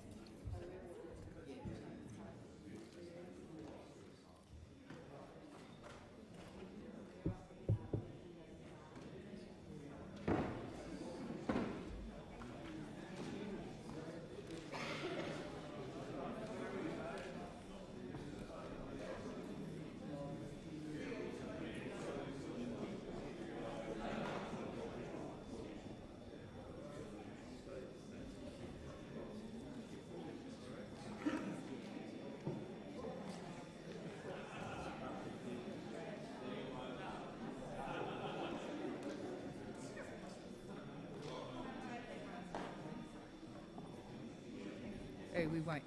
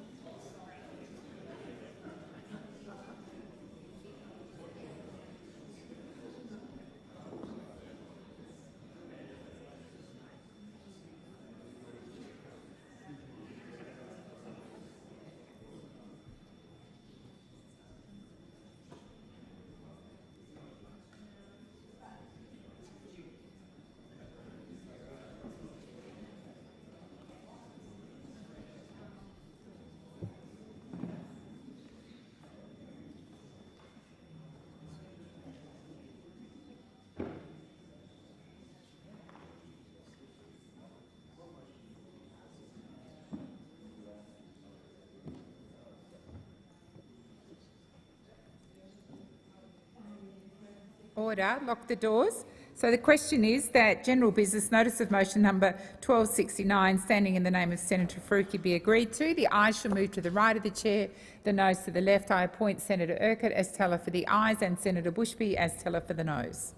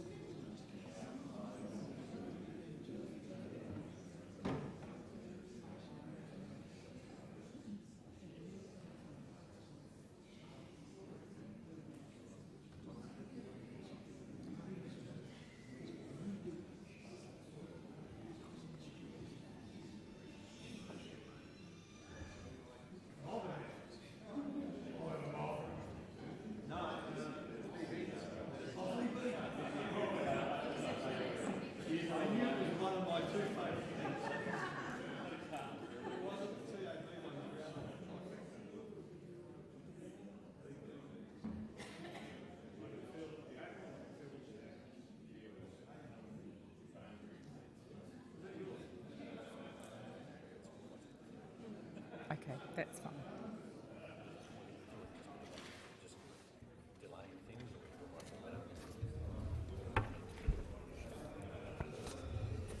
Order. There being 30 ayes and 24 noes, the matter is resolved in the affirmative.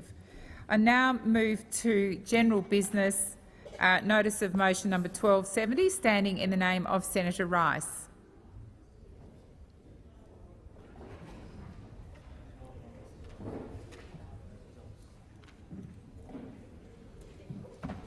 Senator Rice. Deputy President, I ask leave to amend general business notice of motion number 1270, standing in my name for today, relating to supporting LGBTIQ+ people and their families, before asking that it be taken as a formal motion. Is leave granted?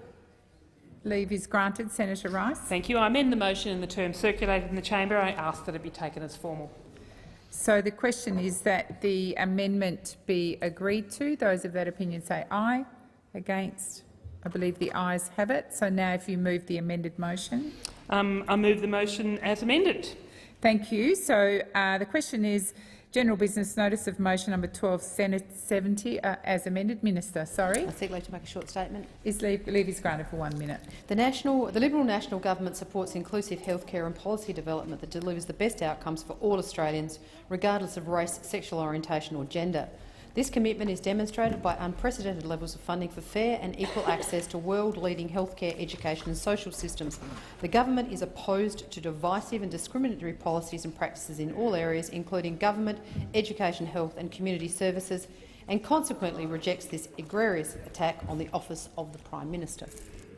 Thank you. So the question is that the motion number 1270 as amended, standing in the name of Senator Rice, be agreed to. Those of that opinion say aye.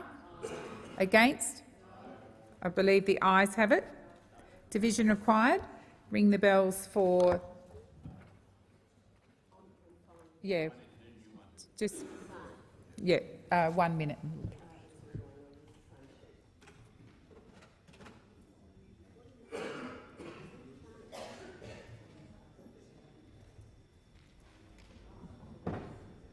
It's okay.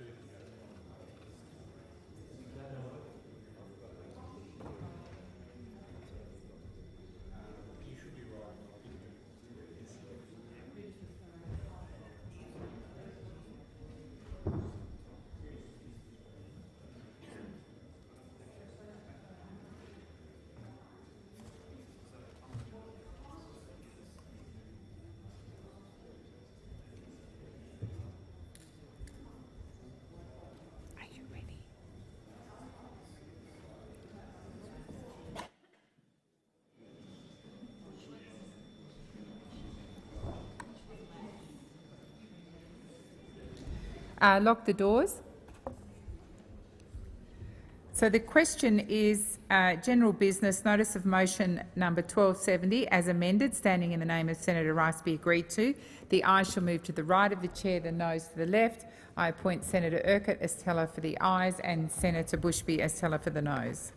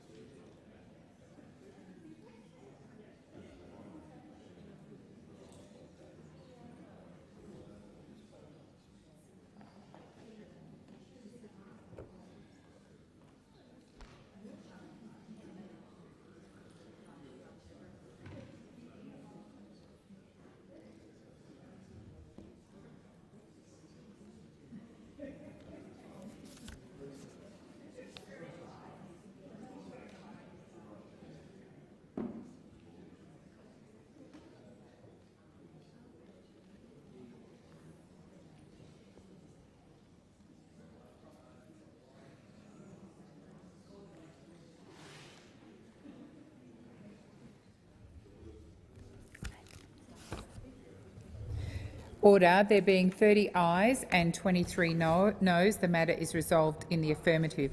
I advise senators that for future divisions, unless advised otherwise, we'll only ring the bells for 1 minute between divisions. I now call general business notice of motion number 1272, standing in the name of Senator Whish-Wilson.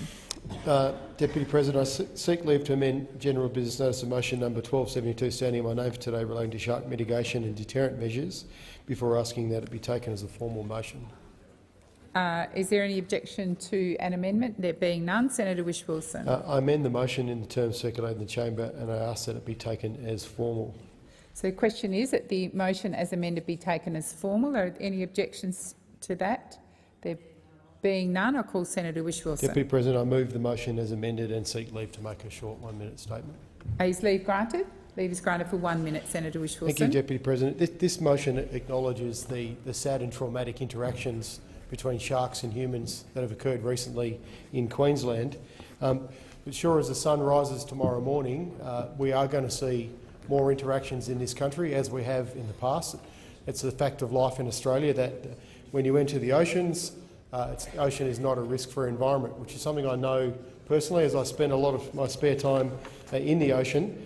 But we've got to get the balance right. This chamber, the Environment and Communications Reference Committee, had an excellent 18-month inquiry into shark mitigation when all around this nation came up with a very sensible set of reports about phasing out lethal mitigation measures for sharks with non-lethal methods that still can protect human life and certainly reduce risks, while also protecting our marine life. Shark nets and drumlines kill not only tens of thousands of sharks that are essential to ocean health, they also have bycatch whales, dolphins, turtles, dugongs.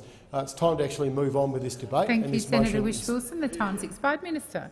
Let me make a short statement. Leave is granted for 1 minute, Minister. Public safety is this Liberal National Government's first priority. States are responsible for protecting people from sharks. The full range of options should be considered consistent with national law. So the question is that general business notice of motion number 1272 as amended, standing in the name of Senator Whish-Wilson, be agreed to. Those of that opinion say aye. Against? I believe the ayes have it. Division required. Ring the bells for 1 minute.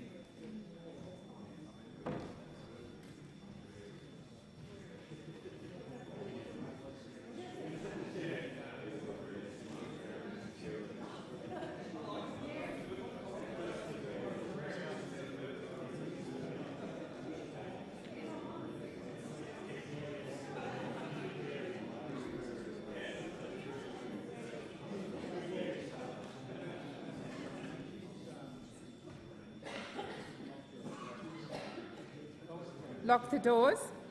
So the question is general business notice of motion number 1272 as amended, standing in the name of Senator Whish-Wilson, be agreed to. The ayes shall move to the right of the chair, the noes to the left. I appoint Senator Urquhart as teller for the ayes and Senator Bushby as teller for the noes.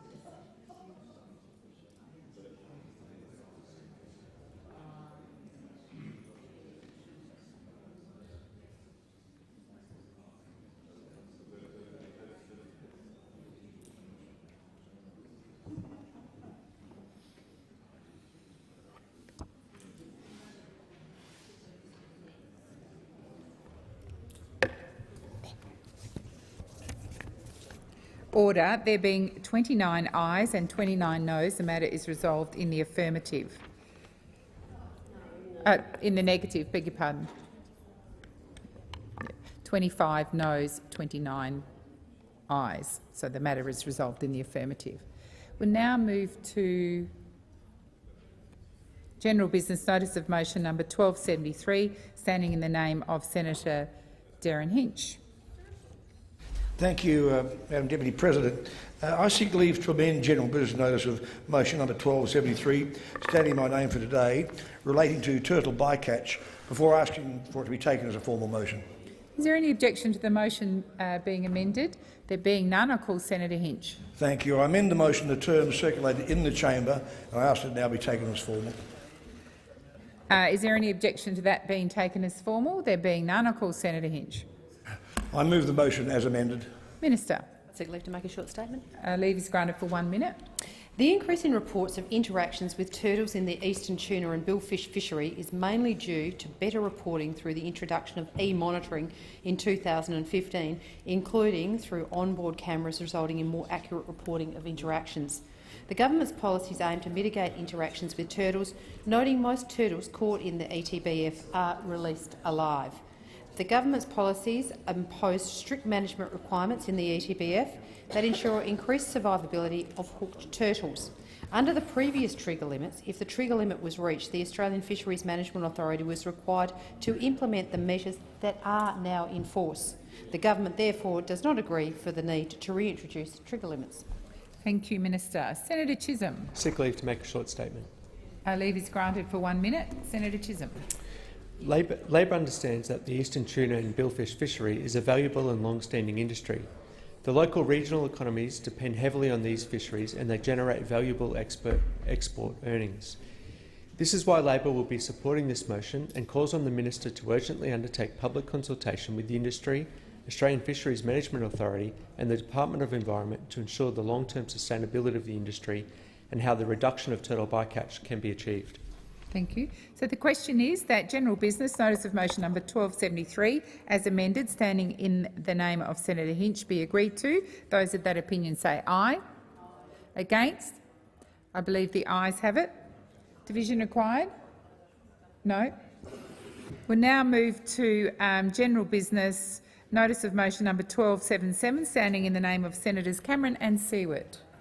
Senator Urquhart. Thank you, Madam Deputy President. I ask that general business notice of motion number 1277, standing in the names of Senators Cameron and Seward for today, concerning an order for the production of documents relating to Serco pilot program, be taken as a formal motion. Is there any objection to this motion being taken as formal?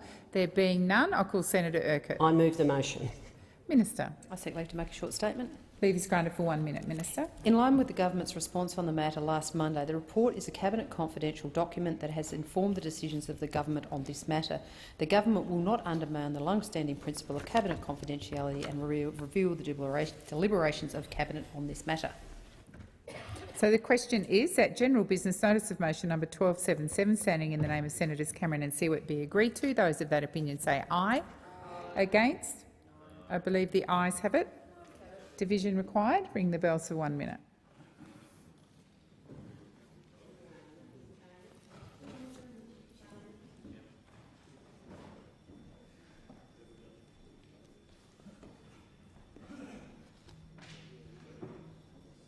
No.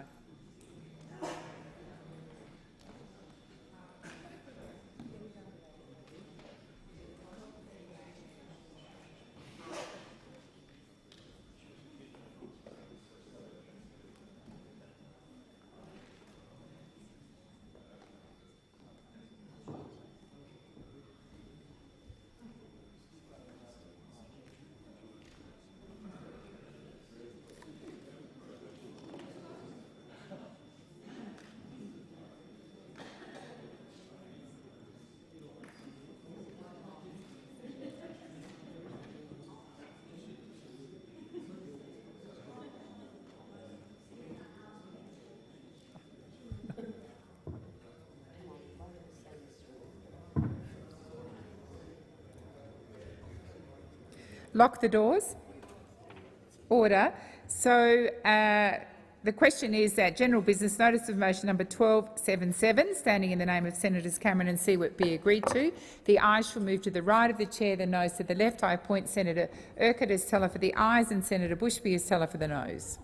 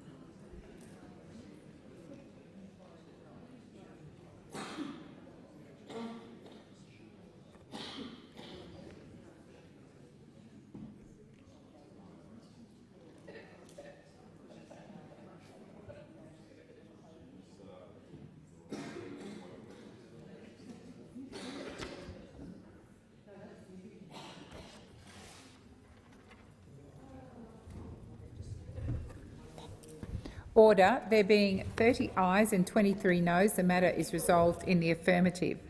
I now move to general business notice of motion number 1278, standing in the name of Senator Moore.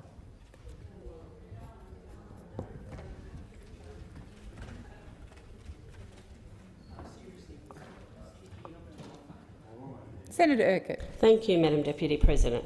I seek leave to amend general business notice of motion number 1278, standing in the name of Senator Moore for today, relating to the refusal of a visa for Mr Gavin McInnes before asking that it be taken as a formal motion. Is there any objection to the motion being amended? There being none, I'll call Senator Urquhart. I amend the motion in the terms circulated in the chamber and ask that it be taken as formal. Is there any objection to the amended motion being taken as formal? There being none, I'll call Senator Urquhart. I move the motion as amended. Minister. I seek leave to make a short statement. Leave is granted for 1 minute. It is important that the process for considering any visa is conducted according to law, including the provision of natural justice as outlined in the Act. All non-citizens who apply for entry to Australia must meet the character requirements as set out in the Migration Act 1958. For visitors who may hold controversial views, any risk they may pose will be balanced against Australia's well-established freedom of speech and freedom of beliefs, amongst other relevant considerations. Whilst the government does not make a habit of commenting on individual cases, I can confirm to the House that Mr McInnes has been refused entry into Australia. However, the motion is incorrect to state that the decision was taken as a result of the petition.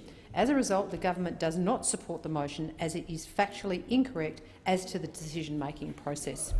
Thank you, Minister. So the question is, the motion is 1278 is amended, standing in the name of Senator Moore, be agreed to. Those of that opinion say aye. Aye.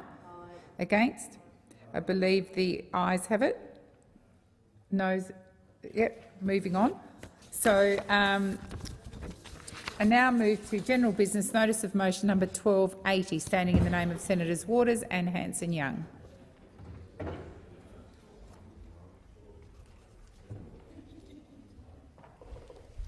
Thank you, Senator Deputy Waters. President. Thank you. I ask that general business notice of motion number 1280, standing in my name and the name of Senator Hanson-Young for today, relating to banning corporate political donations and capping all other donations at $1,000 a year, be taken as a formal motion. Is there any objection to the motion being taken as formal? There being none, I'll call Senator Waters.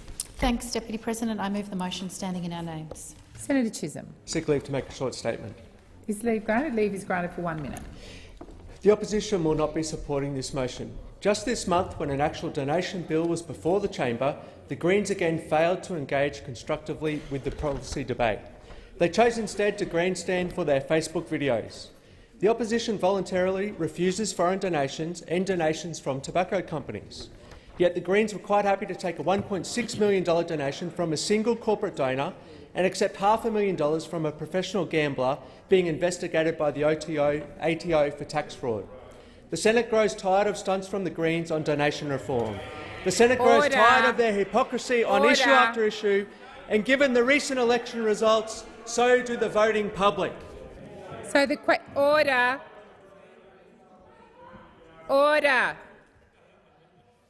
So the question is, general business, notice of motion number 1280, standing in the name of Senators Waters and Hanson-Young, be agreed to. Those of that opinion say aye. Against? I believe the noes have it. Ayes have it. Ring the bells for 1 minute.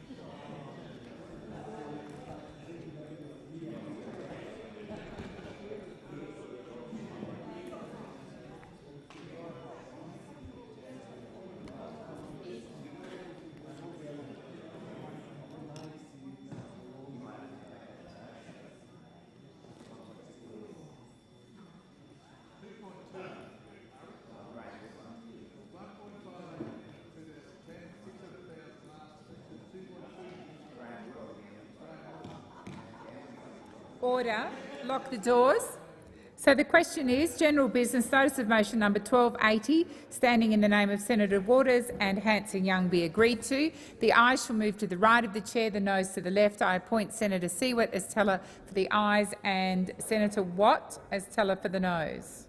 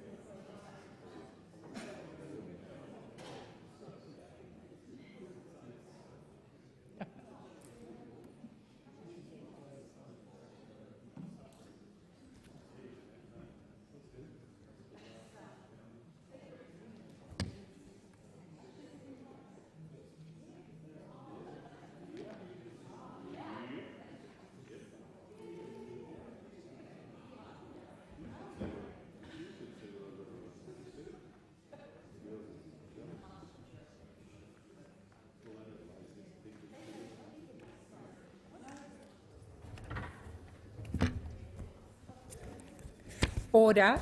There being 11 ayes and 32 noes, the matter is resolved in the negative. That concludes general business. We now move to the matter of public importance.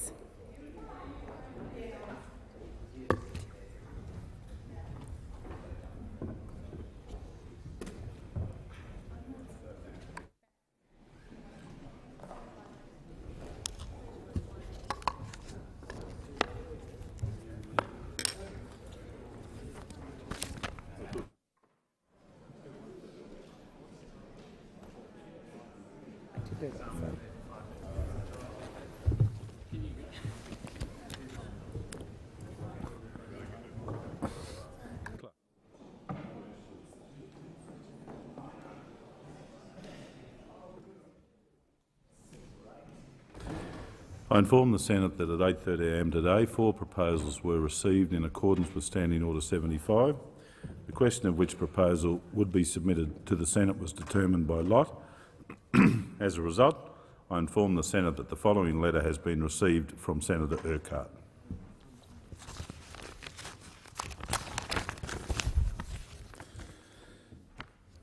Pursuant to Standing Order 75, I propose that the following matter of public importance be submitted to the Senate for discussion.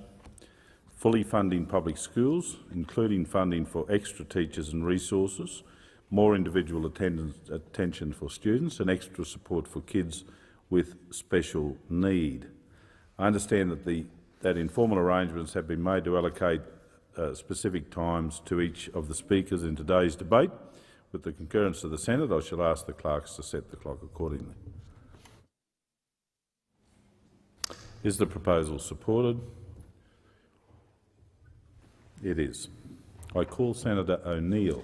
Thank you very much, Acting Deputy President. And it gives me great pleasure to rise to speak on this matter of public importance, because it is indeed a matter of great importance to every family who prepared this morning, got the lunches ready, got the bags packed and sent the kids off to school with the great hope of public education to be the transformative agent in their life to ensure that they fulfil their potential as great Australians, to give them every chance to be the best Australian that they can be, whether they walk through the gate in a regional area of your state, Queensland, or into the middle of a city in my state of New South Wales, or indeed down to Tasmania or across the nation.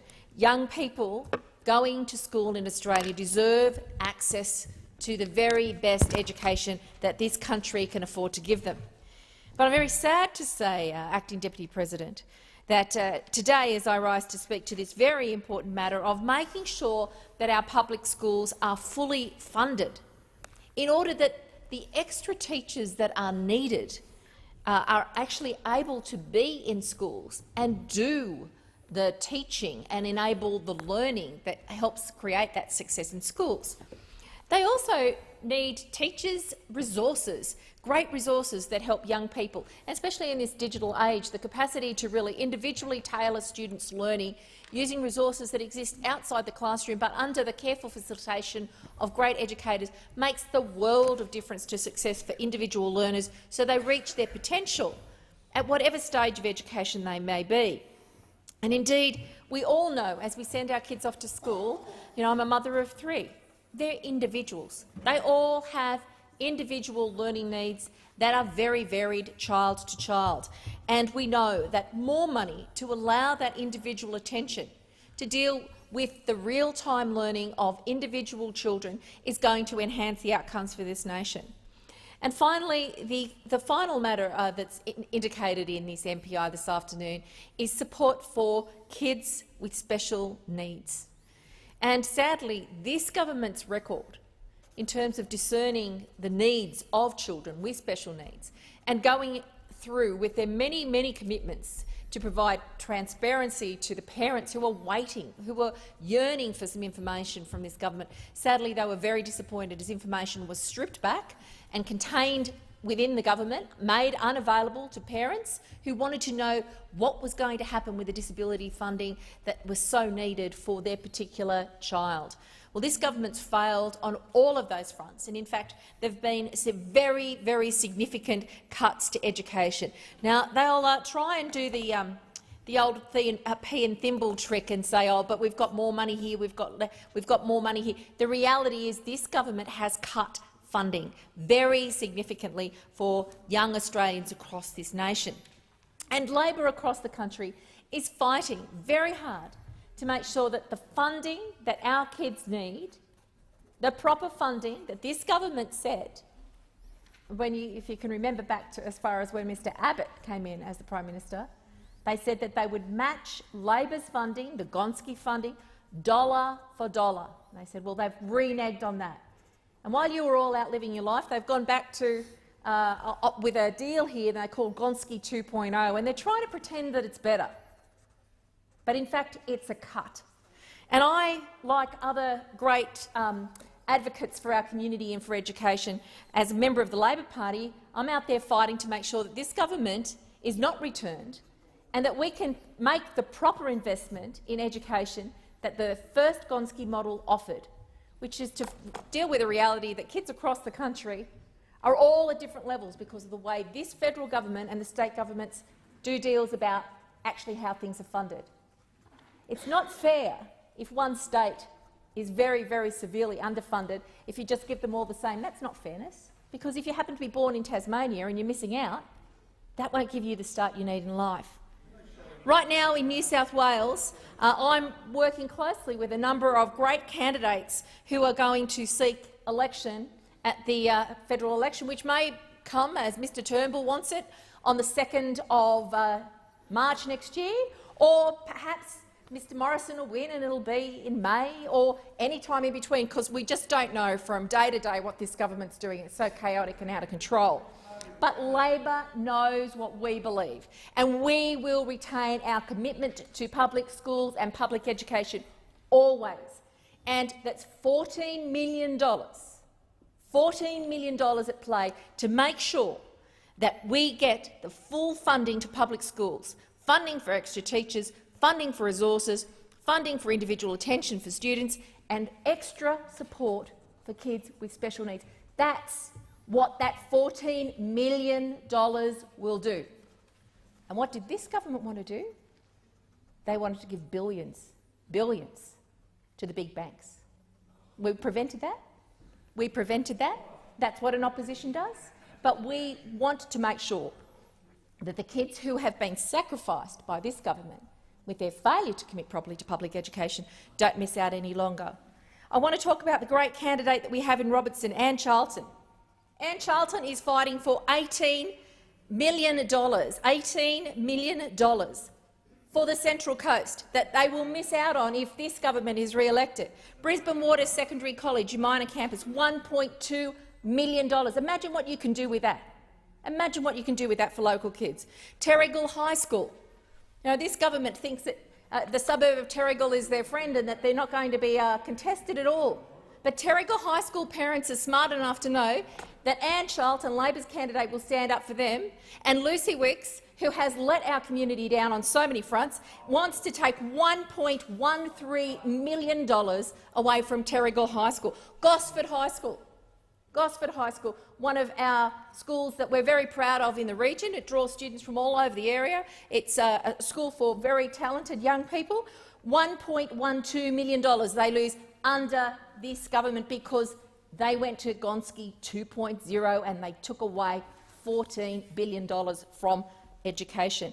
Narara Valley High School, they also lose 1.2. But it's not just where I live on the Central Coast that's going to be impacted. It's right across the country. If I can go to the seat of Hume, we've got Mr Angus Taylor, the member for Hume, currently out there telling everybody what a great job he's doing for them, you know, waving around his big stick that he's going to fix electricity with.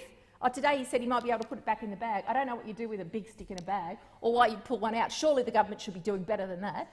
But with regard to education, our candidate, Aoife Champion, is fighting really, really hard to make sure that Picton High School doesn't miss out on $1.4 million. Camden High School, $1.34 million. Elizabeth MacArthur High School, $1.34 million. Elderslie High School, $1.13 million. In total, Seat of Hume stands to lose $20,970,000 if this government is re-elected. But Labor will invest in education.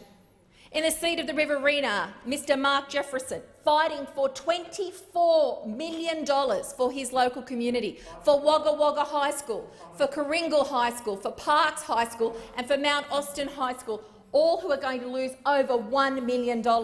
And in the seat of Parks, where I spent a fantastic day campaigning with young Jack Ayoub, who is the candidate who lives in Coonabarabran running for Parks, he's fighting for $34 million for his local schools, $1.2 million for Dubbo College South Campus, Broken Hill High School, $990,000. What a difference do you think $990,000 could do for kids who live right out on the border of this state, of great state of New South Wales? Moree Public School, $970,000. Dubbo South Public School, $910,000. in the seat of Cook, the Prime Minister's own seat. The Prime Minister's own seat. Simon O'Brien, who grew up in the area, a true son of the Shire, is fighting for $15 million that the Prime Minister wants to take away from the kids in his own area. Shame on him. 1.2 taken away from Port Hacking High School, Endeavour Sports High School losing $1.1 million, Cronulla $1 million, Woolware High School.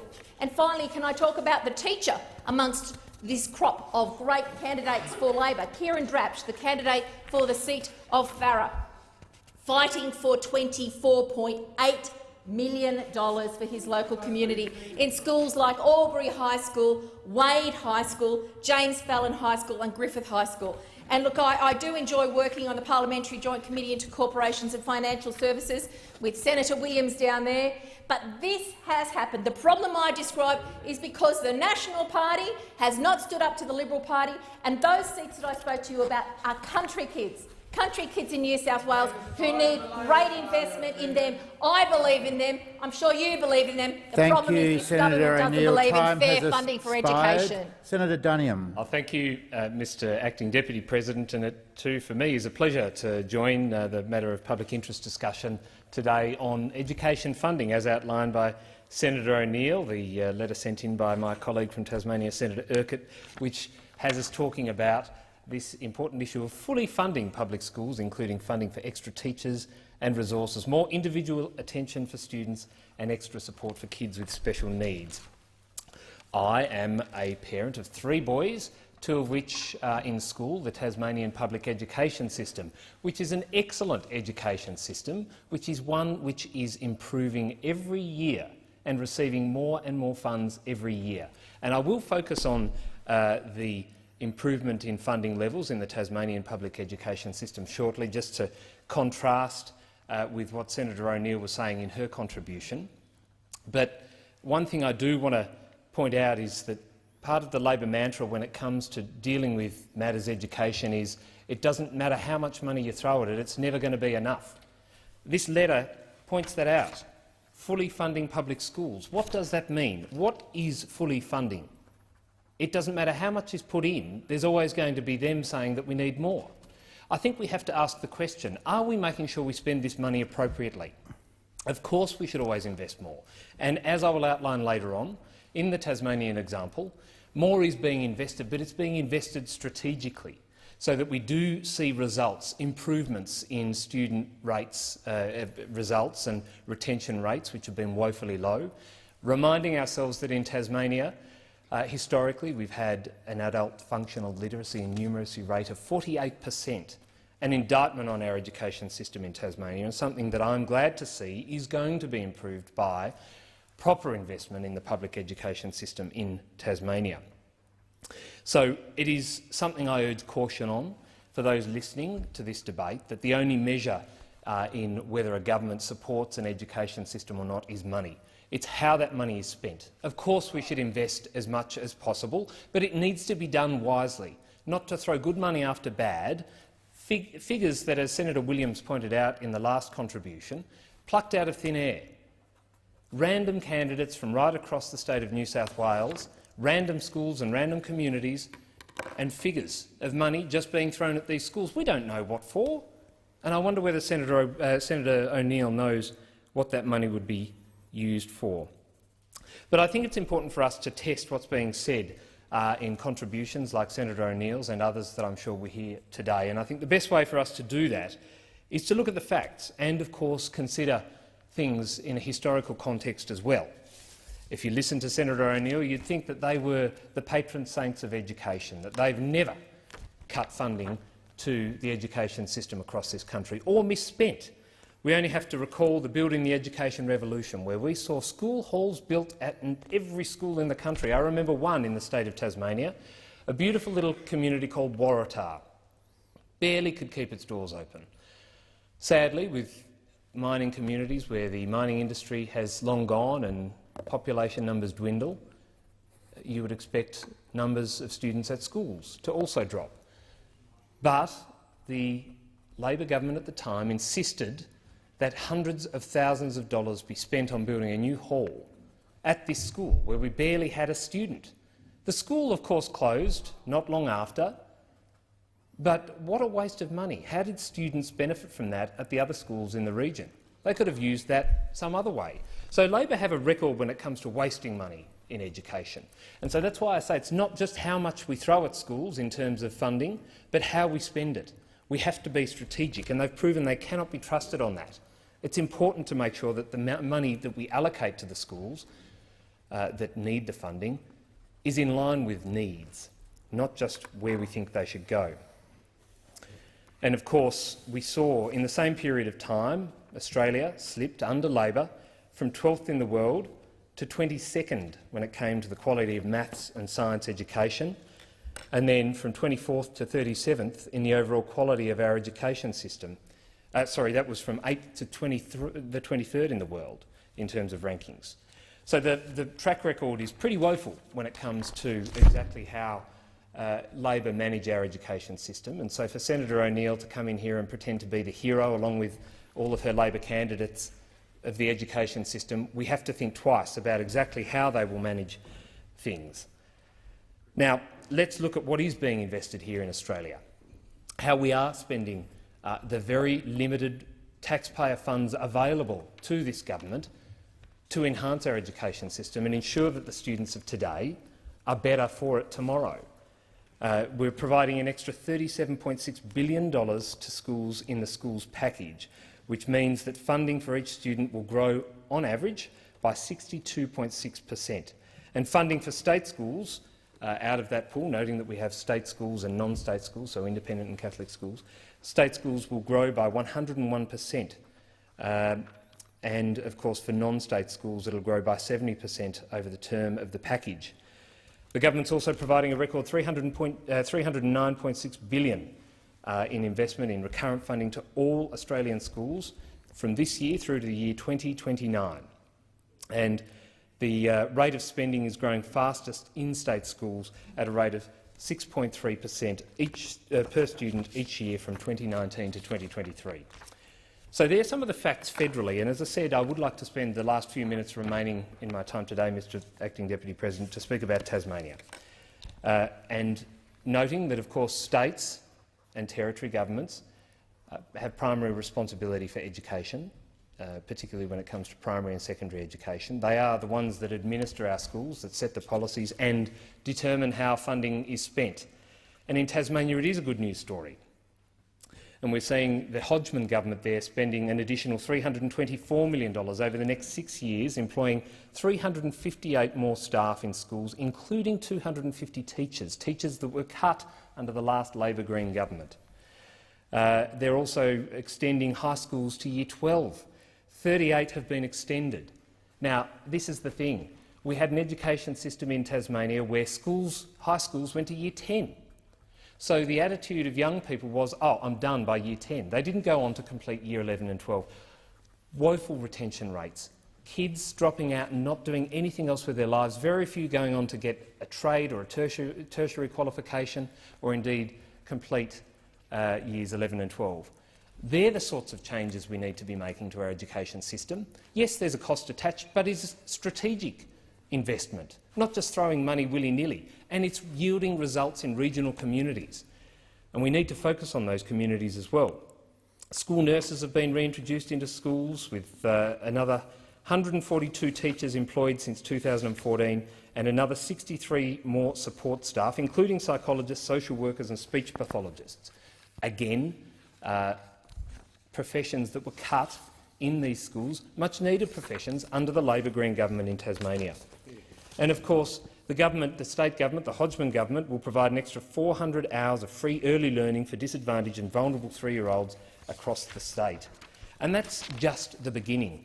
They have done so much. I like to compare the pair when it comes to how things are going in Tasmania in areas like health, but also education. You look at the record left by the Labor Green government in 2014. Education investment in the state of Tasmania was $1.35 billion. 2018, this year, the state Liberal government is spending $1.6 billion, Mr Acting Deputy President. We had 4,202 FTE teachers. We now have 4,345 in 2018. We have, in 2014, 787 teacher assistants. In 2018, we have 980.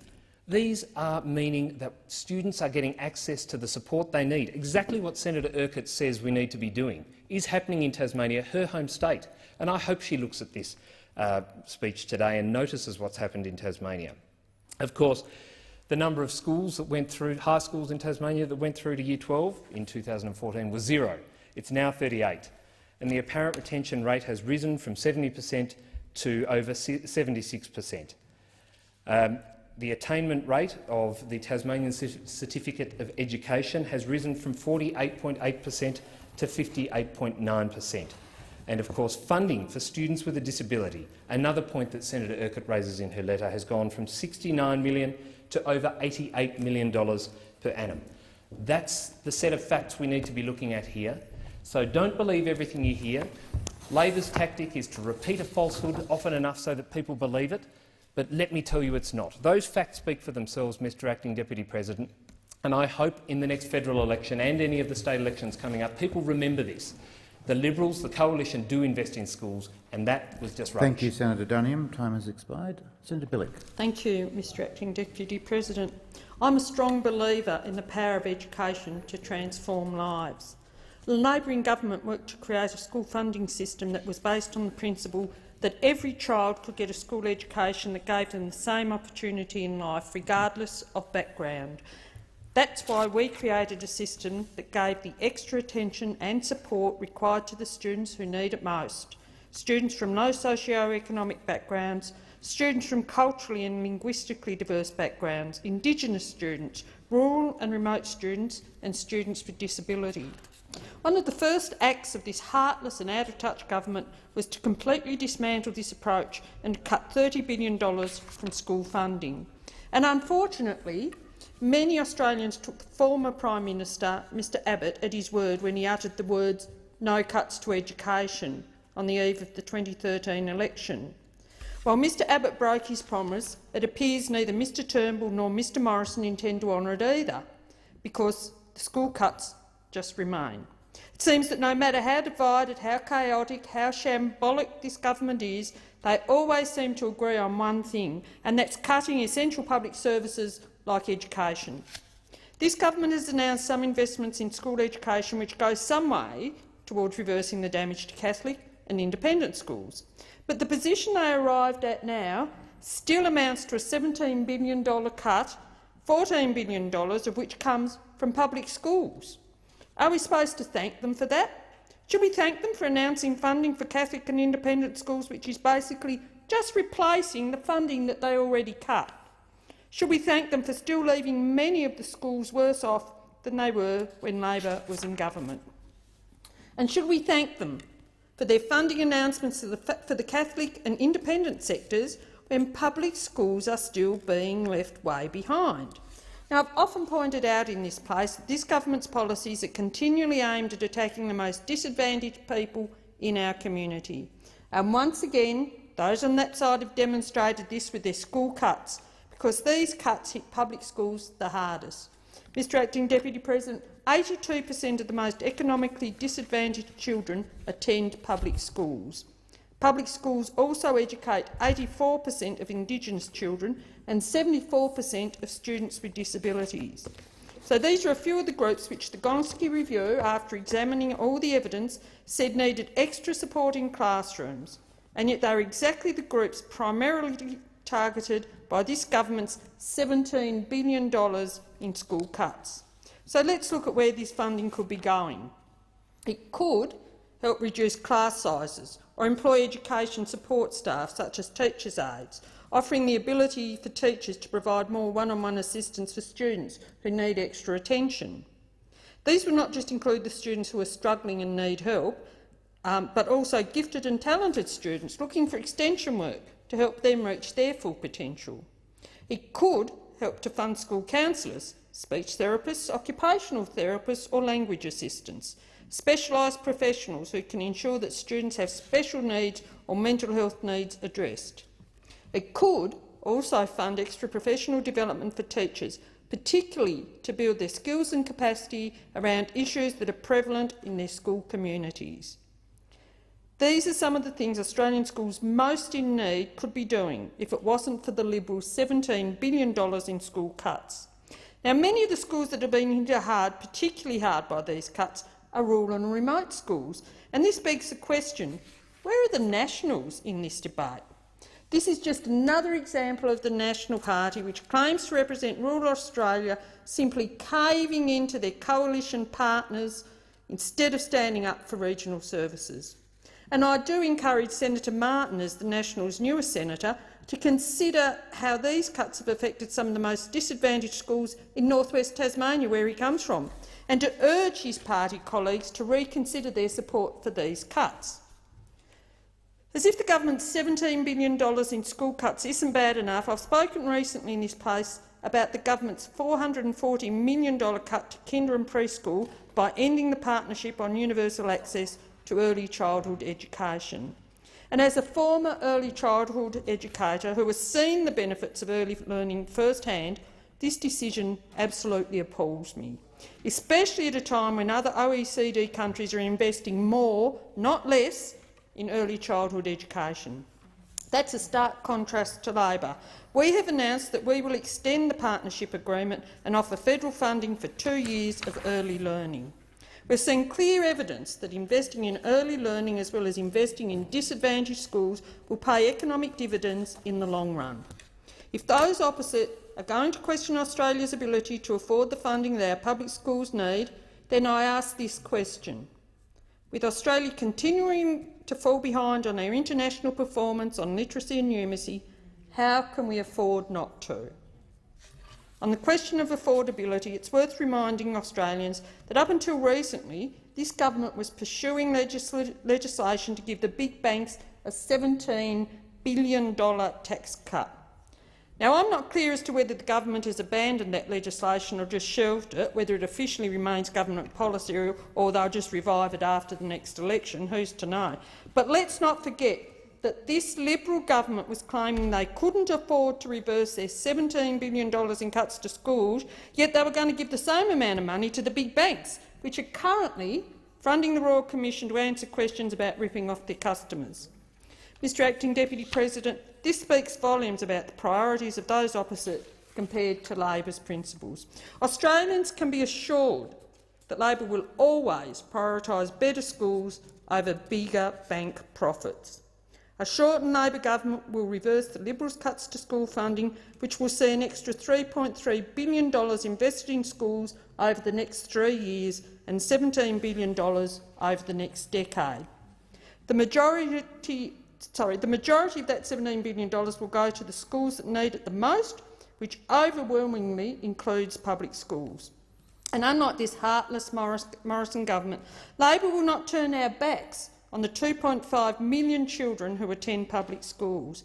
That's 2 out of every 3 children. 2 out of every 3 children, comprising the majority of the most disadvantaged students for whom those opposite are providing the least support. Those opposite, in their predictable fashion, are going to accuse us of irresponsible spending and to demand to know how we will pay for our commitment.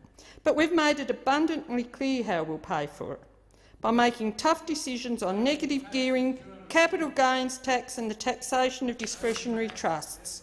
I remind those opposite who are trying to interject, but they should remember I've worked with 3-year-olds yelling for many, many years, Senator Williams, so not really interested in what you have to say from yelling over there, that when you live in a glass house, though, you shouldn't throw stones. That's what I'll remind those opposite of. This government never, ever explained to the Australian people how they were going to afford their corporate tax cuts when they were pursuing an $80 billion tax cut for big business, including $17 billion for the banks. The other predictable argument that will come from those opposites is that you cannot fix a problem simply by throwing money at it. And as I've pointed out time and time again in this place, this is a bit of a straw man argument, because it's not all that Labor is proposing to do. Not only is it a straw man argument, but it's also hypocritical. It was those opposite who ditched Labor's school improvement plan, a national agreement aimed at improving students' results in reading, maths and science. And what did they replace it with? Nothing. That's right, for 5 years, those opposite have handed over federal school funding to the states and territories without any accountability. Now, Mr Acting Deputy President, we accept that funding isn't the only solution. What we don't accept, though, is the suggestion that funding isn't part of the solution, especially funding that is directed at schools and students who need it most. I'm a regular visit to local schools, and in the course of visiting schools I've spoken to dozens, if not hundreds, of teachers. From speaking to teachers in the most disadvantaged schools, I understand what additional funding means for them and what they could achieve with their students with more resources. And in my home state of Tasmania, our commitment to reverse the Liberal school cuts would mean another $50 million for Tasmanian schools over the first 3 years.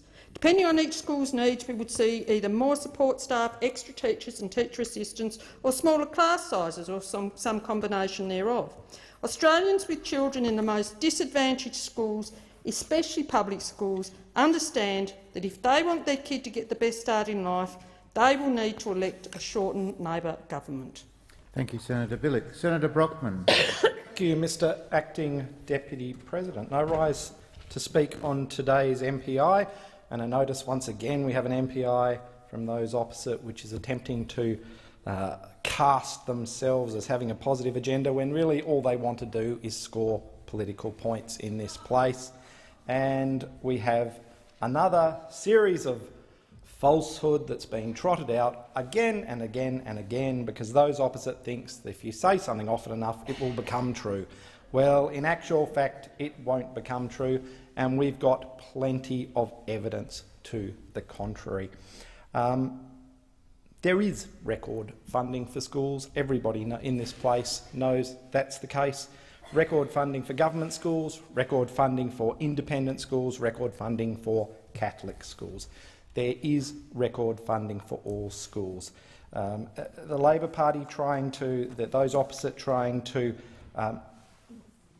pretend there is a cut based on their own false assumptions about future projections is just nonsense. It's the same Labor Party who said, oh, we're going to deliver a surplus next year, deficit. Oh, we're going to deliver a surplus the year after that, deficit. It's the same Labor government that could never balance the books, and it's the same set of figures that we inherited and that we've spent the last 5 years cleaning up. And, Mr Acting Deputy President, as a fellow West Australian, you would know some of the evidence from our own home state of WA, where we have over the last couple of years seen a change of government from Liberal to Labor, and education is, of course, one of those areas where there is some shared responsibility. And under the Liberal government in Western Australia, that sadly did lose the last election, there was record funding for schools, and in fact West Australian school system was the best resourced school system in any state in the country. West Australian teachers were the highest paid in the country, principals were, communities had more say in how their schools were run, and principals had more say in how their schools were run. So we had an on-the-ground record of Liberal Party investment in schools. And what did the Labor Party do when they came to power in WA? Well, they targeted the weakest, most vulnerable parts of the education sector. They cut funding to Moora Agricultural College, Moora Residential College, an agricultural school in regional Western Australia that serviced the local farming communities with the residential school system, which supported Aboriginal communities with residential school places, and was a vital part of that community, and they cut it.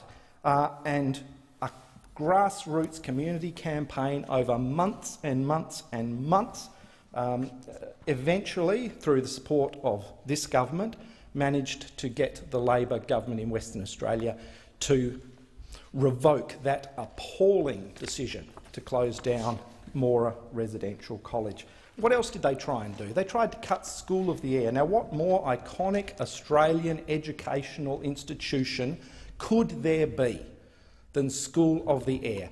but the Labor Party tried to cut it. I mean, it was an appalling act that left a relatively small number of students, but a very vulnerable and physically and sometimes technologically isolated group of students, vulnerable to a great deal of uncertainty as to their future schooling requirements. So I say this government is proud to stand on its record of choice and affordability in education. We are providing an extra $37.6 billion to schools in the school funding package. That means that funding for each student will grow, on average, by 62%. Funding for state schools will grow by 101%, and funding for non-state schools will grow by 70% over the life of the package. The package is sector-blind, will deliver choice and affordability for parents and students. It will allow schools to plan for the future, giving certainty to teachers and principals. The government is providing a record $309 billion investment in recurrent funding to all Australian schools from 2018 to 2029. The government spending is growing fastest for state schools at around 6.3% per student each year from 2019 to 2023. Compare this to per student growth of 5.2% in the non-government sector. By 2027, students with the same need in the same sector will attract the same level of support from the Commonwealth, regardless of state or territory where they live, their background, or the choice of school their parents made. This funding is needs-based and is designed to get the best results for students, parents and teachers. Now, all we do in this place, all the positive we do, such as record funding for schools, which this government is delivering, is based on one thing, and that is making sure the Australian economy is performing as well as it can. Without the Australian economy performing well, we do not have the tax revenue we need to fund schools, to fund the NDIS, to fund all those things that the Australian people think are worthwhile. And that is where this government has excelled. The Australian economy is growing at 3.4% in the latest figures, surpassing market expectations. 27 years of consecutive growth, Mr Acting Deputy President, 27 years of consecutive economic growth. The highest growth rate since 2012, and that was during the height of the mining boom. Now, this is what allows the government to deliver in terms of dividends for schools, for healthcare, for all those areas such as the NDIS, which I talked about, which create the society that we all enjoy living in. Now, on the education side, the real needs-based funding that is being provided grows. It grows consistently. It grows over the decade to come. Those opposite try to pretend that the growth isn't there or want to take their figures from a different base. But the fact that all Australians need to understand is that the funding will grow from $17.5 billion in 2017 to $31.9 billion in 2029. This is real, this is significant. This represents a step change for the education sector that provides the needs-based funding model that students who need support get the support, and will see investment in all parts of the school sector growing over the decade to come. Thank you, Mr Acting Deputy President. Thank you, Senator Brockman. Senator Faruqi. Thank you, Mr Acting Deputy President. I'm very proud to be the Greens spokesperson on education, because the Greens are the only party who will stand up for public education at every single opportunity. We are unashamedly the party of public education. We are unapologetic in our advocacy for well-resourced, world-class public education, from early childhood to schools and all the way to TAFE and university. I do want to thank upfront the Australian Education Union, the New South Wales Teachers Federation and the Teachers Federations in other states and territories for their advocacy and activism on public education. Their Fair Funding Now campaign is one we should all engage with and push for. 138 years ago, Henry Parkes created Australia's first comprehensive public education system in New South Wales, with the underpinning philosophy that every child, regardless of their family's wealth or poverty, irrespective of the religion practiced by their parents, and without prejudice for their level of ability, would have access to world's best schooling, egalitarian, secular, democratic. These principles and ideals still hold as true as they did more than a century ago. But for too long, both Labor and Liberal governments have done special deals with private schools that continue to see public schools severely underfunded and unable to meet even their basic needs. What a disgrace. This is not needs-based funding. This is not sector-blind funding. This is handing over hush money to those with the loudest voices to shut them up. The Liberal National Federal Government has slashed billions of dollars from school funding. If we don't make a big investment in public education right now, just 13% of public schools will have the funding they need to meet their minimum needs by 2023, while 65% of private schools will be overfunded. How is this fair? This is a national shame. On top of this already unfair system, non-government schools will get an extra $4.6 billion from their special deal with the coalition, while public schools will get no extra funding. It is incredibly disappointing that Labor has refused to rip up this deal. The Greens will keep pushing to reverse these deals and see our public system underfunded year on year, government after government. We can make sure that every public school receives 100% of the Schooling Resource Standard, or SRS, by 2023. Our students and teachers deserve nothing less. The Liberal government has restricted federal funding to 20% of the SRS for public schools. Under Labor's recent announcement, the Commonwealth will provide 22.2%. The Greens are pushing for 25% of SRS funding, with the Commonwealth working with states and territories to make sure that they contribute at least 75%. It is the only plan that will make sure that every public school gets 100% of their SRS by 2023. And the very real, on-ground, practical implications of this mean smaller class sizes, extra staff, more one-on-one support. This is good for students, teachers, and staff. 93% of public school teachers dip into their own pockets to buy stationery and classroom equipment. We can do much better. We have to do much better. The Greens want to invest $24.5 billion in our public schools over the next decade to finally ensure that they have the funding they need to offer world-class education. And we can fund this by reversing the coalition's income tax cuts that disproportionately benefit high-income earners. This will raise $13.4 billion over the next 4 years alone. The Greens' plan will fix the federal government's capital grants program so that every public school has the funds to build the learning and teaching facilities that they need. We must expand access to this program to public schools, which it doesn't currently have, and we must more than double the funding to $400 million per year.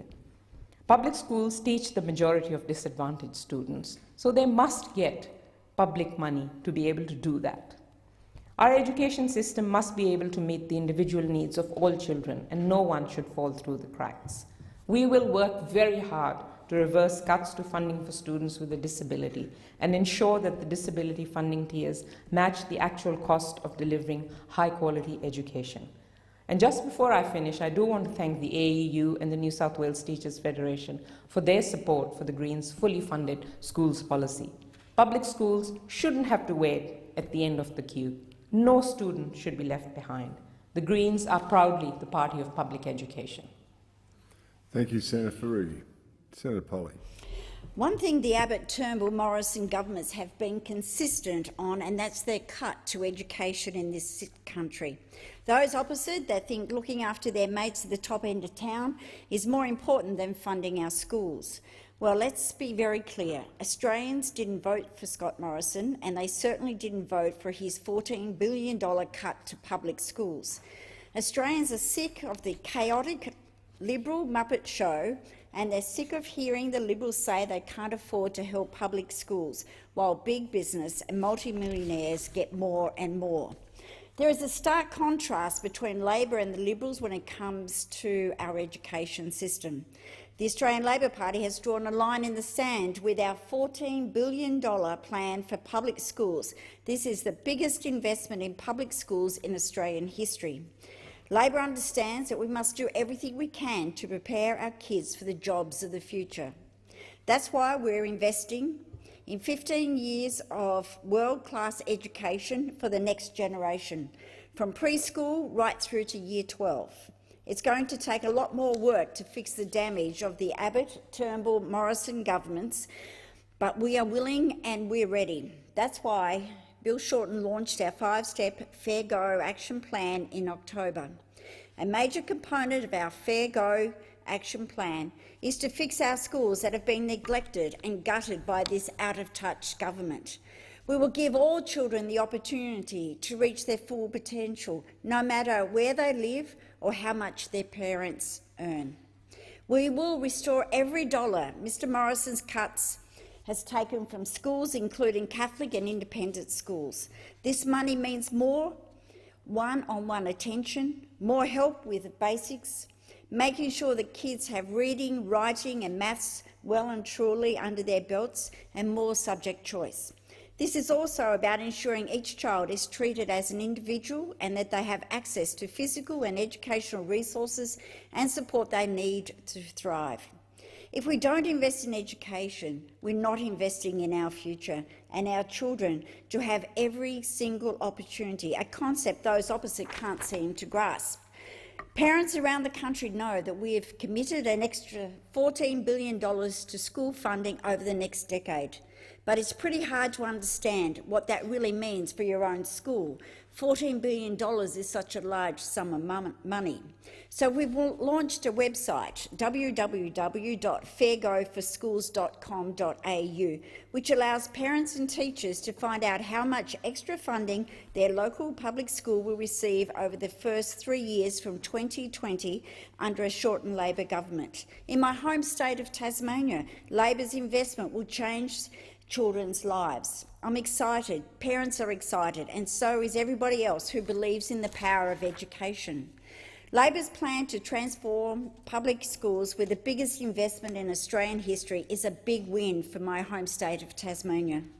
Tasmanian schools would get a massive $52 million extra funding for their schools over the first 3 years of Labor's plan. The extra investment will transform public schools in Tasmania so that every child gets the education they need for the best start in life. In Tasmania, Labor's extra investment is the equivalent of hiring an additional 130 teachers or 220 assistants. Labor's record school funding will ensure Tasmanian public schools get the money they need to give all students the best individual care and support that they need. Children who are struggling to get help they need to catch up, and gifted and talented children will have a chance to extend themselves. It will allow public schools, coding, the arts, vocational education. All of this will help not only our students but our teachers. In conclusion, it's time for a government that will put children first. If we don't invest in education, as I said, we're not investing in our future, and our children should have every single opportunity available to them. Governments have a responsibility to make sure our public schools are funded and resourced and that they serve the community's needs. Mr Morrison and the Liberals are not up to this task. They've proved that with their cuts that they've done, whether it was under Abbott, Turnbull or Morrison. The only thing that they've been consistent on is cutting education along with health. So I call on them, call on the Prime Minister. You're obviously not up to the job. Your government is dysfunctional. There's so much infighting. You should be calling an election and you should be calling it now. That's what the Australian people want. Your time has expired. Senator Dean Smith. Thank you very much, Mr Acting Deputy President. Well, there's clearly been a breakdown in communication between Labor Party senators and Labor Party people in other parts of the state, other parts of the country. Clearly been a breakdown. Just in the last little while, the Federal Minister for Education has issued a press release saying that he has now signed the National Education Reform Agreement with the Labor State Education Minister in Western Australia. Let me read from it. dated the 3rd of December 2018, today a media release from Dan Tehan, the Federal Minister for Education, saying the Morrison government has ensured better outcomes for West Australian school students by delivering a record $32.3 billion of school funding and reforms to the education system paid for by our plan for a stronger economy. So much agreement between the Labor State Education Minister in Western Australia today and the federal coalition government led by Scott Morrison that Mr Dan Tehan, the Federal Minister for Education, even applauded the cooperative way in which Sue Ellery, the State Education Minister, the State Labor Education Minister, conducted the negotiations with him. From the media release, what did Dan Tehan, the Federal Minister for Education, say about the Labor State Education Minister? And I'm quoting now, "I thank the WA Education Minister, the Honourable Sue Ellery, for the cooperative way she has worked with the federal government to ensure that record funding flows to WA schools." There we go. Who would have thought? There we go. Now, something's clearly happening. Labor senators on the other side of the chamber are either telling porkies, apologies to pork and pigs and those sorts of things, or they're clearly got a different view of the world from those people who are already in government in Western Australia responsible for funding schools. So there we have it. I mean, I've got a few more minutes to fill. I mean, I could end it there. I think that is powerful demonstration already that Labor senators in this place are interested in playing politics. If they were interested in a serious debate about education, they might have started with a very honest assessment about their performance when they were in government. They might have reminded us of the $16.2 billion Building the Education Revolution program. Some of us know it as the School Halls program. Now, what's interesting about that is that program delivered $6 to $8 billion in rip-offs and rorts. That's what Labor did. That was Labor's education policy. That was Labor's education outcome. You might even remember Labor's program called the Rewards for Great Teachers National Partnership. I wish I was the Education Minister. I would have a program like that. Great Rewards for Great Teachers National Partnership was the name of the Labor program. And what they thought they would do is give $10,000 to outstanding teachers in the community. I think that's noble. I went to a state school. I went to Mirrabooka Senior High School. I had fantastic teachers. I'd like a program like that. How many teachers across the country were the recipient of $10,000 worth of needed money through the Rewards for Great Teachers National Partnership? How many? Senator O'Neill, would you like to take a guess? Senator Hanson, would you like to take a guess? Address your comments to the Chair. Not one teacher. Not one teacher. And finally, because I do want to talk about the great things that the coalition government has been doing with regards to education funding, you might remember that Labor promised $1 billion worth of computers in schools. $1 billion worth of computers in schools. Sounds like a very, very noble idea. But what we saw consistently under the previous Labor government was an incapacity to design programs, fund programs and implement programs. And so what we saw with regards to that program was a $1.4 billion blowout, a cost to taxpayers. So Senator O'Neill is quite right to run off random names of candidates in seats across the country, trying to argue that they're out there trying to draw people's attention to education issues and education funding issues. And she's right, and they would be running around pretty hard because Wales electors particularly, Senator O'Neill is a New South Wales senator, New South Wales electors particularly will quickly come to realise that what Labor says it will do is not what Labor does.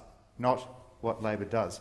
I was interested to hear about Senator Polly sharing with the Australian Senate Labor's commitment to a historically large investment program for education. Well, let me tell you how that large, historical, significant education program is going to be funded. Labor's 7 deadly taxes. Labor's 7 deadly taxes. A $20 billion tax on mum and dad investors, a $13 billion extra tax on capital gains tax for all assets, a $22 billion tax on wages, courtesy of Labor's plan to reimpose the deficit levy, a $22 billion tax on family businesses, a $25 billion tax on the saving we're already putting into our superannuation, $65 billion in higher taxes on Australian businesses. And if that's not bad enough, I know what you're thinking. Senator Smith, that's 6, that's not 7 deadly taxes from Labor. And the 7th one, of course, is perhaps the cruelest of them all, Labor's retiree tax. There's no doubt this coalition government has funded at historically high levels better education funding, giving families greater choice and families flexibility. Not just funding state schools, but increasing the funding to independent, to Catholic and to state schools. And what does that look like? This government, the coalition government, is providing an extra $37.6 billion in stronger, better education funding. That represents a 62.6% increase for every student on average. For every student in the country, on average, a 62.6% increase. And it's funded by a government that is about to deliver a surplus, not a government that is going to impose taxes on ordinary families and small businesses. Thank you, Senator Smith. Senator Hanson. Thank you very much, Mr Acting Deputy President. I've only got 2 minutes to speak on this, so anyway, every parent, wants the best education for their child. And last year, this chamber passed approximately $23 billion in funding for education, and they're still calling for more funding to go into it. How much is enough? Now, I'll tell you now, it's not about more money being thrown at it. It's all about having the quality of teachers and the curriculum that is being taught to these kids.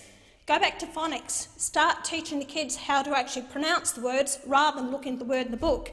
Another thing is calculators. No kids can do their tables. They wouldn't even know how to add up their tables or know their times tables. We've got them in front of computers, in front of calculators, and they don't know how to actually respond to reading. We're in the lowest around the world of these educational standards. Now, I went at high school and I was in a class of 54. There was no problem with education. I actually went and topped the class. After I saw that I wasn't near the top, I was coming about 5th or 6th, and then I realised that I needed to work harder to get top of the class. So bring back in placing in the classrooms. Here you have now, you've got 4-year-olds, you've got the 4-year-old preschoolers who are now debating about bringing the refugees off Nauru. These are teachers with their own socialist agendas that are pushing it on 4-year-olds who would have no idea what this is all about, and they're saying that it's all right to do it. It's absolutely ridiculous. And I'll tell you another thing too. Years ago, when I was actually in Parliament, I had 2 lecturers from the university come to tell me that they are being told how to teach. If they don't follow the curriculum of the university and how they teach the kids, they were going to lose their jobs. This has been happening in our educational system, and I've been speaking to teachers who are going through it, trying to get their degrees, are saying that if you don't head down the path of their socialist agenda, you will not get your passes. Now, it's an absolute disgrace that some of these teachers that we now have in our classrooms are flat out being able to teach the kids. They don't even know how to even English at their level. You know, this is where we need to get back to actually ensuring that we have good teachers in our classrooms. It's not about throwing more money at it. We never had that years ago when we were growing up. There's been so much waste of money in the educational sphere that we actually need to get back to having the capable teachers of doing it. And the older teachers are the ones that have got the educational levels. The young ones coming through, like I said, and I'm not knocking all these young ones coming through, I think they have great intentions, but I am in fear of those ones who have this socialist agenda and the way they teach our kids. And in our classrooms, they're told how to head down a line of political correctness, what political party they should be voting for and who they should be supporting. I think it's disgraceful. Keep the politics out of the classrooms and the teacher should have no place in telling the kids what to do. Get back to phonics, get back to do the times table and get back to the basics. And that's what One Nation is doing in New South Wales under the leadership of Mark Latham, where he's saying remove the political bias content from the English curriculum. Your time has expired and the time for the discussion has expired, so I shall now proceed to the consideration of documents. The documents are listed on page 5 of today's order of business. Senator Seward. Thank you, Mr Acting Deputy President. I seek leave to take note of document 13, the Auditor General, which is document 1, number 13, the Auditor General's report of 2018-19, the performance audit, the disability support pension. And it seems appropriate that we are discussing this on International Day of Disabled People, given that this is an audit around access and the way the Department of Social Services and Human Services are handling the disability support pension. In fact, it's a follow-on audit from a previous audits. And it is a pretty damning report about the way the Department of Human Services and the way the Department of Social Services has been handling aspects of the disability support pension. Just to put this in context, I, as the spokesperson on Family and Community Services, are responsible for the Greens for all the programs around income support. So I'm also responsible for the DSP in terms of looking at it and the way it's implemented. So I get a lot of complaints into my office, particularly lately, about the slowness in the application process, people waiting for a very long time. And when I ask at estimates about that, I'm told, oh no, Senator, that's not the case, there's not a long waiting time, that just must be an outlier. Well, of course, this throws light on this issue. It talks about the fact that if you've got an application over 84 days, the processing time takes over 84 days, it's taken out of the calculations of their performance. Fancy that. Now that explains why the department can seemingly try to get away with the fact that they don't have a problem with waiting times in terms of assessment processes and what is actually happening on the ground. Furthermore, people say, well, we've been told no in our application, but they get no detail about that. And what does the audit find? Is that there's insufficient reasons given to people, reporting given to people. So the report says, in conclusion, social services and human services use data and information from multiple sources to drive performance improvements in the DSP program. The exception is that internal-external performance measures are not fully effective. It also finds that Human Services does not comprehensively monitor if officers are communicating the reasons for access decisions to DSP applicants in a timely and accurate manner. Well, I can tell you they are not, because those are the complaints that we are getting into our office. People don't know why they are being rejected.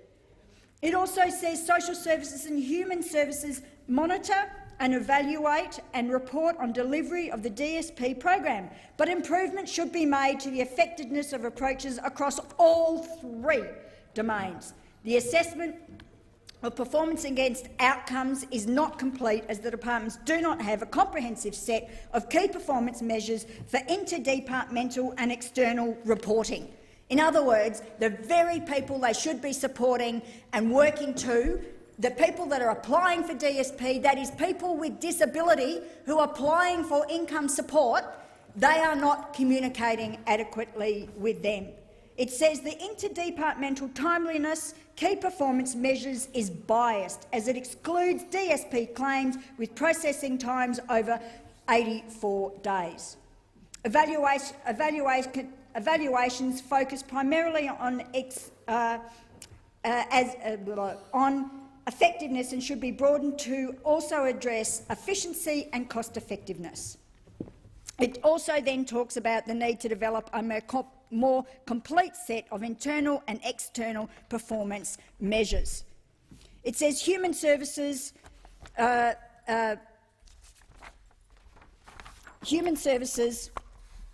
the department are not adequately addressing these issues. It also goes on to say the latter evaluation drew upon data from only the first 9 months of evaluation. This is looking at the internal review of the impairment tables. Remember when the impairment tables, which is a whole other issue, were changed, which excludes a lot of people.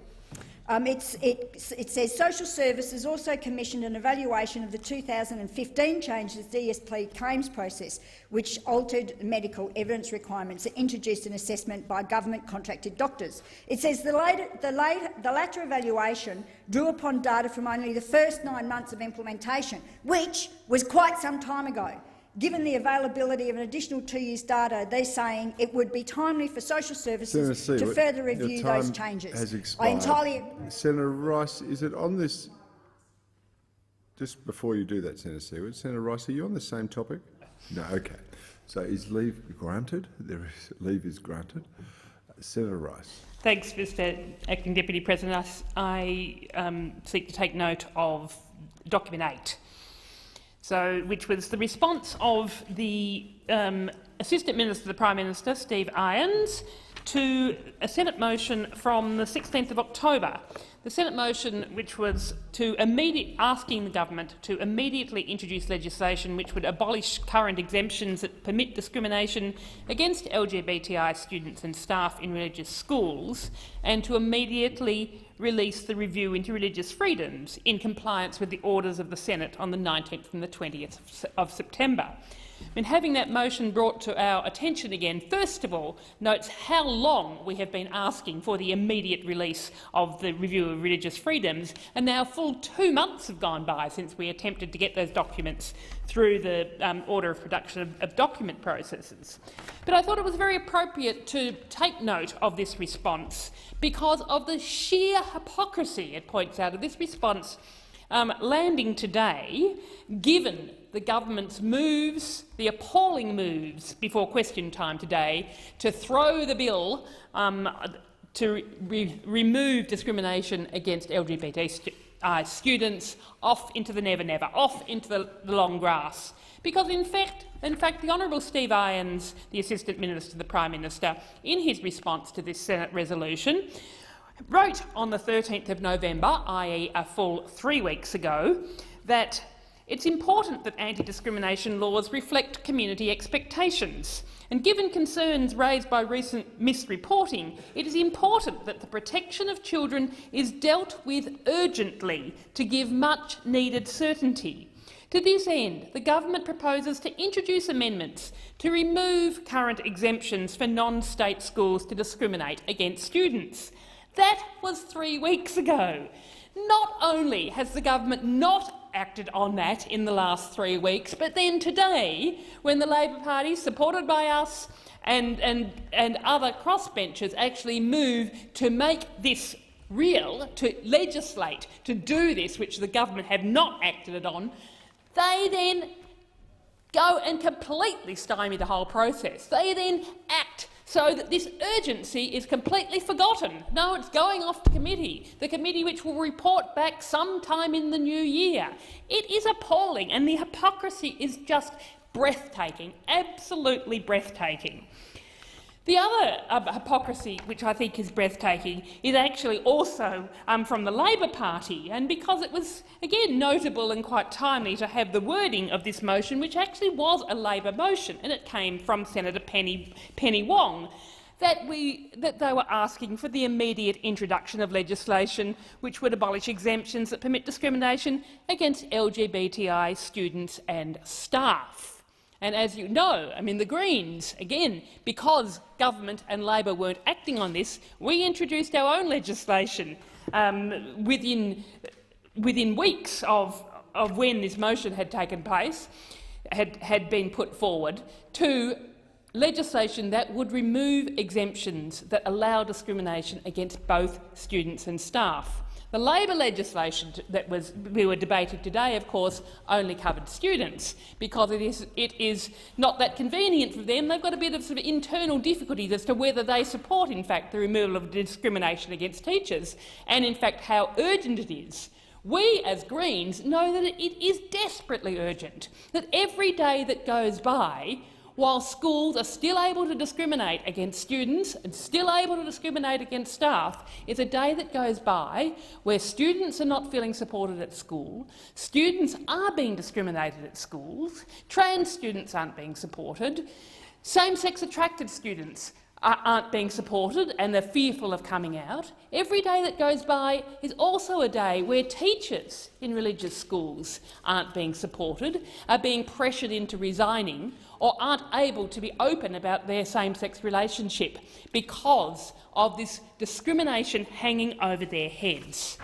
I think it is very notable that today, when we have had this complete uproar and this complete debacle that has ended up with this urgent motion suddenly not being urgent at all, this urgent issue not being urgent at all, to be reminded of how just 6 weeks ago it was urgent from both the government and it was urgent from the Labor Party as well to be acting to remove discrimination against lesbian, gay, bisexual and transgender students and staff in schools. The Greens still think it's urgent and we will be acting to keep that urgency. The question is the motion moved by Senator Rice be agreed to. Those of that opinion say aye, against say no. I think the ayes have it. The ayes have it.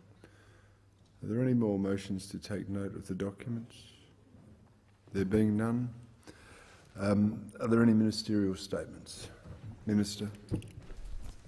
Mr Acting Deputy President, I table a document relating to the order for the production of documents concerning Tourism Australia. Thank you, Minister. Are there any further ministerial statements? There being none, I'm advised there are no committee memberships. There being none. The President has received messages from the House of Representatives forwarding the following bills for concurrence: Federal Circuit and Family Court of Australia Bill 2018 and Federal Circuit and Family Court of Australia Consequential Amendments and Transitional Provisions Bill 2018. Minister. I move that these bills may proceed without formalities, may be taken together and be now read a first time. The question is that motion be agreed to. Those of that opinion say aye, against say no. I think the ayes have it. The ayes have it. Clerk. Federal Circuit and Family Court of Australia Bill 2018, Federal Circuit and Family Court of Australia Consequential Amendments and Transitional Provisions Bill 2018. Minister. I table revised explanatory memorandum relating to the bills and move that these bills now be read a second time, and I seek leave to have the second reading speeches incorporated in Hansard. Is leave granted? There being no objection, leave is granted. In accordance with Standing Order 1153, further consideration of these bills is now adjourned to 15 of April 2019.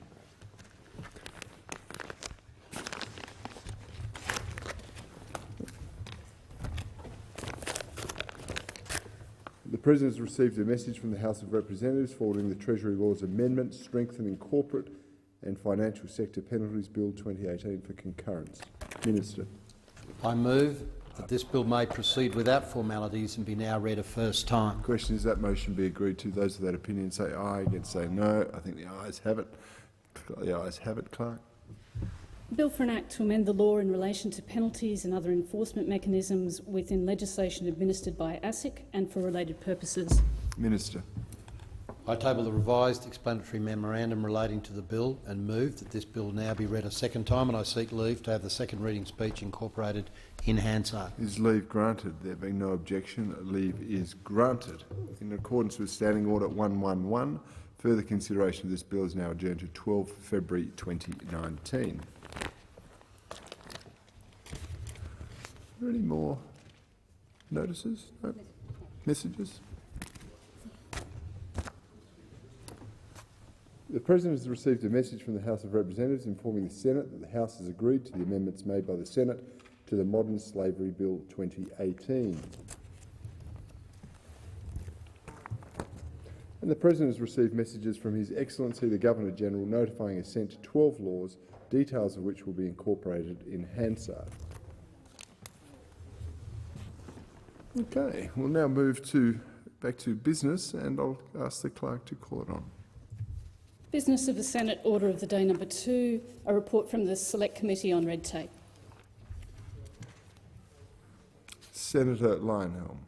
Mr Acting Deputy President, I present the final report of the Red Tape Committee on the effective policy and process to limit and reduce red tape, together with a Hansard record of proceedings and documents presented to the committee. I seek leave to move a motion in relation to the report. Is leave granted? There being no objection, leave is granted. Senator Lionhelm. I move that the Senate take note of the report. Mr Acting Deputy President, the Select Committee on Red Tape was established in October 2016. I chaired the committee. The committee has tabled interim reports on the effect of red tape on the sale, supply and taxation of alcohol, tobacco retail, environmental assessment and approvals, pharmacy rules, health services, childcare, occupational licensing and private education.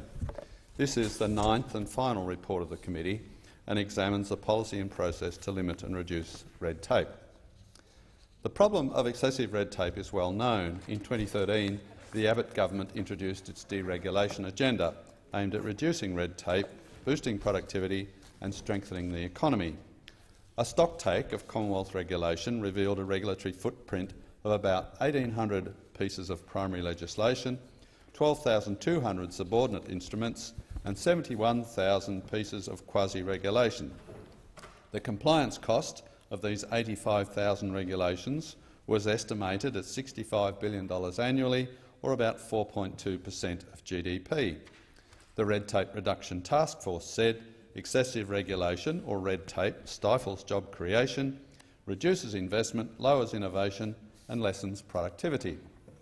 The Productivity Commission estimated that regulatory compliance costs could be as high as 4% of GDP, and savings from removing inefficient regulation could be up to 1.6% of GDP.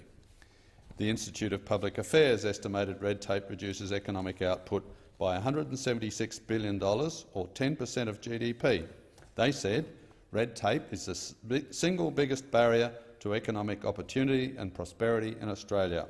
Its cost includes all of the businesses which are never started, the jobs never created and the pay rises which never materialise because of red tape. The deregulation agenda involved 18 policy measures, including omnibus repeal days. In 2014-15, parliamentary sitting days were set aside for the repeal of unnecessary or redundant legislation and regulations. But in 2015, the Australian Chamber of Commerce and Industry published its 3rd red tape survey, showing that regulatory burden continued to concern businesses. The majority of respondents said the amount of red tape had increased over the past 12 months. The IPA submitted that, despite the deregulation agenda, the scale and scope of regulation has expanded, with more than 107,000 pages of regulation introduced since 2013. The majority of this regulation has been created through subordinate legislation, instigated, as it put it, by an unelected administrative state which is gradually eroding the rule of law. The Australian Small Business and Family Enterprise Ombudsman said that reducing the quantum only addresses part of the problem. It said the churn has its own costs here as well. For small business, changing, even if you're taking 2 out and putting 1 in, itself is a problem. The Council of Small Business Organisations argued that the focus should not be on volume but on having good regulation and good regulators. The Council noted that there had been at least 8 red tape busting task forces formed and reformed since the 1980s, plus any number of committees within and between government departments, plus the same number of committees and task forces and forums at the state and territory levels.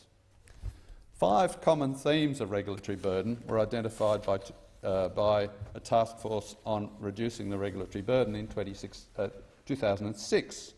These were excessive coverage, including regulatory creep, overlapping and inconsistent regulatory requirements, regulation that is redundant or not justified by policy intent, excessive reporting or recording requirements, variations in definitions and reporting requirements.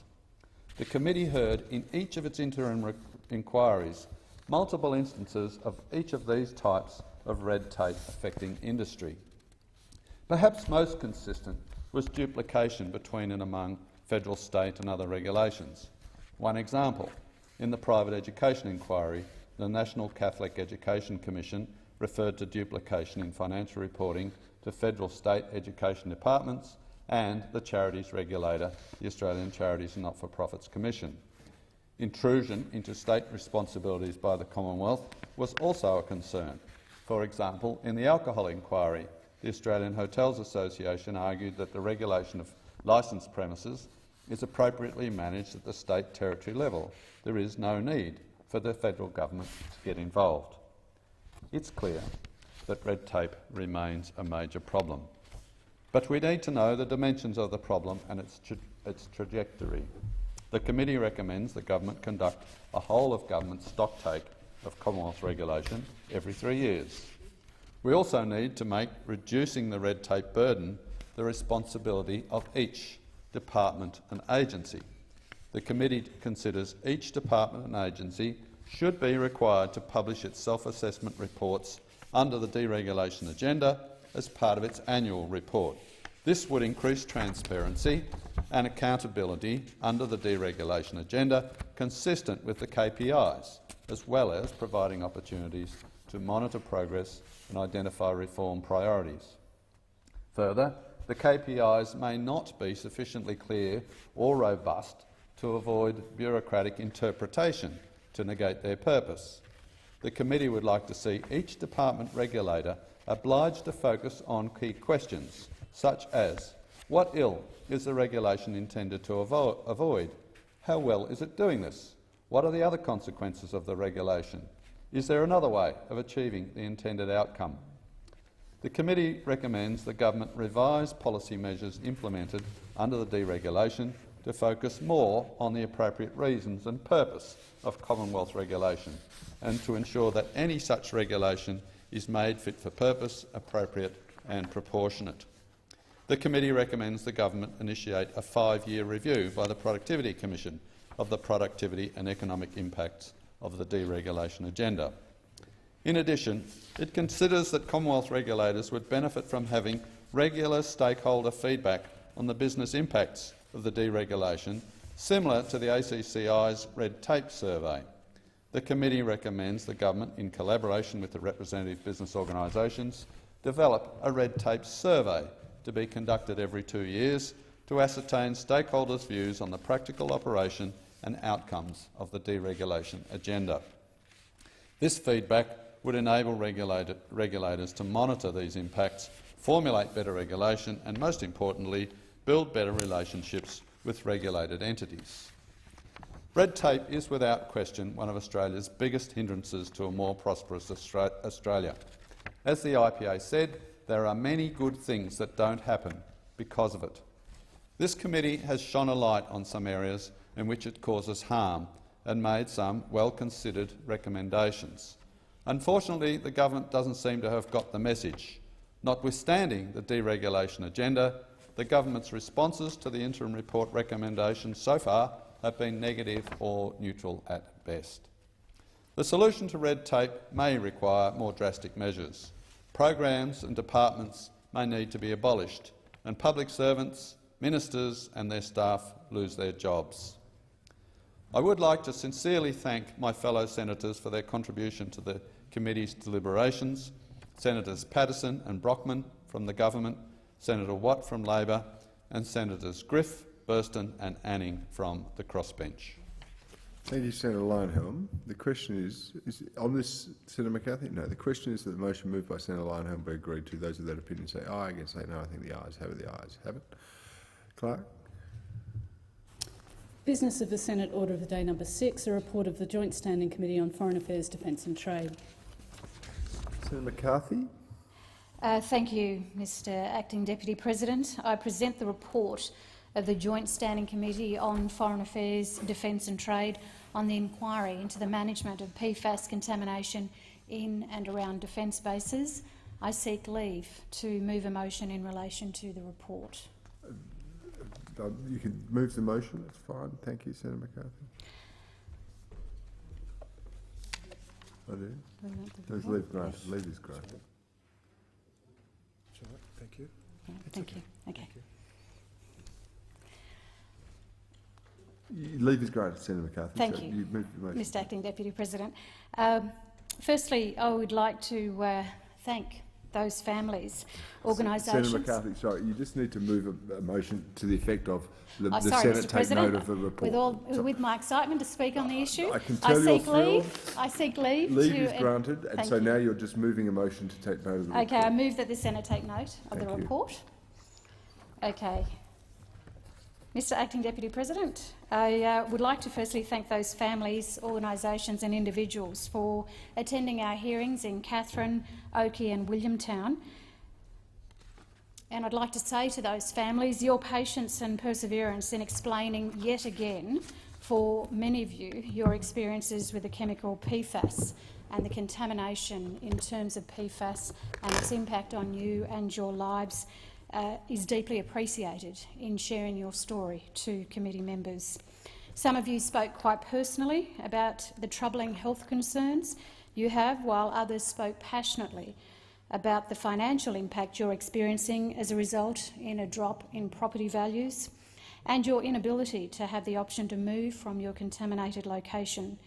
Some of you gave evidence that you do not wish to move at all, but would appreciate the financial ability to stay. The committee heard evidence on the anxiety around a lack of coordination, in particular between government agencies, both at a state and federal level. It's why the committee has strongly recommended the establishment of a coordinator general role in order to do exactly that, to coordinate and to provide, and then that the role should include providing ongoing monitoring of PFAS levels in all management areas using a range of sampling methods and publish the results as soon as practicable in a publicly accessible format. That the coordinator general role should provide leadership to drive effective, transparent and consistent responses to PFAS contamination at sites across the country.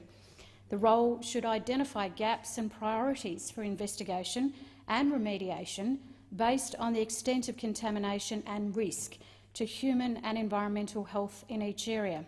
The role should also work across portfolios and with state, territory and local governments to overcome barriers to cooperation, coordinate actions and to clearly communicate outcomes and advice to the public, and to provide a national point of contact and accountability for the government's response to the PFAS issue, including annual reporting to the Parliament. Mr Acting Deputy President, consistently we heard in each of those three locations, Oakey, Williamtown and Katherine, the concerns around coordination. Certainly in the Katherine region in particular, there was major distrust in relation to coordination, in particular across all three areas, distrust with defence. And the committee took evidence that that trust contributed largely to the fact that defence is seen as the contaminator in terms of the product, PFAS, emanating from defence onto properties and water in surrounding areas. So as a result, we've highly recommended the coordination and recognise that defence can't be seen to do everything, yet it must do a consistent amount. However, there has to be an even higher level of accountability in terms of having this particular role recommended in our report. I take this moment as well, Mr Acting Deputy President, to mention the role of my fellow Labor colleagues on the committee, Meryl Swanson MP, Sharon Clayton MP and Senator Claire Moore. And I personally, as Deputy Chair of this subcommittee, appreciated their expertise and advice in those respective areas where we went to gather evidence and to listen. And I also take the time to acknowledge the Chair, Andrew Laming, who I worked with very closely throughout our 7 and 8 months working on this. It was incredibly difficult to listen to the stories of families who are deeply traumatised in some cases and deeply affected by the impact of this chemical on them.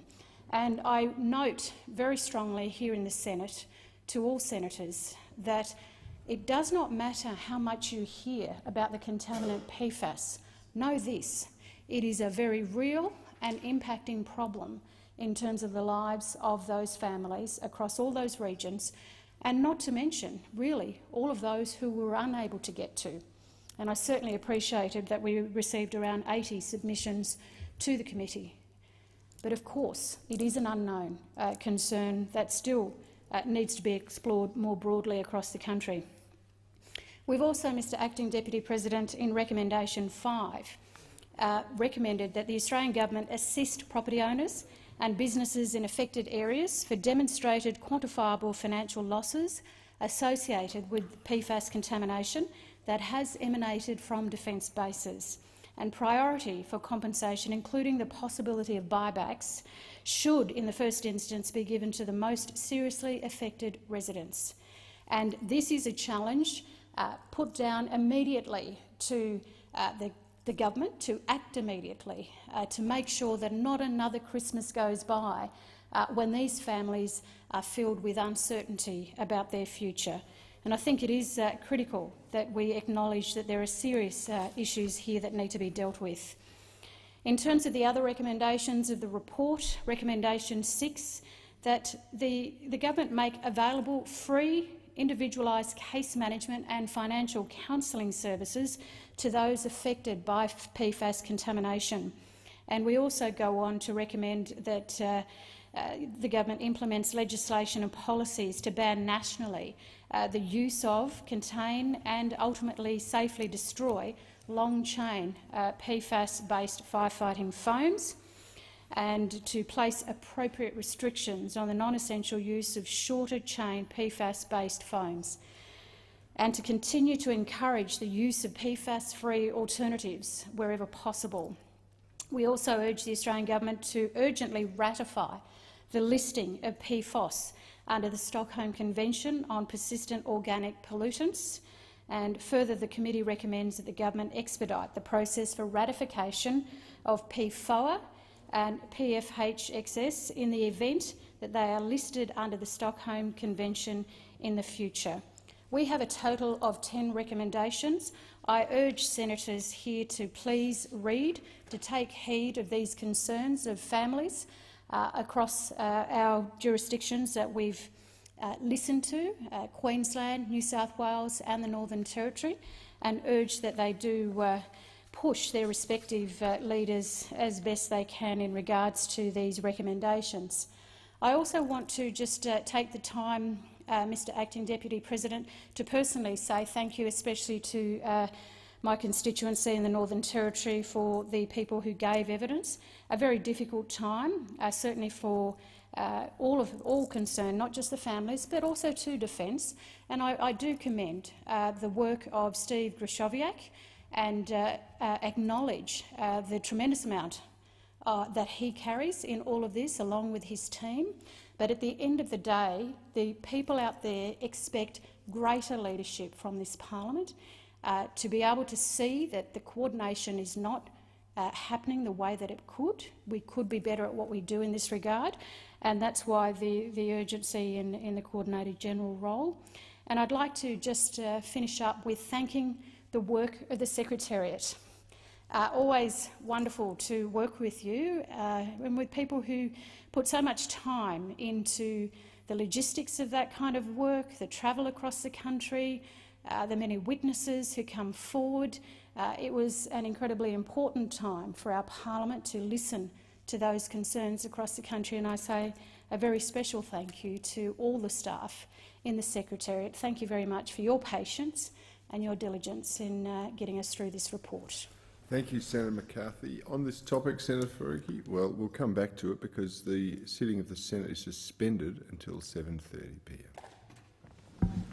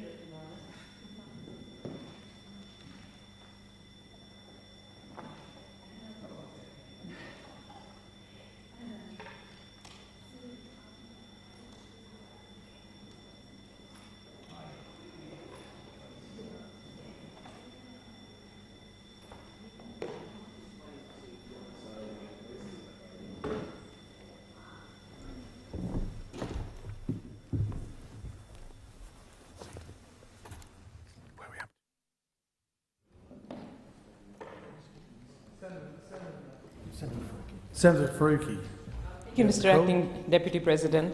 I rise on behalf of the Greens to speak on the report of the inquiry into the management of PFAS contamination in and around defence bases, which was tabled earlier today.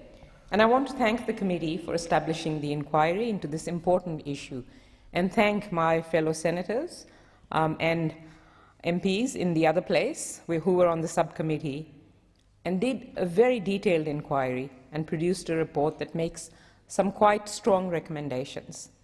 Thank you also, as always, to the committee secretariat, who do such a wonderful job of organising the hearings and all the work that happens behind the scenes to make sure that we have all the information to produce a report that is useful and can hopefully be used effectively.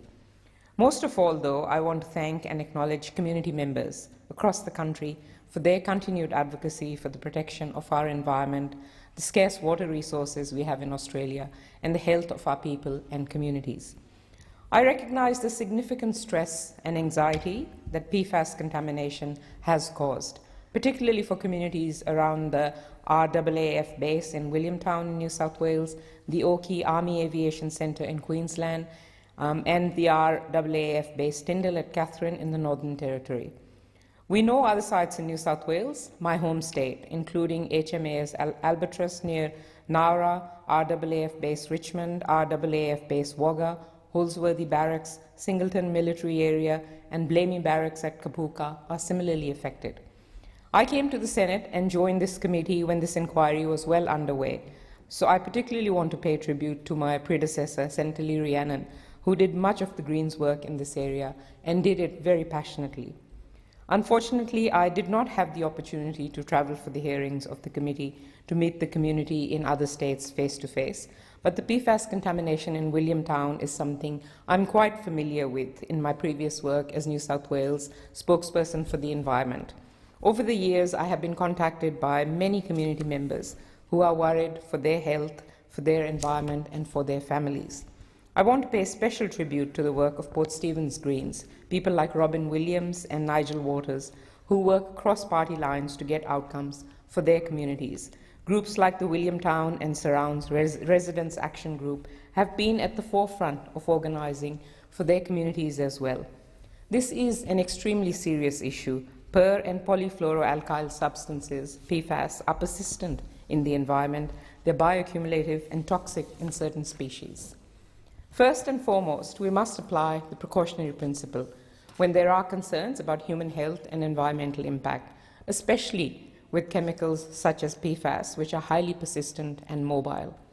The precautionary principle demands that preventative action be taken in the face of uncertainty, that if there are threats of serious and irreversible environmental damage, lack of full scientific certainty should not be used as a reason for postponing measures to prevent damage to human health or the ecosystem.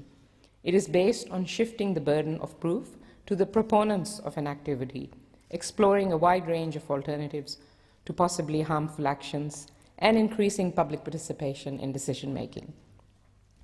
The Royal Australasian College of Physicians, in their submission to the Australian government, established expert health panel to advise on the potential health impacts associated with per- and polyfluoroalkyl substances, recommended that the current Australian Environmental Health Standing Committee advice is likely to be confusing for the public. It weakens approaches that apply the precautionary principle when advising the public about food and water consumption at sites potentially contaminated with PFAS. They advocate for a change to the National Health Advice that incorporates the latest international evidence for adverse human health effects. The Australian Greens recognise that there is a need to provide accurate advice to communities about the health impacts of PFAS contamination, and that the Commonwealth Government needs to do more to ensure the most up-to-date advice and information is provided. Reading the submissions, it is clear that this issue has had a significant effect on people's mental and physical health. People have had to delay their retirement and actually increase their work hours because of this huge financial impact. Others talk about stress, anxiety, depression, even cancers, heart attacks, and pregnancy loss, and developmental issues with children. This is not a simple issue, but community consultation has to be the cornerstone of resolving these matters. And by community consultation, I don't mean a tick-box exercise in consultation. I mean consultation that is genuine, that is extensive, that is proactive, and that is transparent. It must consider and actually incorporate the input from the community in outcomes and responses. It should not have taken years of community campaigning of Defence to be accountable for the contamination that it had caused. The failure of Defence to take responsibility for this matter may have had significant health and social implications for communities. As noted in the report, the United States Environmental Protection Agency wrote to the Australian government 18 years ago to draw attention to the long-term risks of PFOS to human health and the environment. But existing stocks of the product continued to be used by Defence until at least 2011. Consistent with the polluter pays principle, Defence has an obligation for all costs associated with testing, containment, remediation, as well as compensation of affected people. I do want to talk about buybacks. The government has decided that there will be no property buyback scheme. This is unacceptable. The reality is that the effects of PFAS contamination are not known yet, and we know that some properties will be significantly affected. There are no options but for compensation to include buyback. The government is responsible for the pollution. The Australian Greens strongly encourage the Commonwealth Government to urgently develop a buyback program for properties where contamination is significant. This issue is not restricted to Defence properties either. Other federal government properties, as well as properties formerly owned by the federal government, such as airfields and former Defence sites, should be fully investigated by the Commonwealth Government. I want to highlight one case at Tamworth. The Tamworth Regional Council has spent up to $150,000 on containing PFAS contamination impacting Tamworth Airport and nearby waterways. When asked why the federal government wasn't paying for the costs, the local member, the Honourable Barnaby Joyce, said, and I quote, "It will cost billions and billions and billions of dollars to do so across our nation, and that is why the government needs to make sure they've got the information right before they start spending that sort of money." Well, we do have that information right. While the federal government equivocates, having known about the potential harm that PFAS can cause, for 18 years, local communities pay the social and financial cost. That's unacceptable. The committee has made some strong recommendations, including providing leadership to drive effective and transparent responses to PFAS contaminations, including monitoring, identifying gaps, priorities for investigation, and to upscale investment in the containment of PFAS blooms. This should be done by appointing a Coordinator General to coordinate a national response and providing a national point of contact. The committee has recommended that the Australian government assist property owners and businesses in affected areas through compensation, including buybacks, as well as free individualised case management and financial counselling services. We've also recommended legislation and policies to ban nationally the use of long-chain PFAS-based firefighting foams and contain and ultimately destroy these safely where they still exist. The Australian government should urgently ratify the listing of PFAS under the Stockholm Convention on Persistent Organic Pollutants. If the government cares about the community, if they care about our environment, they should urgently accept and implement the recommendations of this report. They don't have to wait for months to provide a response. The community has waited long enough. Communities have suffered for long enough. It's time to take concrete action to help them. And it's time to take that concrete action now. Thank you, Senator Faruqi. Senator Moore. President, I want to just make a few comments on this report this evening, and I know people will want to talk on this into the future because of the importance of this particular issue, but I want to take up from where Senator Faruqi has left. It's absolutely time. Mr Acting Deputy President, since I've been in this place, there have been a number of inquiries into the issues around PFAS, and we have become very familiar with the people who've come forward to give evidence on the issue. In fact, in some cases, in the recent series of inquiries, we found people who'd given evidence 3 and 4 times about the impact of this particular issue on them personally, on their businesses and on their community.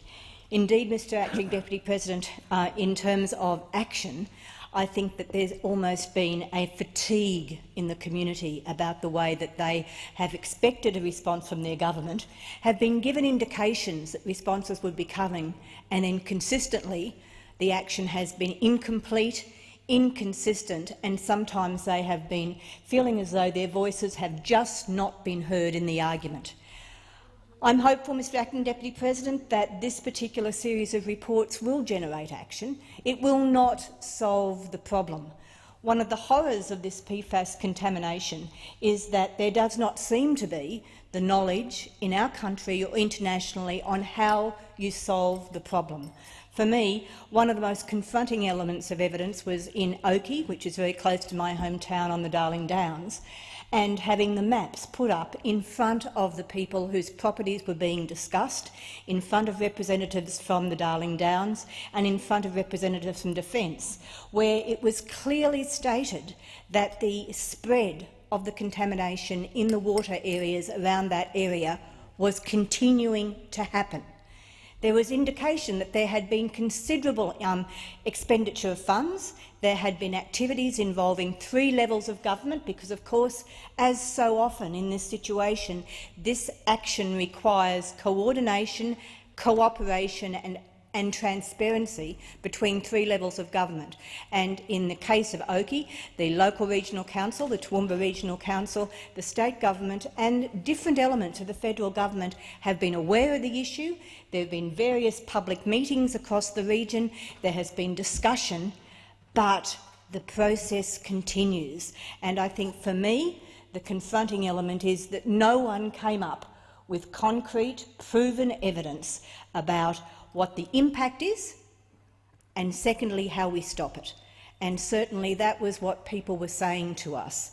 They expressed to us their pain, they expressed to us their frustration, their anger, and also they didn't have clear life plans either, Mr Acting Deputy President.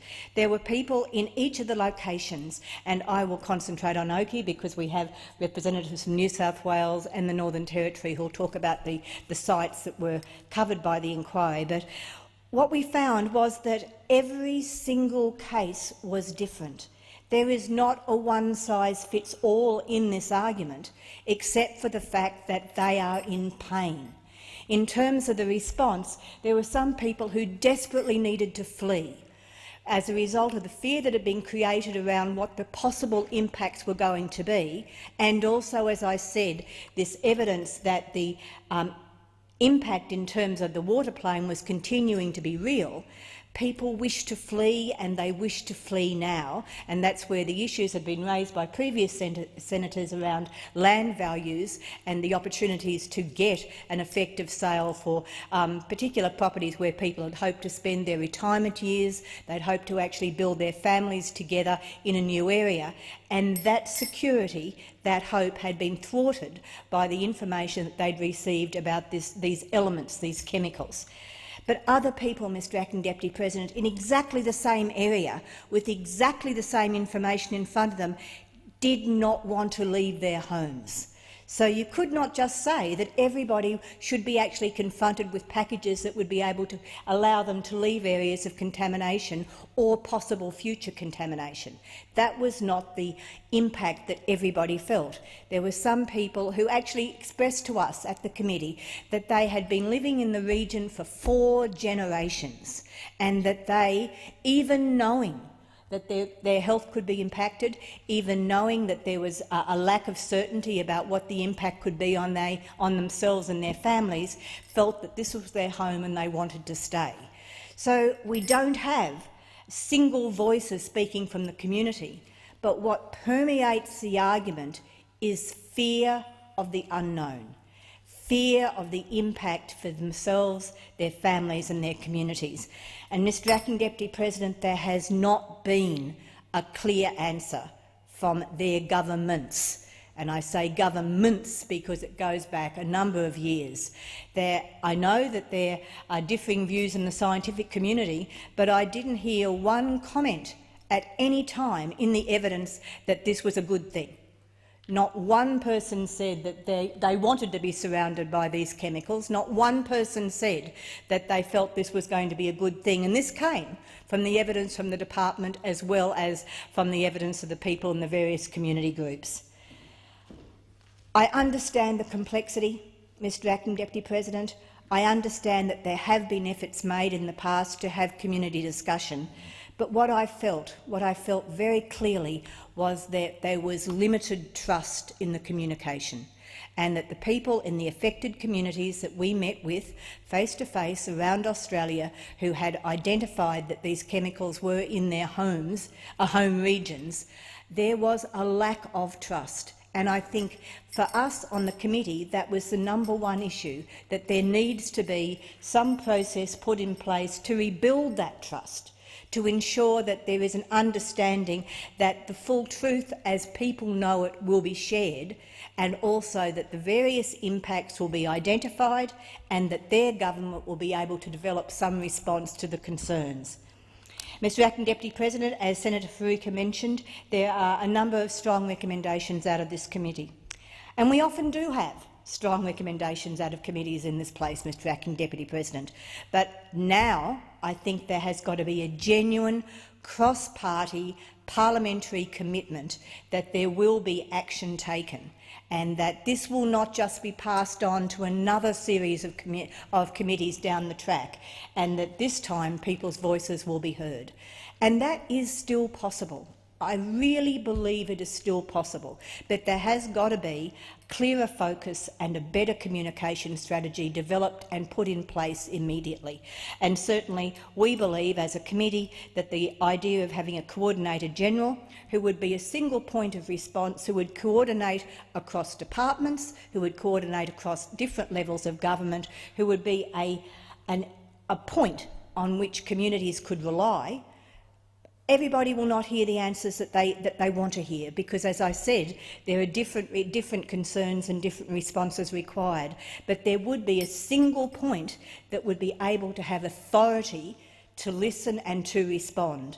And from our observations through the public hearings and also through the written evidence, that is not in place now.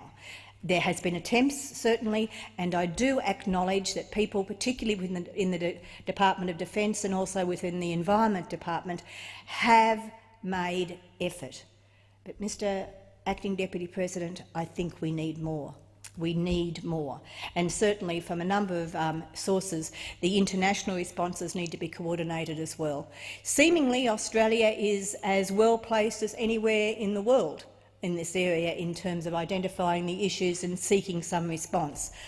I have expectation that there is scientific knowledge that can be gathered together to look at what we do next. But this is not getting better. And as I said, those maps continue to haunt me. It is not getting better. And we need to find a way that we can identify what we can put in place to allay the concerns and the fears, and to ensure that the communities are not feeling abandoned. And that continues after, I'm not sure how many inquiries there have been on this issue, but there still is a sense of abandonment in the community about the response that they believe that they should have from their government. Mr Acting Deputy President, I do want to acknowledge the commitment and the courage and the resilience of the people who came to us and gave their evidence. We as a committee feel as though that their voices were listened to, but we need to ensure now that there's genuine response, coordination of response, and that so valuable element of ensuring that there's a sense of trust between those who have been impacted and those who, for whatever reason, and no one claims that there's been criminal intent, but chemicals have been put in place which are impacting on Australians' lives. And as with Senator Faruqi, I say it's time to actually put an action plan in place. Thank you, Senator Moore.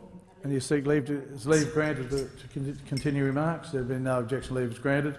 Any further senators are required to make comment on the reports? If not, I'll call a clerk.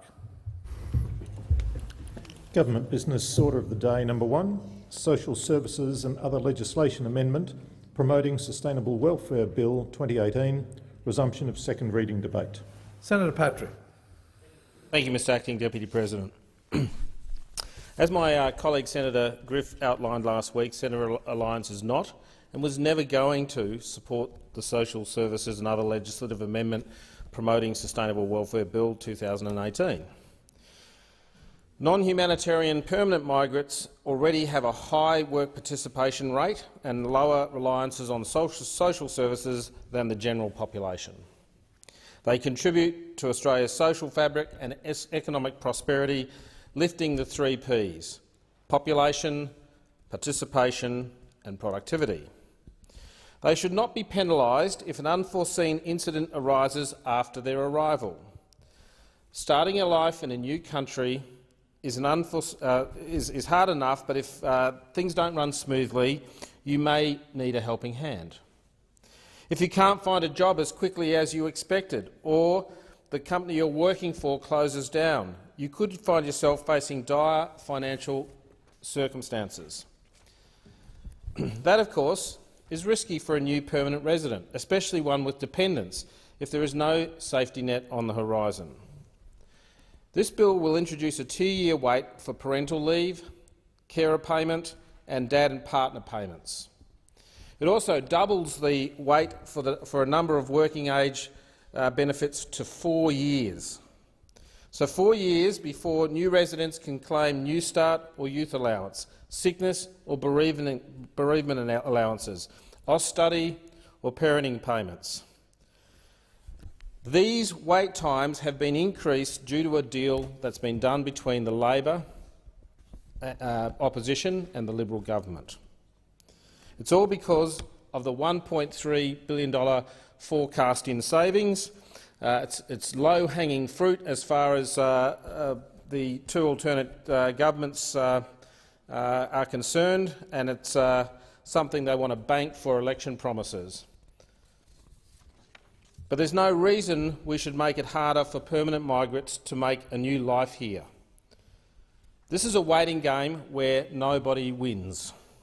Instead of taking this decision based on any sound policy grounds, the government is treating new migrants as an easy source of revenue and savings, with no consideration of the impact such a move might have on individuals and their families. As a matter of fact, on the proposed changes to the eligibility for the Family Tax Benefit A, we think this is the first time Australia has discriminated in the way it taxes permanent residents. As pointed out during the inquiry, this could set a dangerous precedent which could be extended or applied to other sections of the Australian society. Once we take this step, there's no guarantee other Australians won't be targeted down track. For example, a future government could decide to deny family tax benefits to people under a certain age. It may also decide to extend newly arrived waiting periods, newly arrived residents' waiting periods from 4 years to 5, or even 10, or exclude recent migrants from government-provided health or education altogether. For many migrants, their only safety net within this waiting period is the special benefit payment, which is paid at the New Start or Youth Allowance rate. The payment is for people who cannot claim any other benefit, and successful claimants can then also access a limited range of other benefits. Many claims for the special benefit payments are rejected, and many will continue to be rejected under this bill, despite its changes, leaving migrants to suffer financial hardship due to circumstances that may well be well beyond their control. They will fall through the cracks, either because they don't qualify for or don't even know about the special benefit payment. Most, if not all, newly arrived residents aspire to become citizens. We should not be throwing obstacles in their path. We should be doing what we can to make sure they establish a successful life here in Australia and get a helping hand as needed to ensure they do indeed prosper and contribute to Australian societies. Thank you. Thank you, Senator Patrick. Senator Lionholm. Thank you, Mr Acting Deputy President. I rise to indicate the support of the Liberal Democrats for the Social Services and Other Legislation Amendment Promoting Sustainable Welfare Bill 2018. It's a bill that delays the eligibility for welfare of migrants. Of course we support this because it is Liberal Democrats' policy. Inch by inch, in recent times, the government has been quietly introducing the Liberal Democrats' migration policy. That is because the Liberal Democrats' migration policy is eminently sensible. The Liberal Democrats believe that migrants should have to meet health, criminal and character tests, as is the case now. But on top of that, they should have to pay an entry fee to reflect the fact that they have not contributed to paying for the infrastructure that they will soon enjoy. That's been paid for by other Australians via their taxes. The government has moved towards this by increasing existing visa charges. By charging migrants for entry, we will increase the productivity of migrants, as those who have no hope of recouping the entry fee by getting a well-paid job will be dissuaded from coming. Another element of the Liberal Democrats' migration policy is to remove the eligibility to welfare for migrants other than refugees. This will further increase the productivity of migrants, as it will further dissuade those who have no hope of getting a well-paid job from coming. Those migrants who are confirmed to be refugees don't come here by choice, so they should not be subject to an entry fee or restrictions on access to welfare. I am in favour of Australia's refugee program, provided we accept refugees who have nowhere else to go and are keen to integrate. For this reason, I oppose Senator Anning's amendment, which attempts to restrict the existing access to welfare for genuine refugees. Migrants have made a huge contribution to Australia in the past. In the future, their contribution could be even greater, and their entry welcomed by incumbent Australians. But that is far more likely if we continue down the path of the Liberal Democrats' migration policy to further improve the productivity of migrants. Thank you, Senator Leyonhjelm. Senator Rice. Mr Acting Deputy President, this bill is a shocking attack on multicultural Australia, a shocking attack on people who are migrating to Australia expecting that they are here to contribute and expecting that in return that they will be treated as equals, expecting that the Australian values of a fair go for everyone will apply for them too. This bill is attacking all of that. This bill, by making migrants wait 4 years before they are eligible for New Start, is essentially relegating them to being second-class residents. They've got to wait 4 years for New Start, 4 years for a low-income healthcare card, 4 years before they can access bereavement allowance, and 4 years before they can access a parenting payment. We have got a culture in Australia of welcoming migrants. We have been built on migrants. Other than the first Australians, everybody in Australia has got a history of migration to this country. And one of the wonderful things about our migrant basis is that everyone is welcome for who they are, regardless of their background. That is the theory. That's what we pride ourselves on, of welcoming people from all over the world. They come here, we treat them as equals, everyone works hard, does their best and reaps the rewards of being Australians. But yet, by making people having to wait these extraordinary long periods for welfare payments, it is cutting out one of the critical parts of our social welfare net, and it is saying that new migrants to this country are not eligible to the same benefits that Australians are, regardless of the fact that they are here, they have been welcomed here, in theory, to be equal with the rest of us, treating migrants as second-class citizens. Look, I must admit it's actually what I've come to expect from this government. This government, with their agenda of racist dog-whistling, of attacks on migrants, of attacks on multiculturalism, it's what we've come to expect. But the absolutely appalling thing is that Labor are supporting this bill. Labor, who call themselves the party of social justice, call themselves a party that support welfare safety net, call themselves a party that supports multiculturalism, they have done a deal to support this legislation.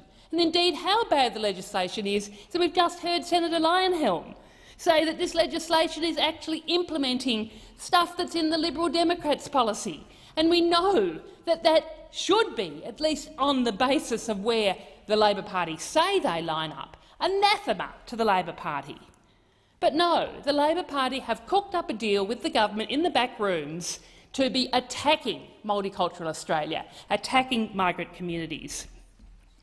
And this deal has got consequences. They're attacking them, but what it means is that people who arrive here with the best of intentions, skilled migrants, or people arriving here with the expectation of work, they can find themselves out of work very easily through no fault of their own. It may be that the employer that they had lined up, they might work for them for a while and that employer goes bust. And whereas the rest of us are then able to rely on New Start to be able to find access to other work, they can't. They are left with no income coming in at all.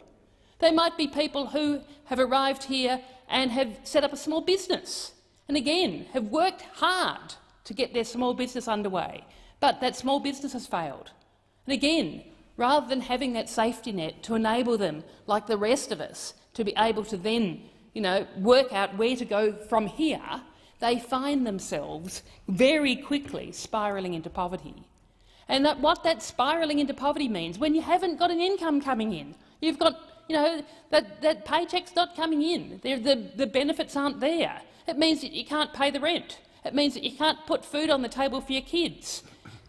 And you can't pay the rent, you can't put food on the table for your kids. You are then, at huge risk of ending up being homeless, huge risk of the impact of children of living in poverty. I mean, this bill was roundly slammed in the Senate inquiry, and the worst aspect of this bill, although there have been substantial amendments, the worst aspect of this bill still remain. And some of the, what was in the submissions to the bill's inquiry, it just shows what the expectations from the welfare sector, the people who are working with migrants in this, who are likely to be put into these circumstances, what they think the impacts are going to be. And the Asylum Seeker Resource Centre said the bill would impose unnecessary hardship on individuals and families and may impact the ability of people to be self-sufficient if they are not adequately supported in their early years of their arrival. And they said the changes will impact the demand on the social services sector in Australia, as waiting periods to access the welfare payment system are extended and in some cases introduced. People may face destitution and homelessness and will turn to the social services sector, placing greater demand on an already stretched sector. And the Asylum Seekers Resource Centre know what they're talking about, because they've been picking up the pieces for many years now of people who have been left without any other support, people who have come to this country who deserve our support, but yet they haven't been getting it. The Asylum Seeker Resource Centre have been the ones left picking up the pieces, and they are fearful that there are going to be even more demand on their services, even more demand on charity. That's not how we should be running our welfare system. That's not the way that the Australian that I know and love works. The Australia that I know and love actually thrives by knowing that we have got a really good safety net that people can fall back on when times get tough. The Federation of Ethnic Community Councils Australia said that they believe that the proposed bill would impose considerable hardship and create an underclass of migrants who find themselves facing dire financial circumstances as they try to settle into Australia. And they went on to say that they strongly believe that providing support for people in the early stages of their journey is critical to ensuring that they are able to fully establish their lives in Australia. Of course, we know, however, that when Labor then had done their deals in the back room and decided that they were supporting the government's bill, FECA decided to come out and say, oh, well, they were actually happy with it, until their constituents told them that no, they weren't. And FECA, the Federation of Ethnic Communities Council, had to do a bit of a backflip and an about-face and say, well, actually, on looking at this amended bill, it's actually still really bad. It is actually still going to have the impacts that they were worried about, and they are now calling on Labor to not support this bill because of the impacts that it's going to have on ethnic communities right across the country. And the Labor Party is saying that, oh, well, we had to do a deal. But no, they didn't. No, they did not need to do such an appalling deal that is going to put people's well-being at stake. I mean, if it's because of the impact of what maintaining a really good welfare safety net means for newly arrived migrants, if it's because what that's going to cost to the budget, may I suggest to the Labor Party that there are many other ways to be gaining that money. I mean, first of all, just looking at the big end of town and getting a few more of them to pay their fair share of tax. To be looking at the companies, the massive numbers of companies, the huge big businesses in Australia that don't pay any tax at all. Just looking at the fossil fuel, the rebates to fossil fuel companies and the fuel tax rebates that they get. Billions and billions of dollars that we could be bringing in if we actually had a much fairer tax system. But instead, we are picking upon the people who are most in need. We're picking on the people who are least able to fight back for themselves, because these newly arrived migrants, they haven't got their lobbyists in here sort of doing the rounds of trying to get all of the good deals that suit them. No, they haven't got the big donations that are giving to both the Labor and the Liberal Party to do big deals that suit them. No. So they are the ones that the people that this bill is affecting are the people at the bottom of the pecking order who are just being shafted. Rather than having a fair system, and rather than having something that, just for a relatively modest amount of continuing that investment, we could continue to have a welfare system that works, that means that you don't have the problems of people being left homeless, people being left in poverty. And that affects us all. And the impact of people who have got no income coming in, who find themselves homeless, who find themselves with nowhere to live, who find themselves on the streets. That is not good for us. That is not good for Australia as a society. It's not good for their kids going to school hungry. It's not good for their kids actually not even being able to sometimes even get to school. It's not good for any of us to have this increasing inequality. There is so much evidence that what we need to be doing to be creating a thriving, prosperous society is to be reducing inequality. But measures like this are increasing inequality in Australia. And again, Labor say that they are all about reducing inequality, but that's just what they say. And this is a classic example of the Labor Party saying one thing and doing another. And it's just what we are going to we will expect, that if, as is expected, we have a change of government the next election, we turf this appalling mob out, we have a shortened Labor government, I think we can expect that they are going to be saying one thing and doing another. They'll talk about social justice as they are cutting welfare payments. They will talk about trying to create a more equal society as they are taking actions like this that are actually increasing inequality. It's exactly what you're going to be able to expect from a shortened Labor government. Well, the Greens are going to continue to fight. We are going to continue to fight for everybody in our society, regardless of how long they've been here, regardless of their background, regardless of their ethnicity. We are going to continue to fight for fairness. We're going to continue to fight for justice. We're going to continue to fight for equality. And by doing that, we are certainly not going to be supporting this bill tonight. Senator Cecilia. Thank you, Acting Deputy President, and I thank senators for their contribution, and a number of senators, including the opposition and crossbench, who have indicated their support for this bill. Australia's welfare payment system is designed to support Australians who are most in need. This government understands that making responsible decisions to keep welfare spending in check now is the best way to maintain our welfare payment system for future generations. This government also understands the role the welfare payment system plays in encouraging self-reliance and independence for all Australians. Through this bill, the government is making sensible changes that will promote the sustainability of Australia's welfare payments system, encourage self-reliance for those who can support themselves, and better target assistance to those most in need. Australia is a proud and successful multicultural nation. There is no doubt that migrants make a valuable contribution to both our society and our economy. It is a long-standing expectation that skilled and family migrants who choose to come to Australia to enjoy all the opportunities our nation has to offer should support themselves when they first arrive. The changes in this bill reflect this expectation. This bill will encourage new migrants to be self-sufficient while providing appropriate safeguards for those who are more vulnerable. This bill extends existing waiting periods to 4 years for working age payments like New Start allowance and parenting payment, and certain concession cards, including the low-income healthcare card. This increase will apply to new migrants granted a permanent visa through the skilled and family streams of the migration program on or after 1 January 2019. There will be no changes to the existing waiting period for carer payment, which will remain at the current 2 years.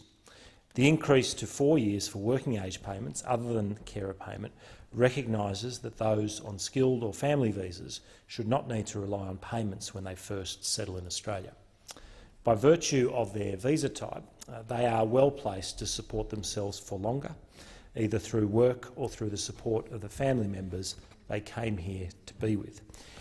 Importantly, there will continue to be a safety net through access to special benefit for people who experience a substantial change of circumstances and are no longer able to support themselves as planned.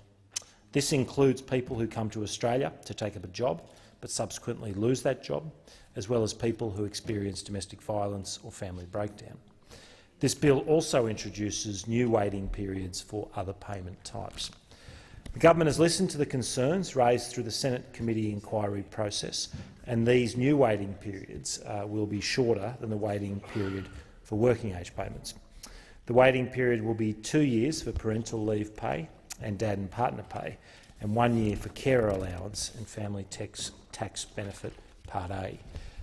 These arrangements reflect the nature of these specific payments and provide a more proportionate increase for payments that do not currently have a waiting period. In order to maintain support for those who need it most, there will be no waiting period for family tax benefit Part B. This will allow single-parent families or those who have one main income earner to be supported as they balance their work and caring responsibilities. In recognition of their often vulnerable circumstances, people who come to Australia on orphan relative or remaining relative visas will not be subject to the new waiting period arrangements and will have no increase in their waiting period. New Zealand citizens on a special category visa will also not be affected by these changes. They will continue to have immediate access to family payments as per the existing rules and will have no increase to their existing waiting period for concession cards. The government is also maintaining the current range of exemptions from the waiting periods. This includes exemptions for humanitarian entrants and their families, in recognition that this cohort is generally not in a position to plan to support themselves financially before coming here. Carer visa holders who have come to Australia to care for a relative that is unable to access other care options will also continue to be exempt from the waiting period for carer payment. Migrants who become a single parent after coming to Australia and who no longer have the support, financial and otherwise, of a partner will continue to be exempt from the waiting period for principal carer payments, including New Start allowance and parenting payment. As previously mentioned, there will also continue to be an exemption from the waiting period for special benefit for others who experience a substantial change of circumstances and find themselves in hardship. There will be no changes to this exemption, which will continue to provide protections as per existing arrangements. These exemptions provide a comprehensive safety net for people who are less able to support themselves or who are no longer able to support themselves for reasons beyond their control. These new arrangements strike a balance between promoting a sustainable welfare system that encourages self-sufficiency and providing a safety net for those in need. By reinforcing and strengthening the expectation that migrants should be self-reliant when they first arrive in Australia, the bill will improve the long-term sustainability of the welfare payments system for future generations. The bill also includes measures that are designed to make the family assistance system fairer, simpler and better targeted. The government is making the income test taper rate for family tax benefit Part A consistent by replacing the current taper rate rules, which apply two different taper rates to different families with the same income above the higher income-free area with a consistent 30% taper rate. In addition to making the income test taper rates consistent, from 1 July 2019 the government is also increasing the higher income-free area from $94,316 to $98,988.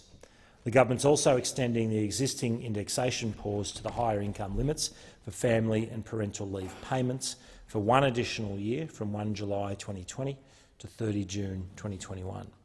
This pause on indexation will apply to the new increased family tax benefit Part A, higher income free area, as well as the family tax benefit Part B, primary earner income limit. The pause on indexation for the income limits for parental leave pay and dad and partner pay will also be extended as part of this measure. These changes combine to create a simpler and better targeted family assistance system. Through this bill, the government is legislating a number of measures that improve the long-term sustainability of Australia's welfare payments system.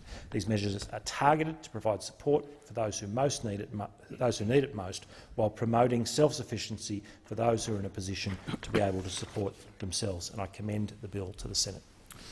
The question is that the bill be now read a second time. Those of that opinion say aye. Those against say no. I think the ayes have it. Division required. Ring the bells.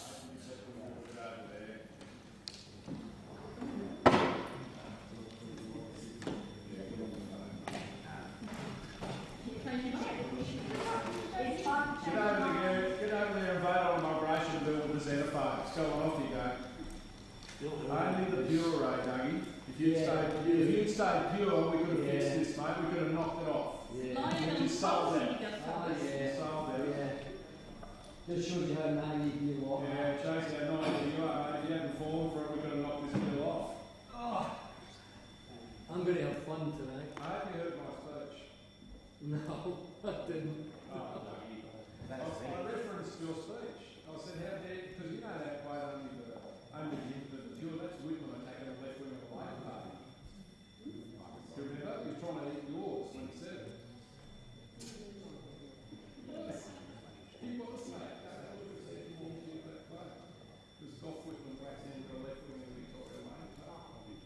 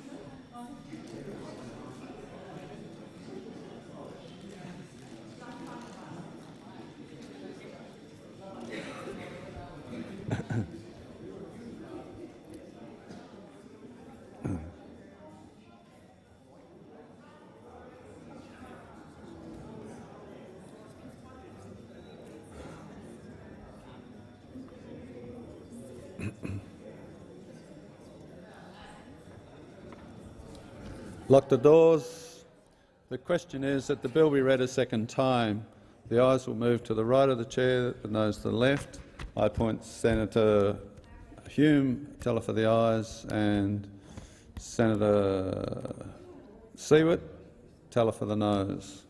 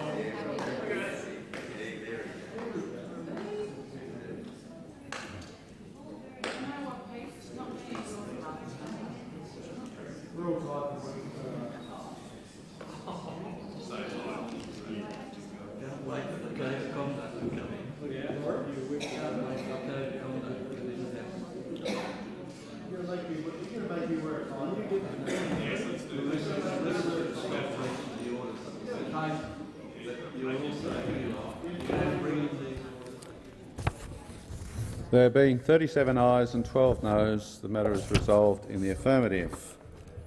The Senate will resolve into committee. Clerk. A bill for an act to amend the law relating to social security, farm household support, family assistance and paid parental leave and for related purposes.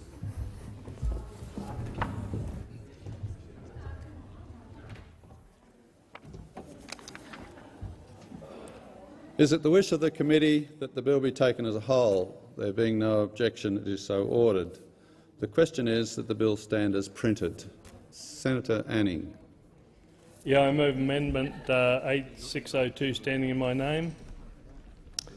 Chair, amongst other provisions, the Schedule Services and other legislation amendment promoting sustainable welfare bill. Senator Anning. Do you wish to move all of the provisions on sheet 8602 together? Yes, I do. All right. Is leave granted? There being no objection, leave is granted. Go ahead, please. Bill 8602, seeking to extend the waiting period for welfare proposed for new migrants. I congratulate the government on seeking to adopt my proposal to this. However, unfortunately, I have to advise that the current bill misses the mark. The existing government bill commendable cracks down on welfare collection by recent arrivals in the general migration category. However, it very obviously neglects to address the problem of the so-called refugees, who are in fact the main offenders. Unlike the migrants of earlier generations who came here to work and prosper, all too many of those who trek across the world posing as refugees go through one safe country after another, simply looking for the most generous welfare handouts. Accordingly, I have moved the amendment to this bill to assist the government to target the main class of welfare seekers who wash up on our shores. In 2017, the Department of Social Services fact sheet advised that there were nearly 300,000 recent migrants in all categories relying upon work-age income replacement welfare. Since that time, with runaway levels of immigration, we can be reasonably confident that the numbers have increased substantially. As a percentage of immigrants, that number is staggering and stands in stark contrast to the nation-building post-war Europeans who came here to work in our factories and fields and to help build the Snowy scheme. A 2017 report on longitudinal survey of so-called refugees from the Rudd-Gillard boat people area who arrived here in 2013 showed that 5 years later 88% still relied on welfare payments as their main source of income. So much for self-reliance there. In 2011 study for the Department of Immigration and Citizenship found that so-called refugees were far more likely to be in receipt of Centrelink payments than other immigrant streams, with 85% of purported humanitarian migrants relying on welfare, in contrast to 28% of skilled migrants.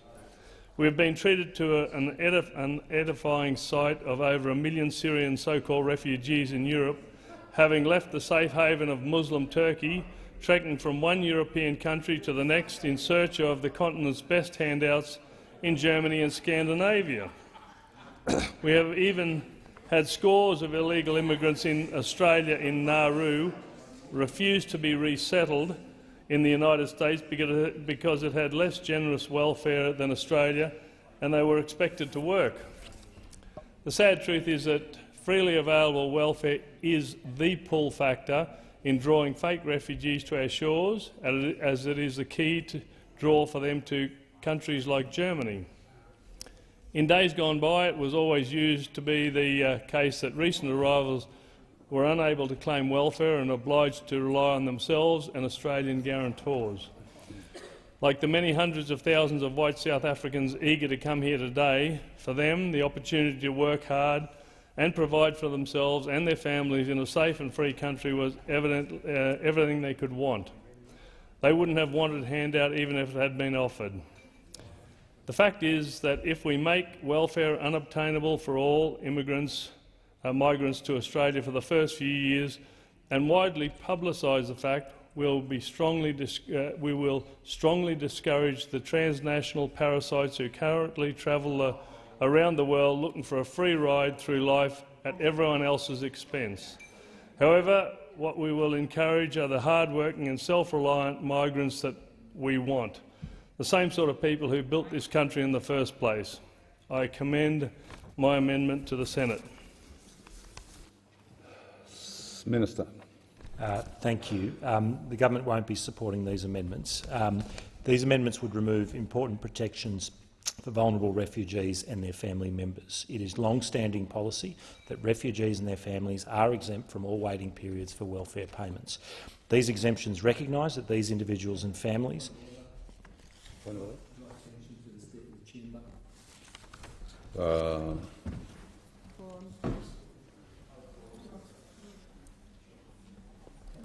Quorum? Yeah, call quorum.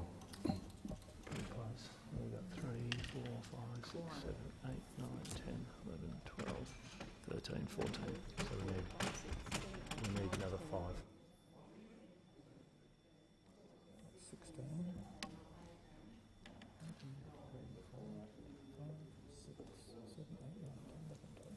15, 16, 17, 18.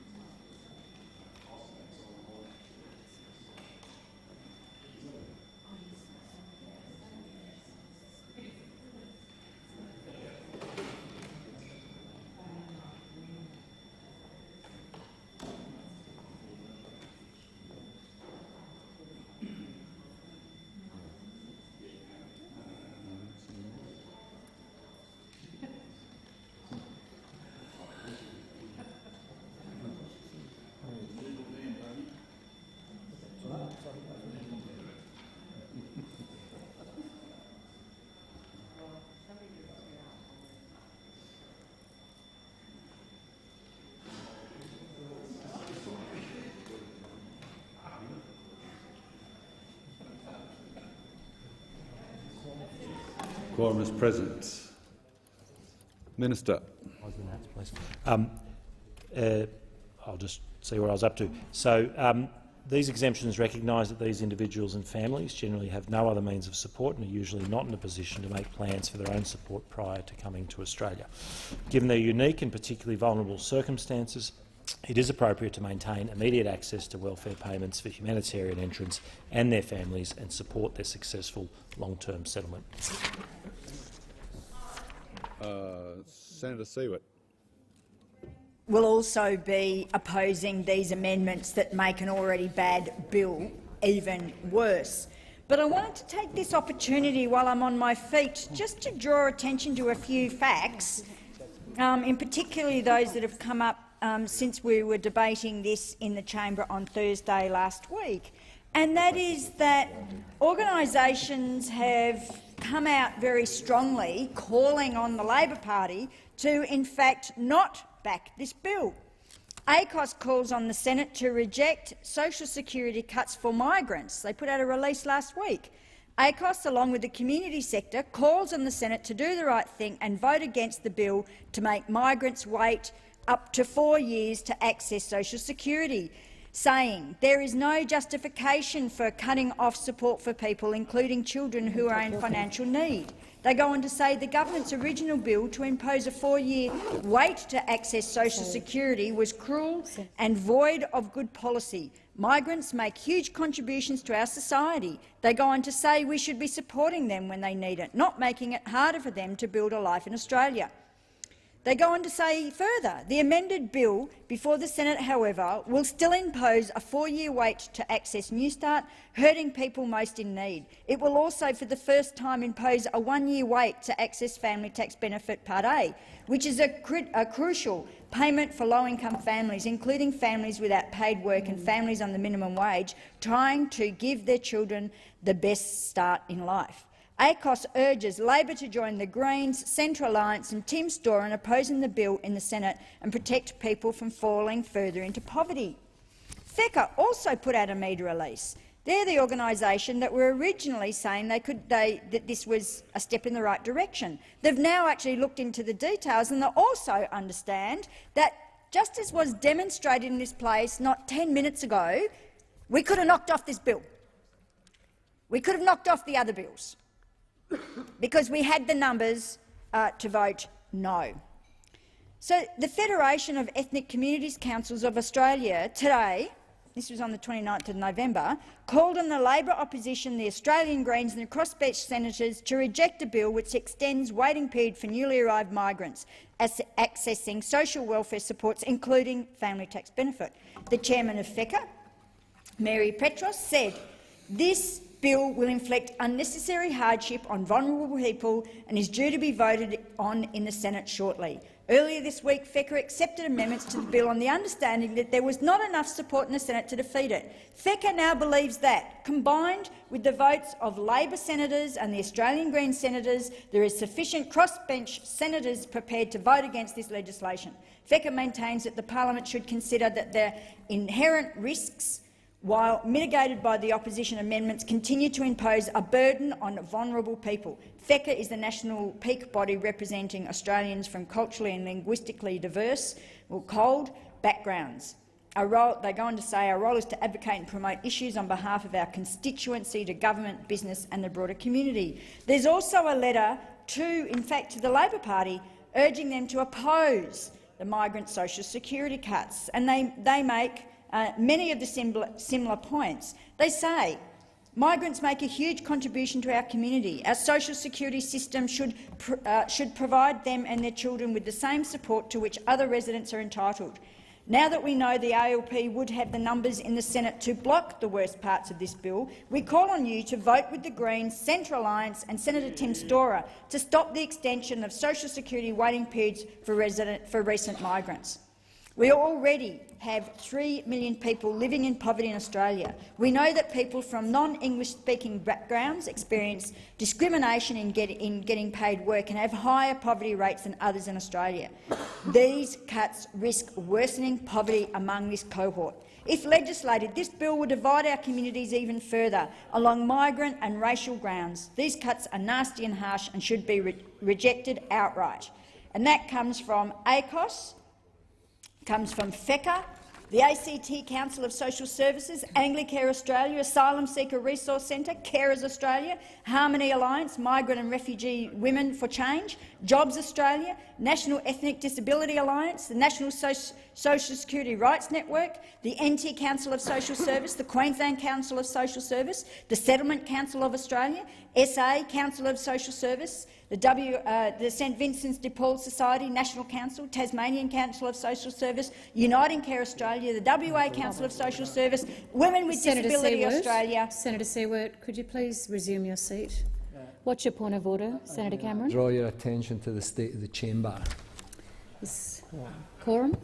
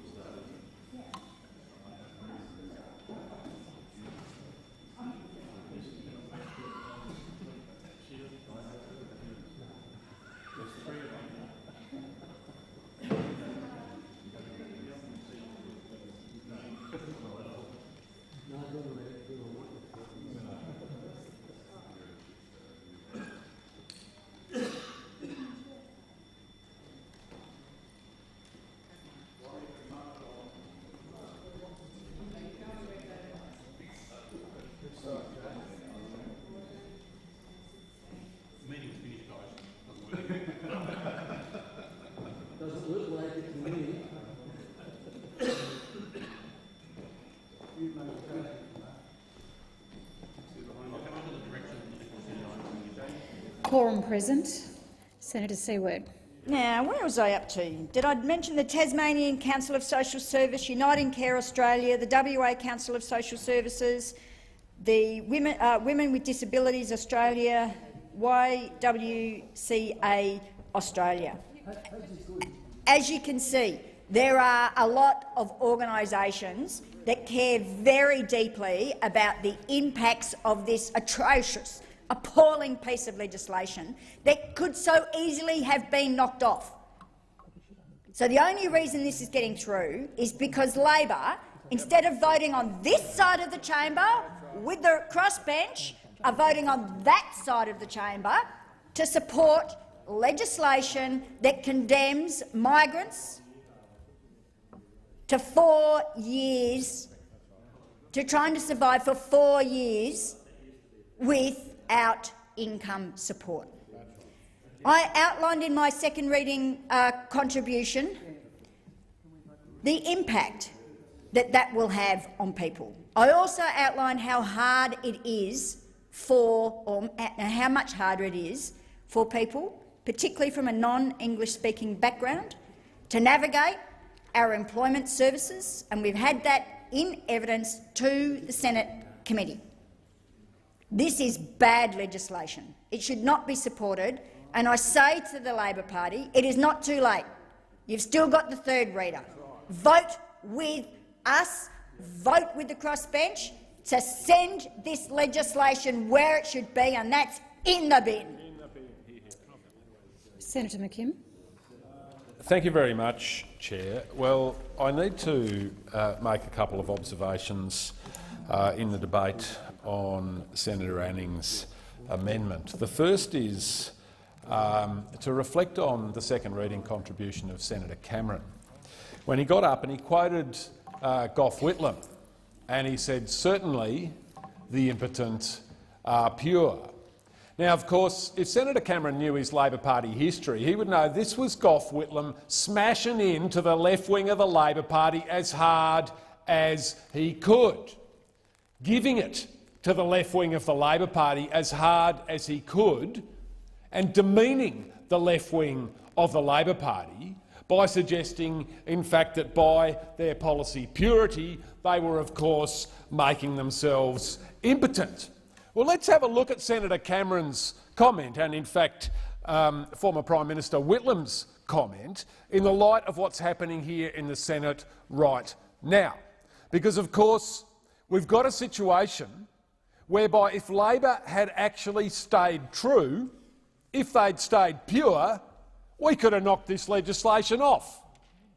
But by selling out and copping out and negotiating migration policy with the racists and the xenophobes in this chamber, Labor have actually joined the queue to do over migrants in this country.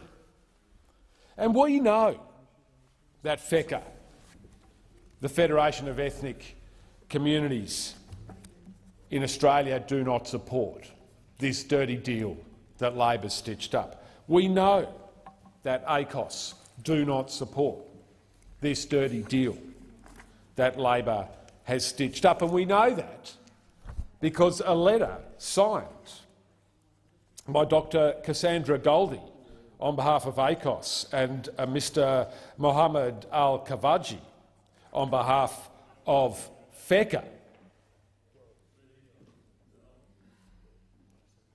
You really are not worthy of your place in this chamber, mate. You really are a grub of the highest order. Senator McKim, through the chair, please. Yeah, well, I think it's a good thing you didn't hear what Senator Anning just said, Chair. I think it's actually very good that you didn't hear what Senator Anning just said. Senator McKim, whilst I didn't hear the conversation, if there was something said that was unparliamentary, I'd ask the senator to withdraw.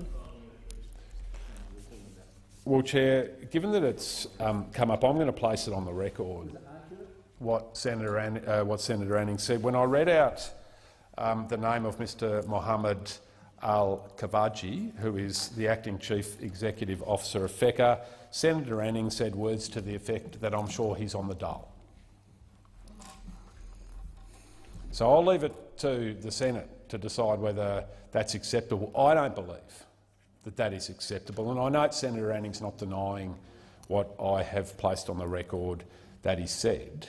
And I want to place my views on this very clearly, despite the utter stupidity of making such a statement, given that Mr Al-Kavaji is actually the Chief Executive Officer of FECA, the Acting Chief Executive Officer of FECA, and therefore clearly not on unemployment benefits. The racism inherent in that statement is there for this whole country and this whole chamber to say. And it does make the point that I was making, Chair, which is that Labor have stitched up a deal on migration policy with the racists and the xenophobes, and I hope Senator Cameron, with all his certainly the impotent pure rubbish, felt comfortable sitting over there with Senator Anning and Senator Pauline Hanson. And of course last week Senator Pauline Hanson said the words, "I am so proud of the Labor Party." Now, if you're getting hugs and kisses from Senator Hanson, that says an awful lot more about the Labor Party than I could, or any of the other Greens could, or in fact any member of the Labor Party would care to admit. I mean, you've pulled the wrong rein here, Senator Cameron. Surely that is clear to you now. The point is, it is not too late to fix this, because we are going to give you a chance to do the right thing on the third reading of this legislation by calling another division. That's what we're going to do. We're going to give you a chance, finally, at 5 seconds to midnight, to do the right thing, to stick up for ethnic communities in this country, to stick up for migrants to this country who, through our recent history as a nation, have contributed so much to building this country and who are being done over tonight by the Australian Labor Party. Now, you've got to ask yourself, Chair, why is the ALP? Why have they stitched up this dirty deal to do over migrants? And when you look at the motivations for it, there's only one that I could possibly think of. Why would they pay the price of negotiating on migration policy with racists and xenophobes in order to deliver a budget saving so that when they come into government, the budget's in better shape than it otherwise would have been. $1.3 billion over the 4 years, the 4 out years of this year's budget. That is the budget saving. So at least we know, we always knew the Labor Party would sell out, but we know more now. We know their price. And you know what? It's a dirty deal done dirt cheap. $1.3 billion is peanuts in the context of the 4 out years in Commonwealth budgets. It is parking meter change down the back of the couch. But that's what Labor have sold out for, a pitiful $1.3 billion over 4 years. And they're voting over there with Senator Anning, they're voting over there with Senator Pauline Hanson. Oh, I won't forget this day. I will not forget it. Won't forget you, Senator Anning, the resident racist of this chamber. And I won't forget Senator Cameron, quoting at us, "Certainly the impotent are pure. Certainly the impotent are pure." Well, I'll tell you what, to all Labor Party members, if you'd actually kept your purity on this legislation, if you'd held fast to the values you purport to hold and voted with the Greens and other crossbenchers, this legislation would be consigned to the dustbin of history. Instead, it's going to get passed against the wishes of ACOS, against the wishes of FECA, against the wishes of every significant stakeholder that represents migrant Australians. This is going to be passed against their wishes, the wishes of the Australian Greens and other crossbenchers in this place who understand the value that migrants bring to this country. They understand the value that migrants have brought in the past, and they understand, we understand, unlike the Labor Party going on their record tonight, the value that migrants will bring into the future for this country. You don't separate Australians into different classes of people. We all are entitled to the same access to the law, and we oughtn't be voting to require people to work and pay tax and then turn around and tell them that the social security safety net that their taxes have paid for is not available, or part of it is not available to them, which is the position that the Labor Party have brought into this debate. Well, I'll tell you what. I've seen the light on the hill flickering and guttering in my time in politics. That light on the hill that so many in the ALP still like to look at and pretend is burning brightly. I'll tell you what, I've rarely seen it so close to going out as I have tonight. I hope you're all ashamed of yourselves. So the question is that Senator Anning's amendments be agreed to. Those in favour say aye. Those against? No. The noes have it. I only hear one voice. Is the division called? Ring the bells.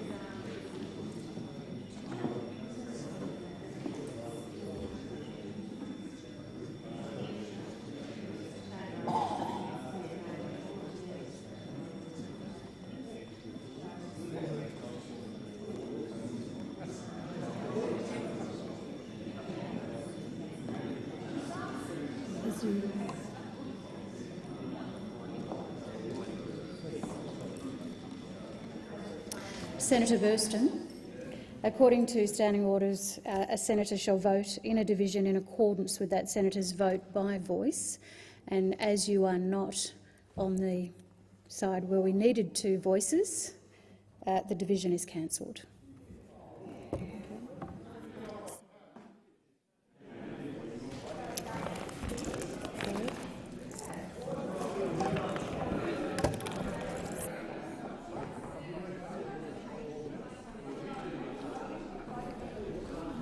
So the question on the amendment is negative. The question now is that the bill stand as printed. Those in favour say aye. Those against? The ayes have it. The ayes have it. The question now is that the bill be reported. Those of that opinion say aye. Those against say no. I think the ayes have it.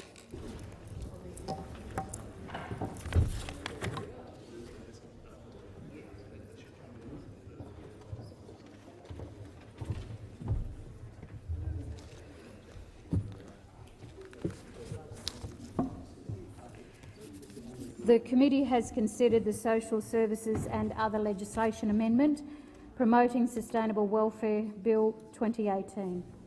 Minister? I move that the report of the committee be adopted. The question now is that the report be adopted. Those in favour? Those against? The ayes have it. I call Minister. I move the bill now be read a 3rd time. The question now is that the bill be read a 3rd time. Those in favour say aye. Those against? I think the ayes have it. Division required.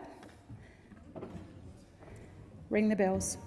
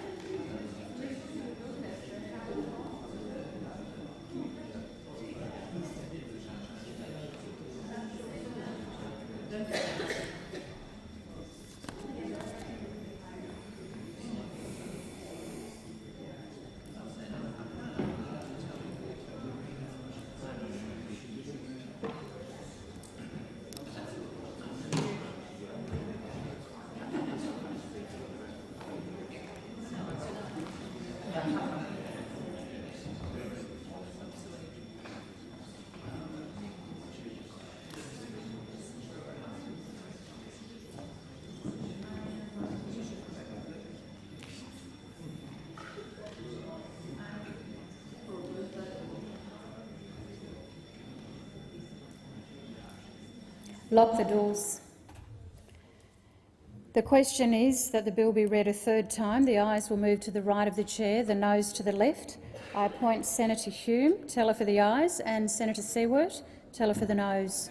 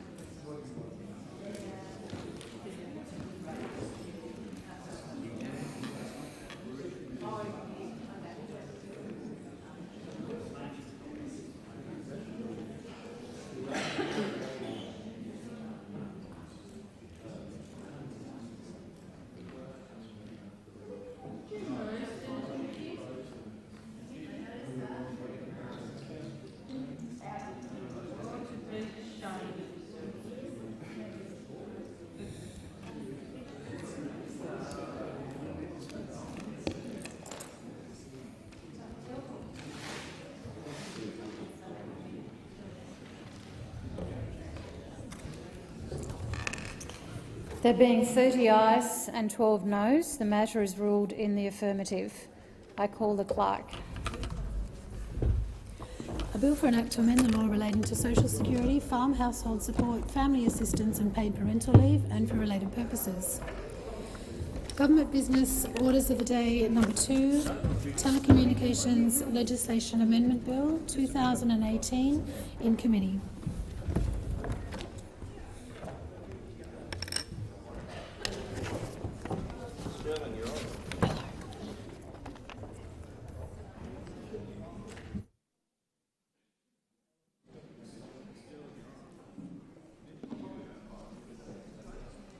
Okay. The question is that the committee is considering the Telecommunications Legislation Amendment Bill 2018. Is that all? And the question is that the bill stand as printed. All those in favour? No, sorry. Forgive me. Senator Griff. I'll move amendments on sheet 8578 separately. And I seek leave to first move amendments 1 to 4 on sheet 8587. 8587. So what do I say there? Granted to move those amendments together? Leave is granted. Senator Griff. Okay, I move the amendments. Madam Acting Deputy President, amendments 1 to 4 of our proposed amendments act to ensure that when carriers install a temporary tower, they will in fact be temporary. At the moment, this bill allows carriers to install temporary towers without regard to local government regulations, providing they are designated as low-impact facilities. A temporary communications tower is a low-impact facility in 5 circumstances, including while the existing facility is undergoing maintenance or repairs, when it is being replaced, or to provide extra capacity during major events or during high-demand holiday periods. They can also be installed to provide services to emergency services organisations during an emergency or natural disaster. Now, ordinarily, carriers would be required to seek the approval of local and state government before installing these temporary towers, but Schedule 2 of this bill provides immunity from laws relating to land use, planning, design, construction, environmental assessment and protection. There is, of course, a significant benefit to the community ensuring that there is uninterrupted service during both emergencies and peak periods.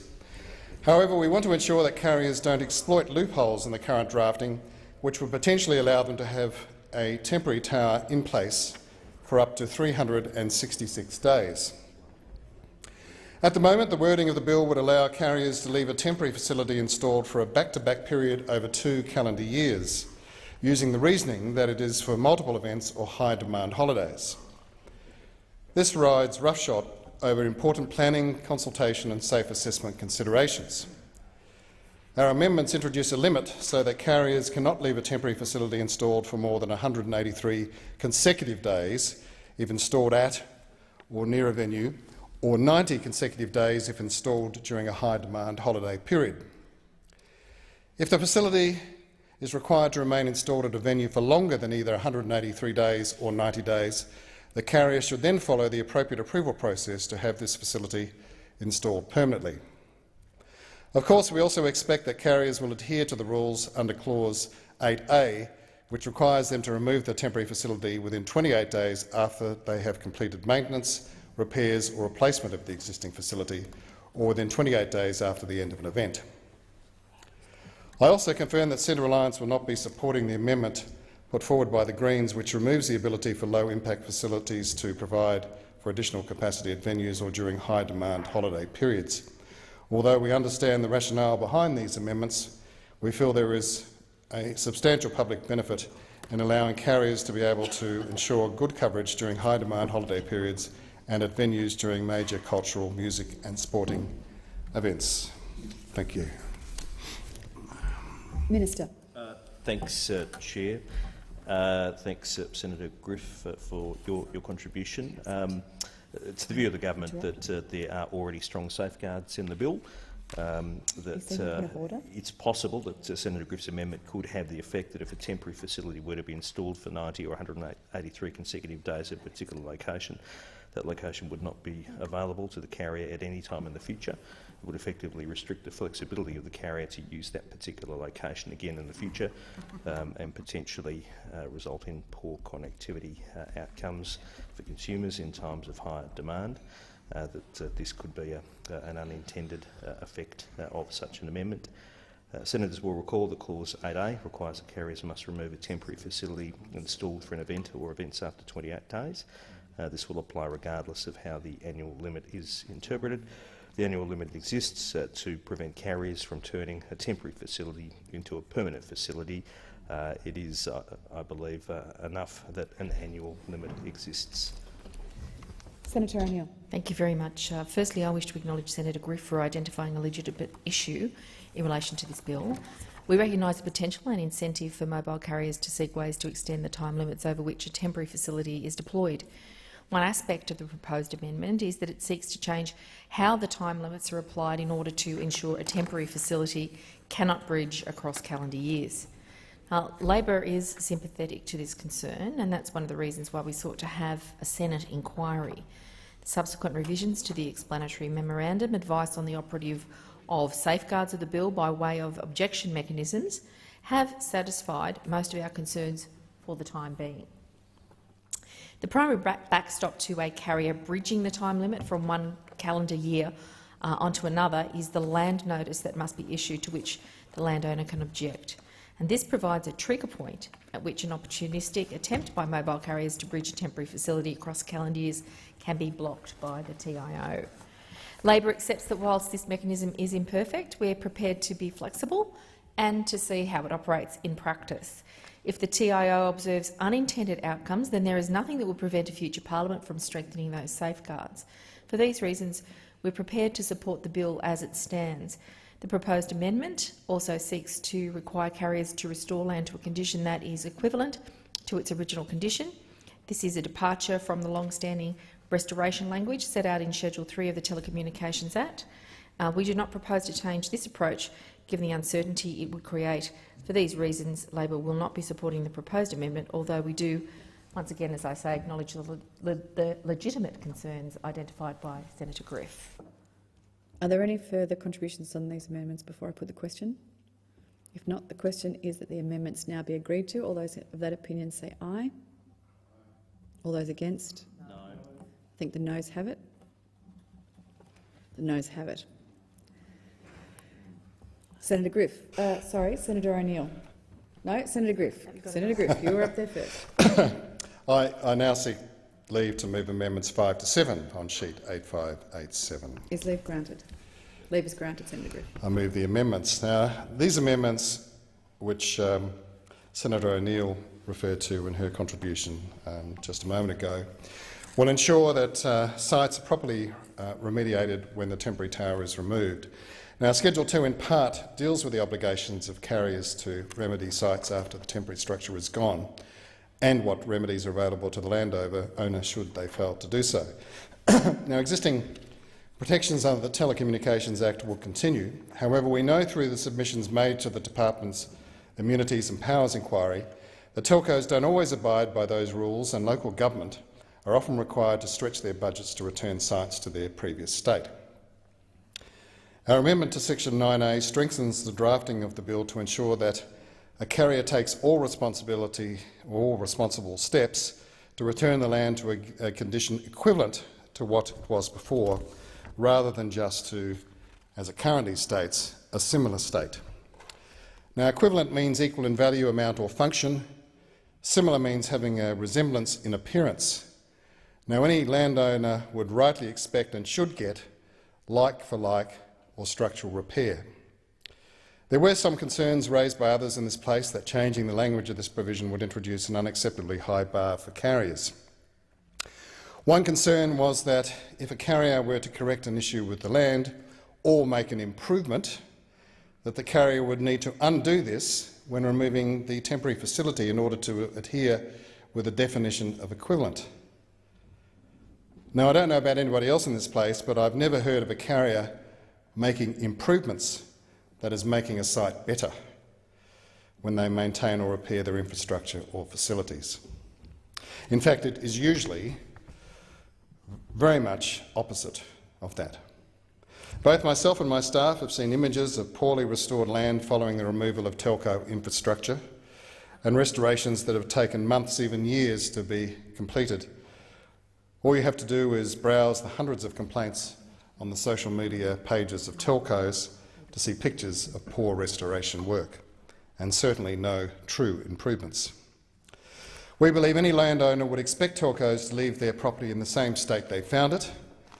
Essentially, if they break it, they fix it, and that they don't cut any corners in standards or materials in doing so. Minister. Thanks, Chair. Thanks, Senator Griff. The amendment moved by Senator Griff would change the legal test that would apply to carriers that are restoring land, so that carriers must ensure that land is restored to an equivalent rather than similar condition. I thank Senator Griff for his contribution. The intention of the amendment is to strengthen the protections that apply to landowners and occupiers.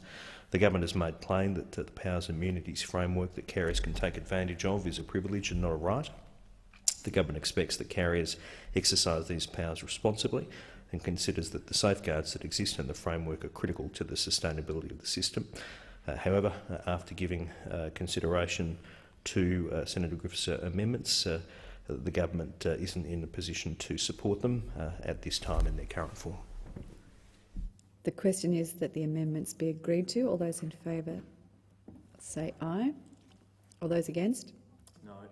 I think the noes have it. The noes have it.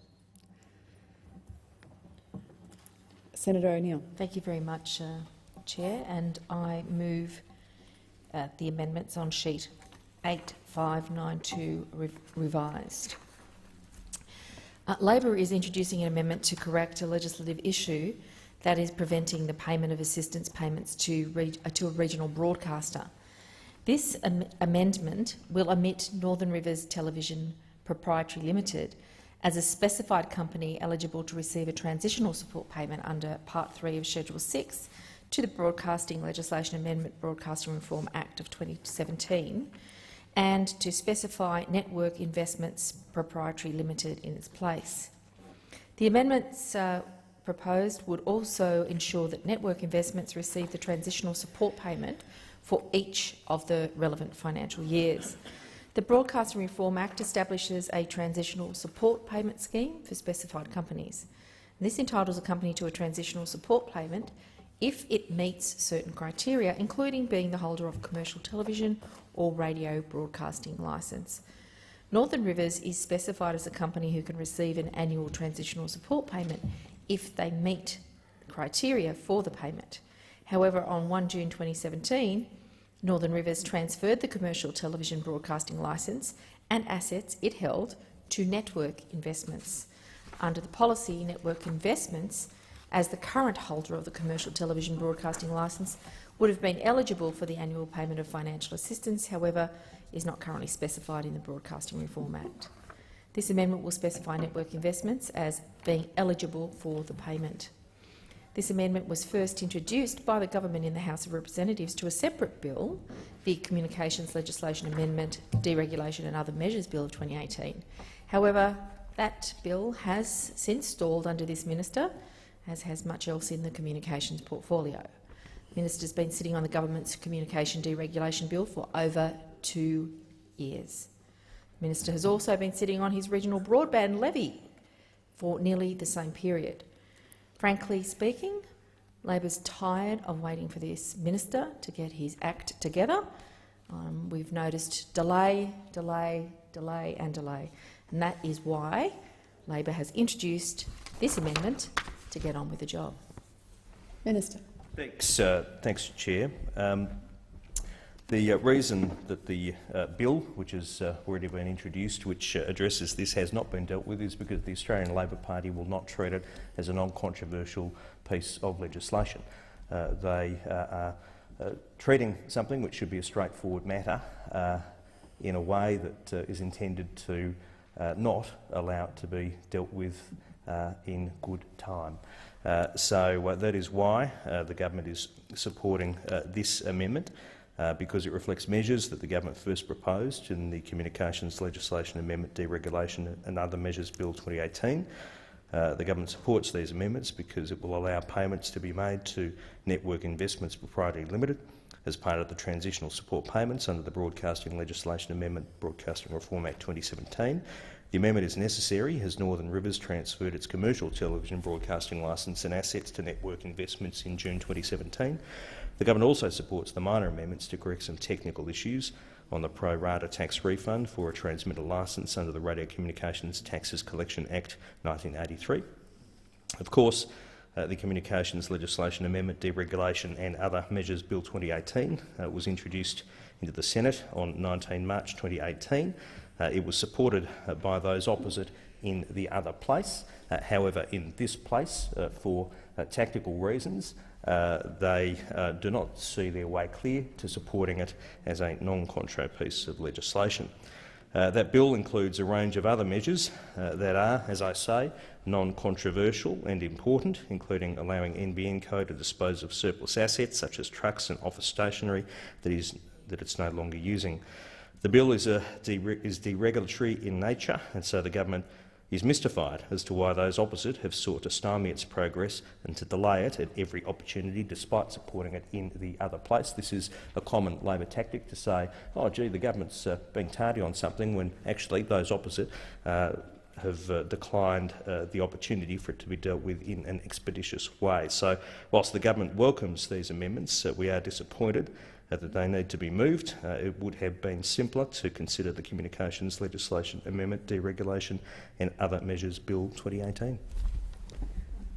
The question is that the amendment now be agreed to. Those of that opinion say aye. Aye. Those against say no. I think the ayes have it. The ayes have it. The question is that the bill as amended be agreed to. All those of that opinion say aye. Aye. All those against say no. I think the ayes have it. The ayes have it. The noes have it. Division required. Ring the bells for 4 minutes. Is that mine?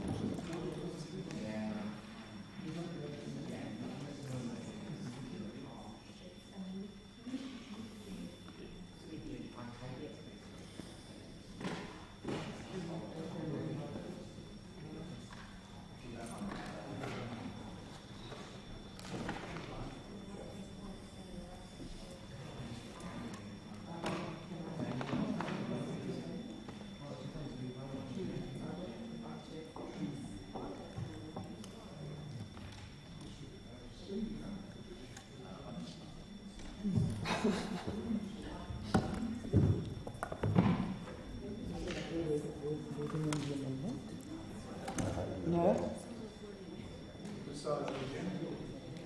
We're here, yes.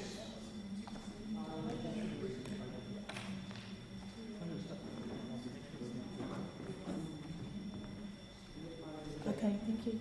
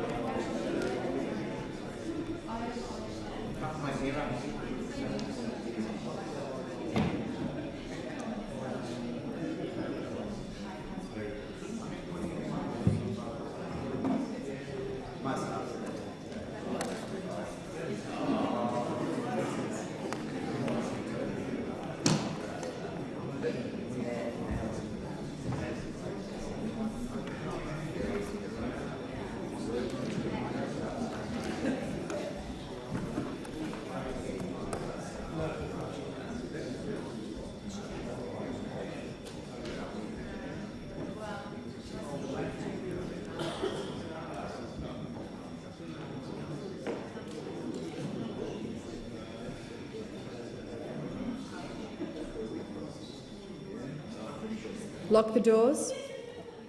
Isn't it? Lock the doors.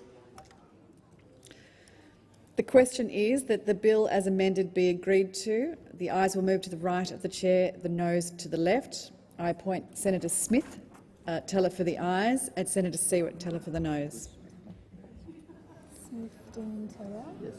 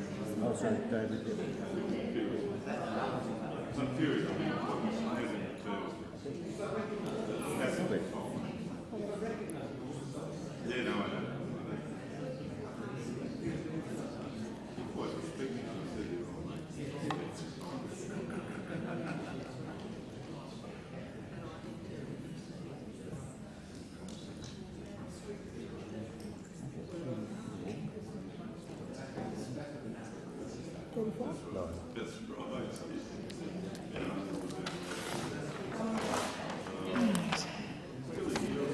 Thank you. There being 34 ayes and 9 noes, the matter is resolved in the affirmative. The question is that the bill now be reported. Those of that opinion say aye. Those against say no. I think the ayes have it. The ayes have it.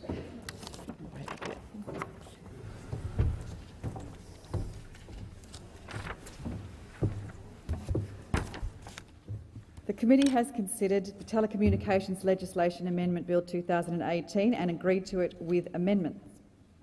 Minister. I move that the report of the committee be adopted. The question is that the report of the committee be adopted. Those of that opinion say aye. Those against say no. The ayes have it. The ayes have it. Minister. I move that the bill now be read a third time. The question is that the bill now be read a third time. Those of that opinion say aye. Those of that opinion say no. I think the ayes have it. The ayes have it. Clerk. A bill for an act to amend legislation relating to telecommunications and for other purposes. Government Business Orders of the Day number 3, Customs Amendment Product Specific Rule Modernisation Bill 2018, second reading debate.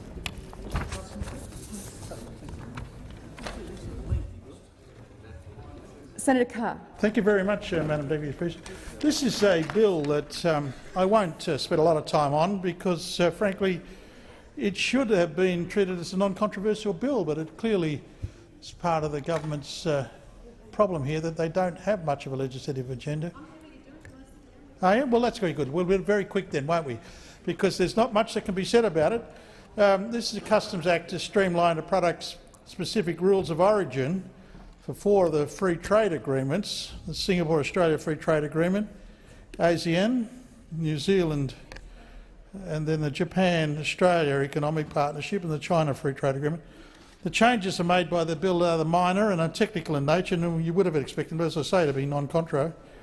And the product-specific rules of origin are obviously important for a free trade agreement, so they must be met by importers seeking preferential tariff treatment for goods that include materials not originating in the country and in territories covered by the agreement.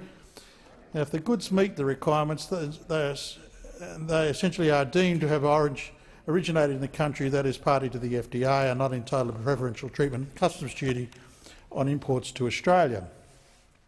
And so the specific rules of origin are based on the harmonised commodity description and coding systems, the harmonised systems, and the international naming system for the classification of trade products covered by thousands of groups and used in some over 200 economies. And each trade agreement has particular annexes which are implemented domestically for each of the free trade agreements. So the 5-yearly revisions of these harmonised systems usually require the free trade parties to update their specific rules of origin amendments, and the bill, of course, applies these annexes in regard to chemical rules, not included in the amendments of the Customs Act and implemented in the agreement, the Singapore-Australian Free Trade Agreement. The bill makes minor amendments to existing free trade agreements in the Customs Act, and these, as I say, are minor amendments ensuring consistency between our legislation and the various texts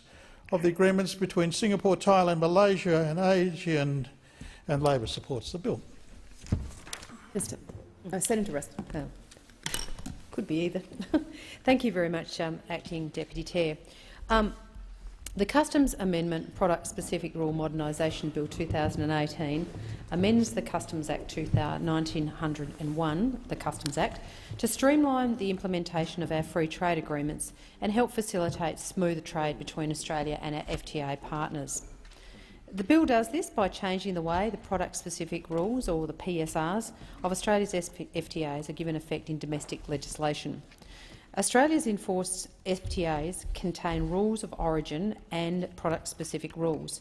Product-specific rules define the minimum requirements that must be met for goods that are comprised of materials that do not originate in a party to the FTA, to be considered eligible for a preferential rate of customs duty in accordance with that FTA. The product-specific rules are based upon the harmonised commodity description and the coding system. The harmonised system is an international naming system for the classification of traded goods. It currently covers thousands of commodity groups and is used by more than 200 economies on the basis for custom tariffs and the collection of international trade statistics. Over 98% of merchandise in international trade is classified in terms of the harmonised system.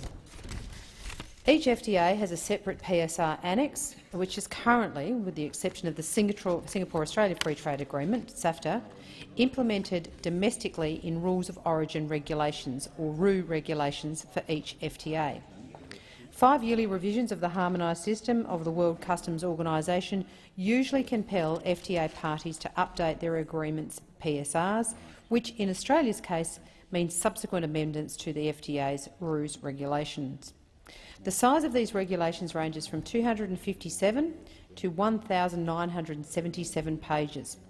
Due to their size and the steadily increasing number of FTAs, currently it sits at 10, amendments of the RU regulations to update the PSRs requires considerable time and resources for what are essentially technical changes that do not alter the operation of the treaty and do not have any direct financial implications for the government, traders or consumers. The proposed amendments seek to simplify this process by amending the Customs Act to apply FTA PSR annexes agreed by parties by direct reference and remove the need to replicate PSR annexes in the RU regulations. The proposed amendments to the Act are technical in nature. They will not affect the practical operation of the legislation or the agreements that are the subject of the bill.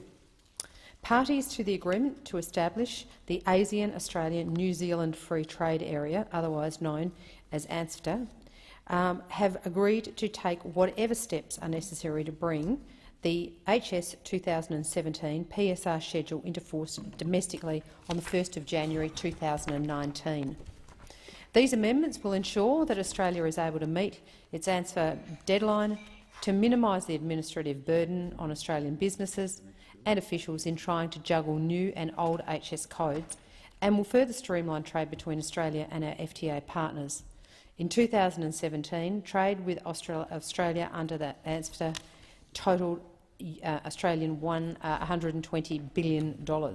CHAFTA, JPA and PSR annexes are also included in the amendments, which will simplify the transposition process for these agreements once the FTA parties have agreed to them.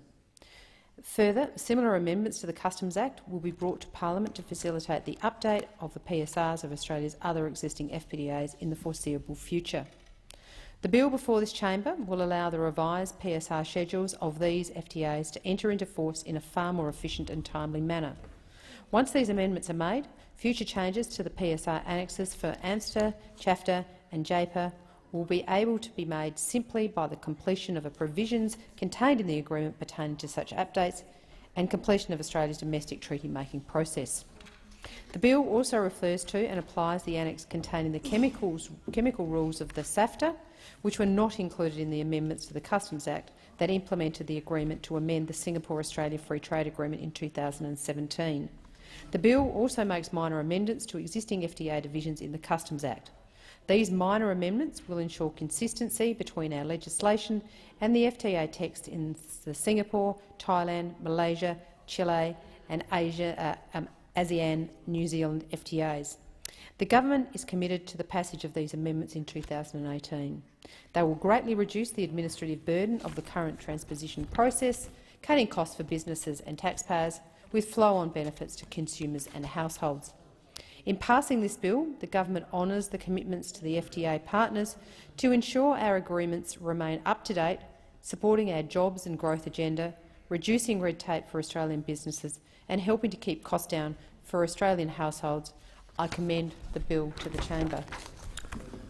The question is that the bills now be read a second time. Those of that opinion say aye.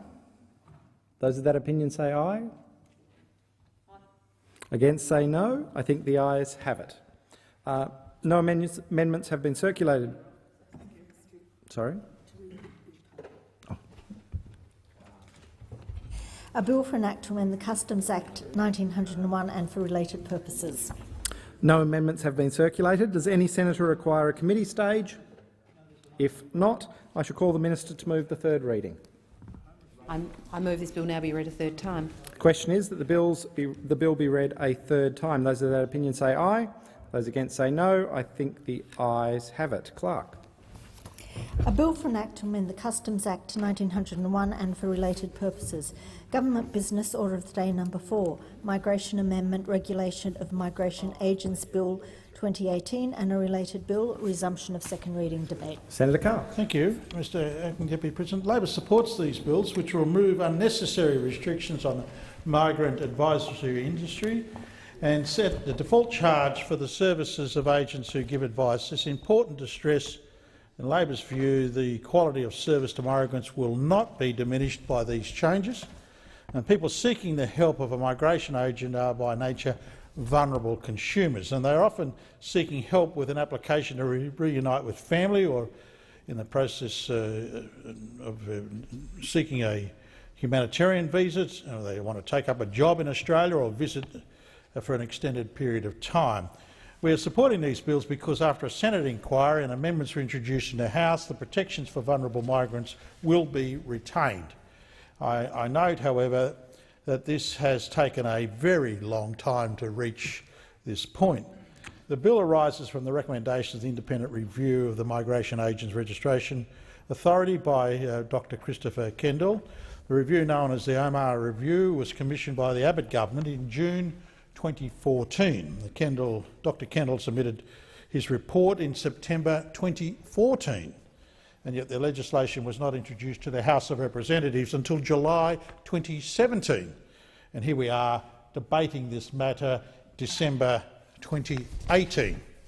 Because of the government's poor record of drafting migration legislation, Labor referred the migration bills to the Senate inquiries as standard practice, and as an inquiry was especially necessary in this case because the legislation did not appear until 3 years after the review that had given rise to it.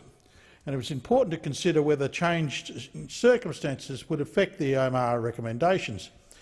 Unfortunately, the Turnbull government accepted the inquiry's recommendations to include the bill's transitional arrangement for migration agents who became legal practitioners. But we note, and not for the first time with regard to migration bills, that if the government had consulted stakeholders appropriately in the first place, it could have got the legislation right the first time.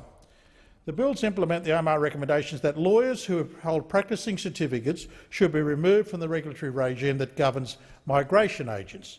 And as the Law Council of Australia stated in its submission to the Senate inquiry, and I quote, "The Australian legal profession is comprehensively regulated under robust state and territory legal profession regulatory laws and arrangements, which includes consumer protections more extensive than those available under the Migration Act."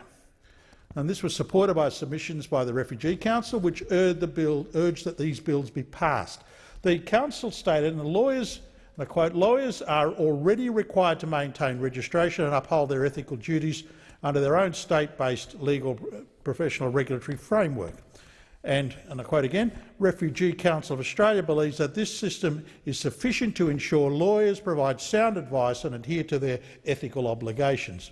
Now, ending the dual registration requirement for lawyers brings Australia into line with other comparable countries.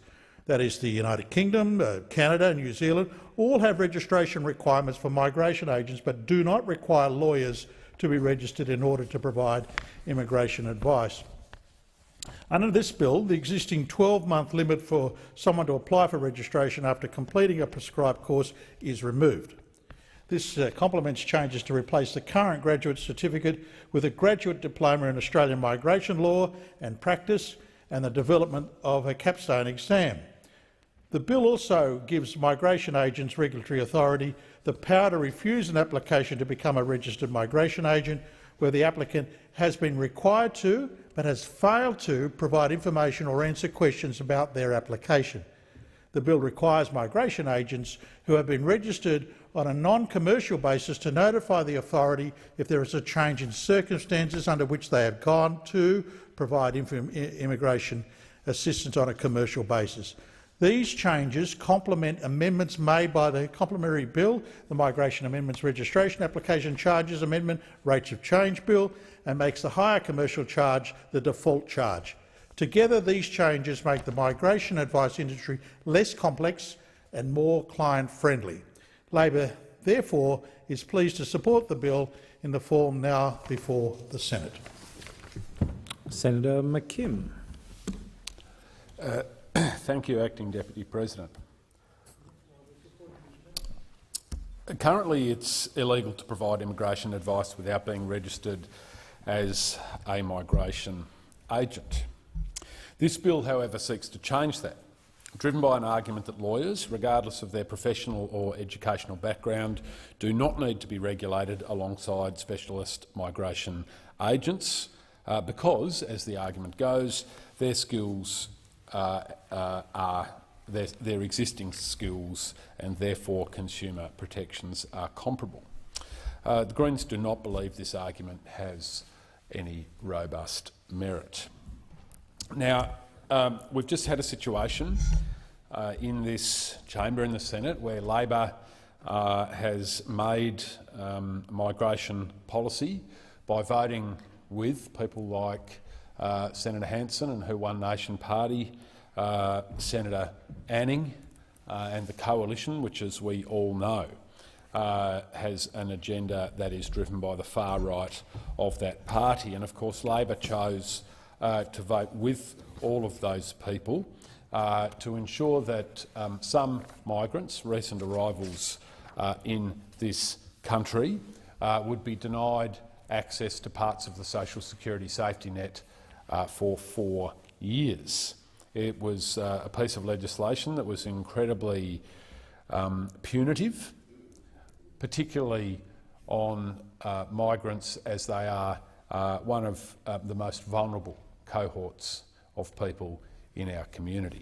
Now, why Labor would want to make migration policy with people like Senator Hanson and Senator Anning is actually for them to explain. It's worth reminding the chamber that, in fact, last week Senator Hanson rose to her feet and said she was very proud of the Labor Party for voting with her and Senator Anning and the Coalition to do over migrants in this country and make life more difficult for migrants in this country. And of course, this piece of legislation deals with the regulation and registration of migration agents. And migration agents, of course, are at the front line of assisting many migrants to this country. So we've got a situation where postgrad studies to become a migration agent currently include 4 specific migration law subjects, and most undergraduate law degrees in this country do not include any study of migration law. Yet lawyers are able to become registered as registered migration agents with the Migration Agents Registration Authority purely because they hold a legal practicing certificate. As a consequence, a registered migration agent who has successfully completed a postgrad migration agent course, you would think there is a strong argument that that person is better equipped to advise on migration law than any lawyers, no matter how skilled they are, if those lawyers have not studied any specific migration law subjects.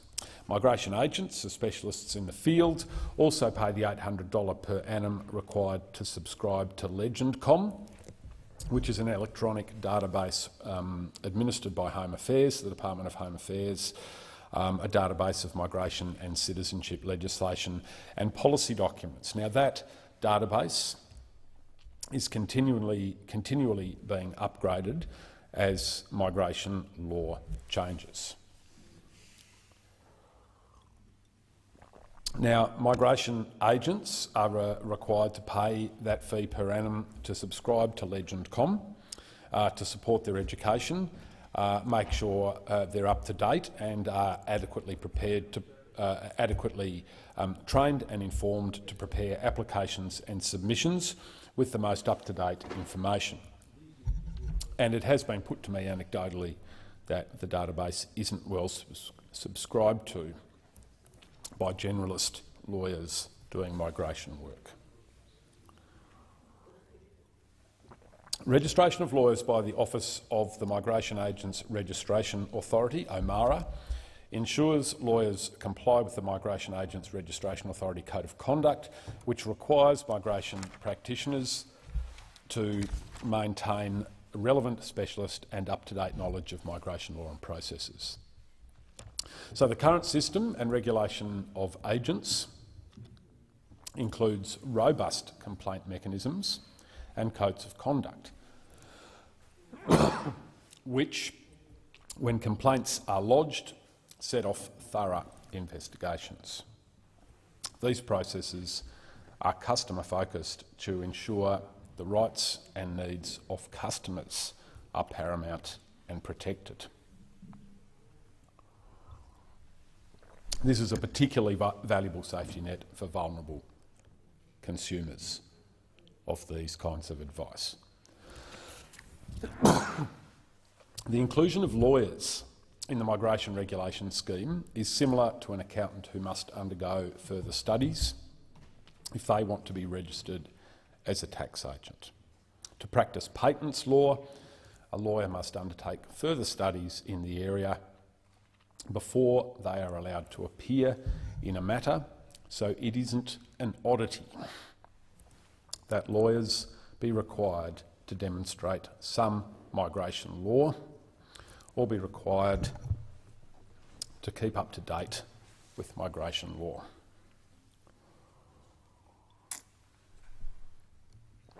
Of particular concern to me and many in the industry is the provision of migration services to vulnerable people. On this matter, and in response to concerns from the legal fraternity regarding dual registration, the Migration Institute of Australia has noted, and I quote, "Those who oppose dual regulation claim that the legal profession has sufficient complaint and disciplinary mechanisms to deal with professional incompetence or malfeasance.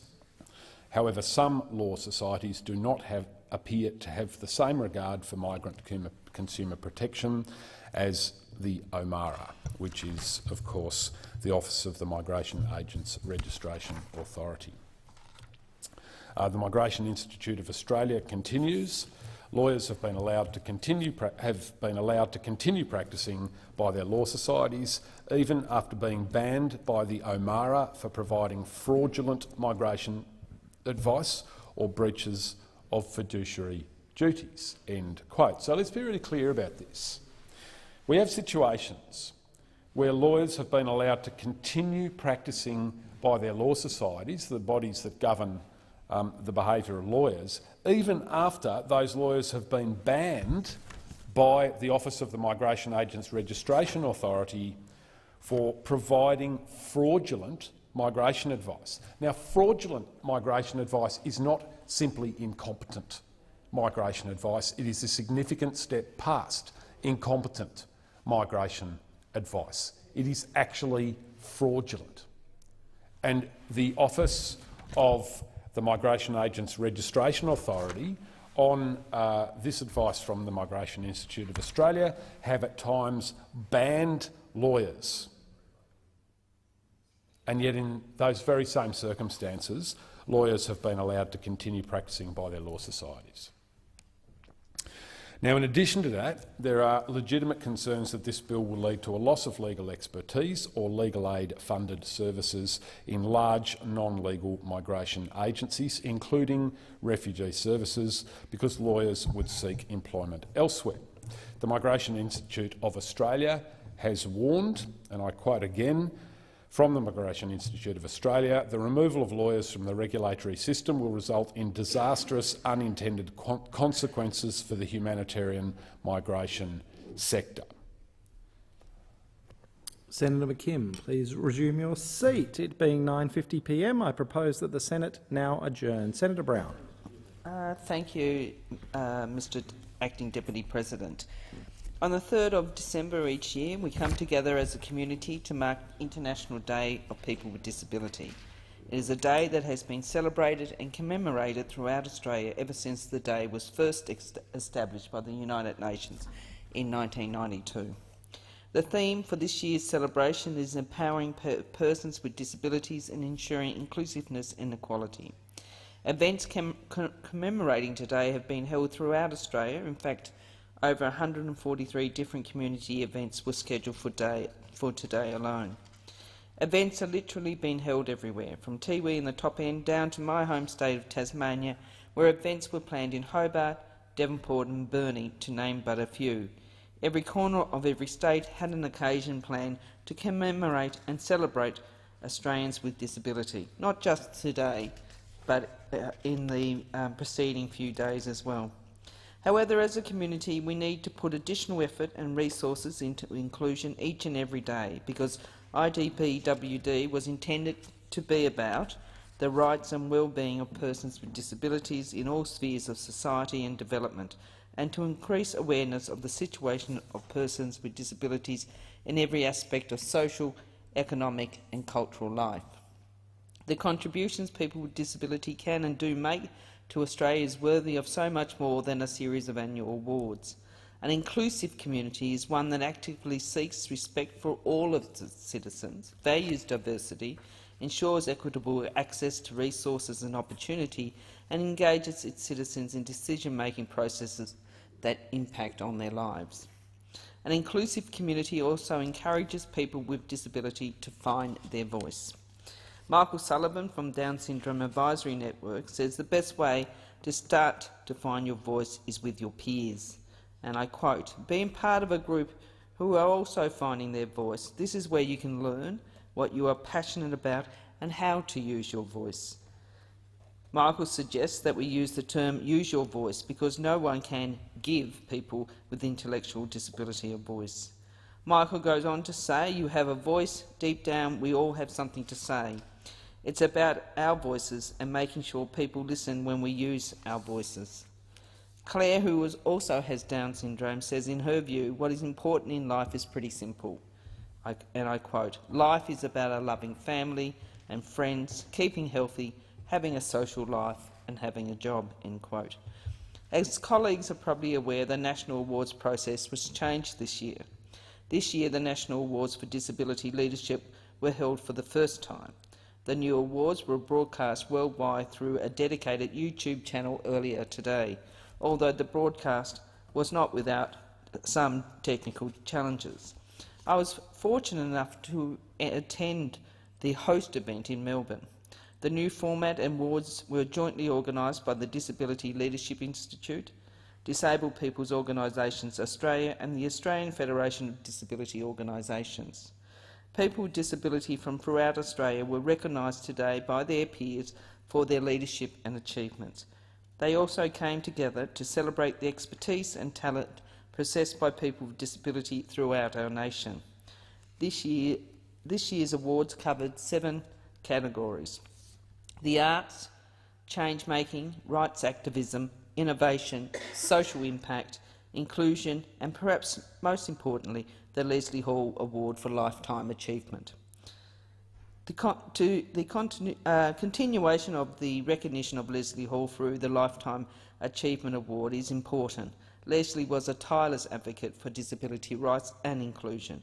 Leslie's work was limited to advocacy for people with disability, but also extended to issues affecting low-income and Indigenous Australians.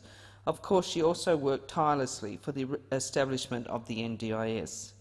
Heartfelt congratulations go to Jessica Walton, Sexual Lives and Respectful Relationships LGBTIQ Project, Anthony Mulholland, Client Voice Project, Sarah Hubolt, Rosemary Kays, the inaugural winners of the National Awards for Disability Leadership, and to Janice Slattery, this year's recipient of the Leslie Hall Award.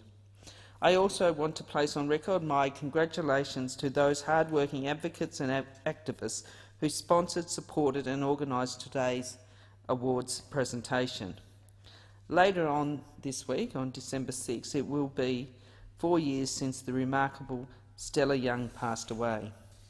In addition to all the wonderful, courageous, witty and powerful work Stella shared with all of us, she was also a regular MC of the ACT Inclusion Awards, which I believe really do stand out as one of the best ways IDP PWD is celebrated in Australia. ABC Life, with the blessing and permission of Stella's family, will be republishing a selection of her works. Can I encourage you all to go online and have a look? If you haven't read it already, Stella's letter to her younger self will be an eye-opening experience. Her piece on what she termed inspirational porn has a powerful impact on everyone who reads it. Eliza Hole, in her tribute to Stella on ABC Life, says thanks to Stella she is now proud to call herself a disabled woman. Stella continues to have a huge influence on the way Eliza and many other people with disability see themselves. To quote Stella, "Disability isn't a bad thing and it doesn't make you exceptional," end quote. Eliza deserves recognition in her own right. Her own series, We've Got This, Parenting with a Disability, is refreshing, confronting and tells a series of stories that need to be told. The University of Sydney Disabilities Collective has put together a reading list for this IDPWD. All recommended works are written by people with disability, with a focus on encouraging involvement in the fight for equality and justice for people with disability and the history of disability and disability policy. So, in conclusion, Mr Acting Deputy President, today we mark the International Day of People with Disability. Although the IDPWD will always be important, what is even more important is the diversity within our community. Diversity makes our nation stronger and better, and disability is a vital part of that diversity. Senator Faruqi. Mr Acting Deputy President, we are rapidly hurtling towards a future in New South Wales where our next generations will not see a koala in the bush or in a national park, and perhaps not even in a zoo. They will have to go to a museum because governments continue to make reckless, irresponsible and greedy decisions that push our iconic species to the brink. Koalas are on track to be extinct by 2050 in New South Wales if we continue our current path. And this is an absolute tragedy. Human greed and corruption is leading to disaster. Koalas across the state are being driven to extinction by land clearing, inappropriate urban development and disease. The Campbelltown local government area in southwest Sydney is unique in that it supports the only disease-free koala population in the whole of Sydney Basin, being unaffected by chlamydia. They're most likely the only population listed in New South Wales that is actually growing, but it is slowly being choked by open slather inappropriate development, which will cut off vital koala corridors. The Greater Sydney Commission has set a target of an additional 143,000 dwellings in the next 20 years.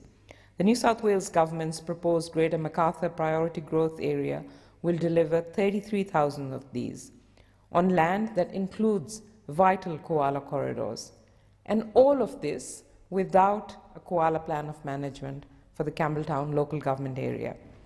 Take the Gilead development, for instance.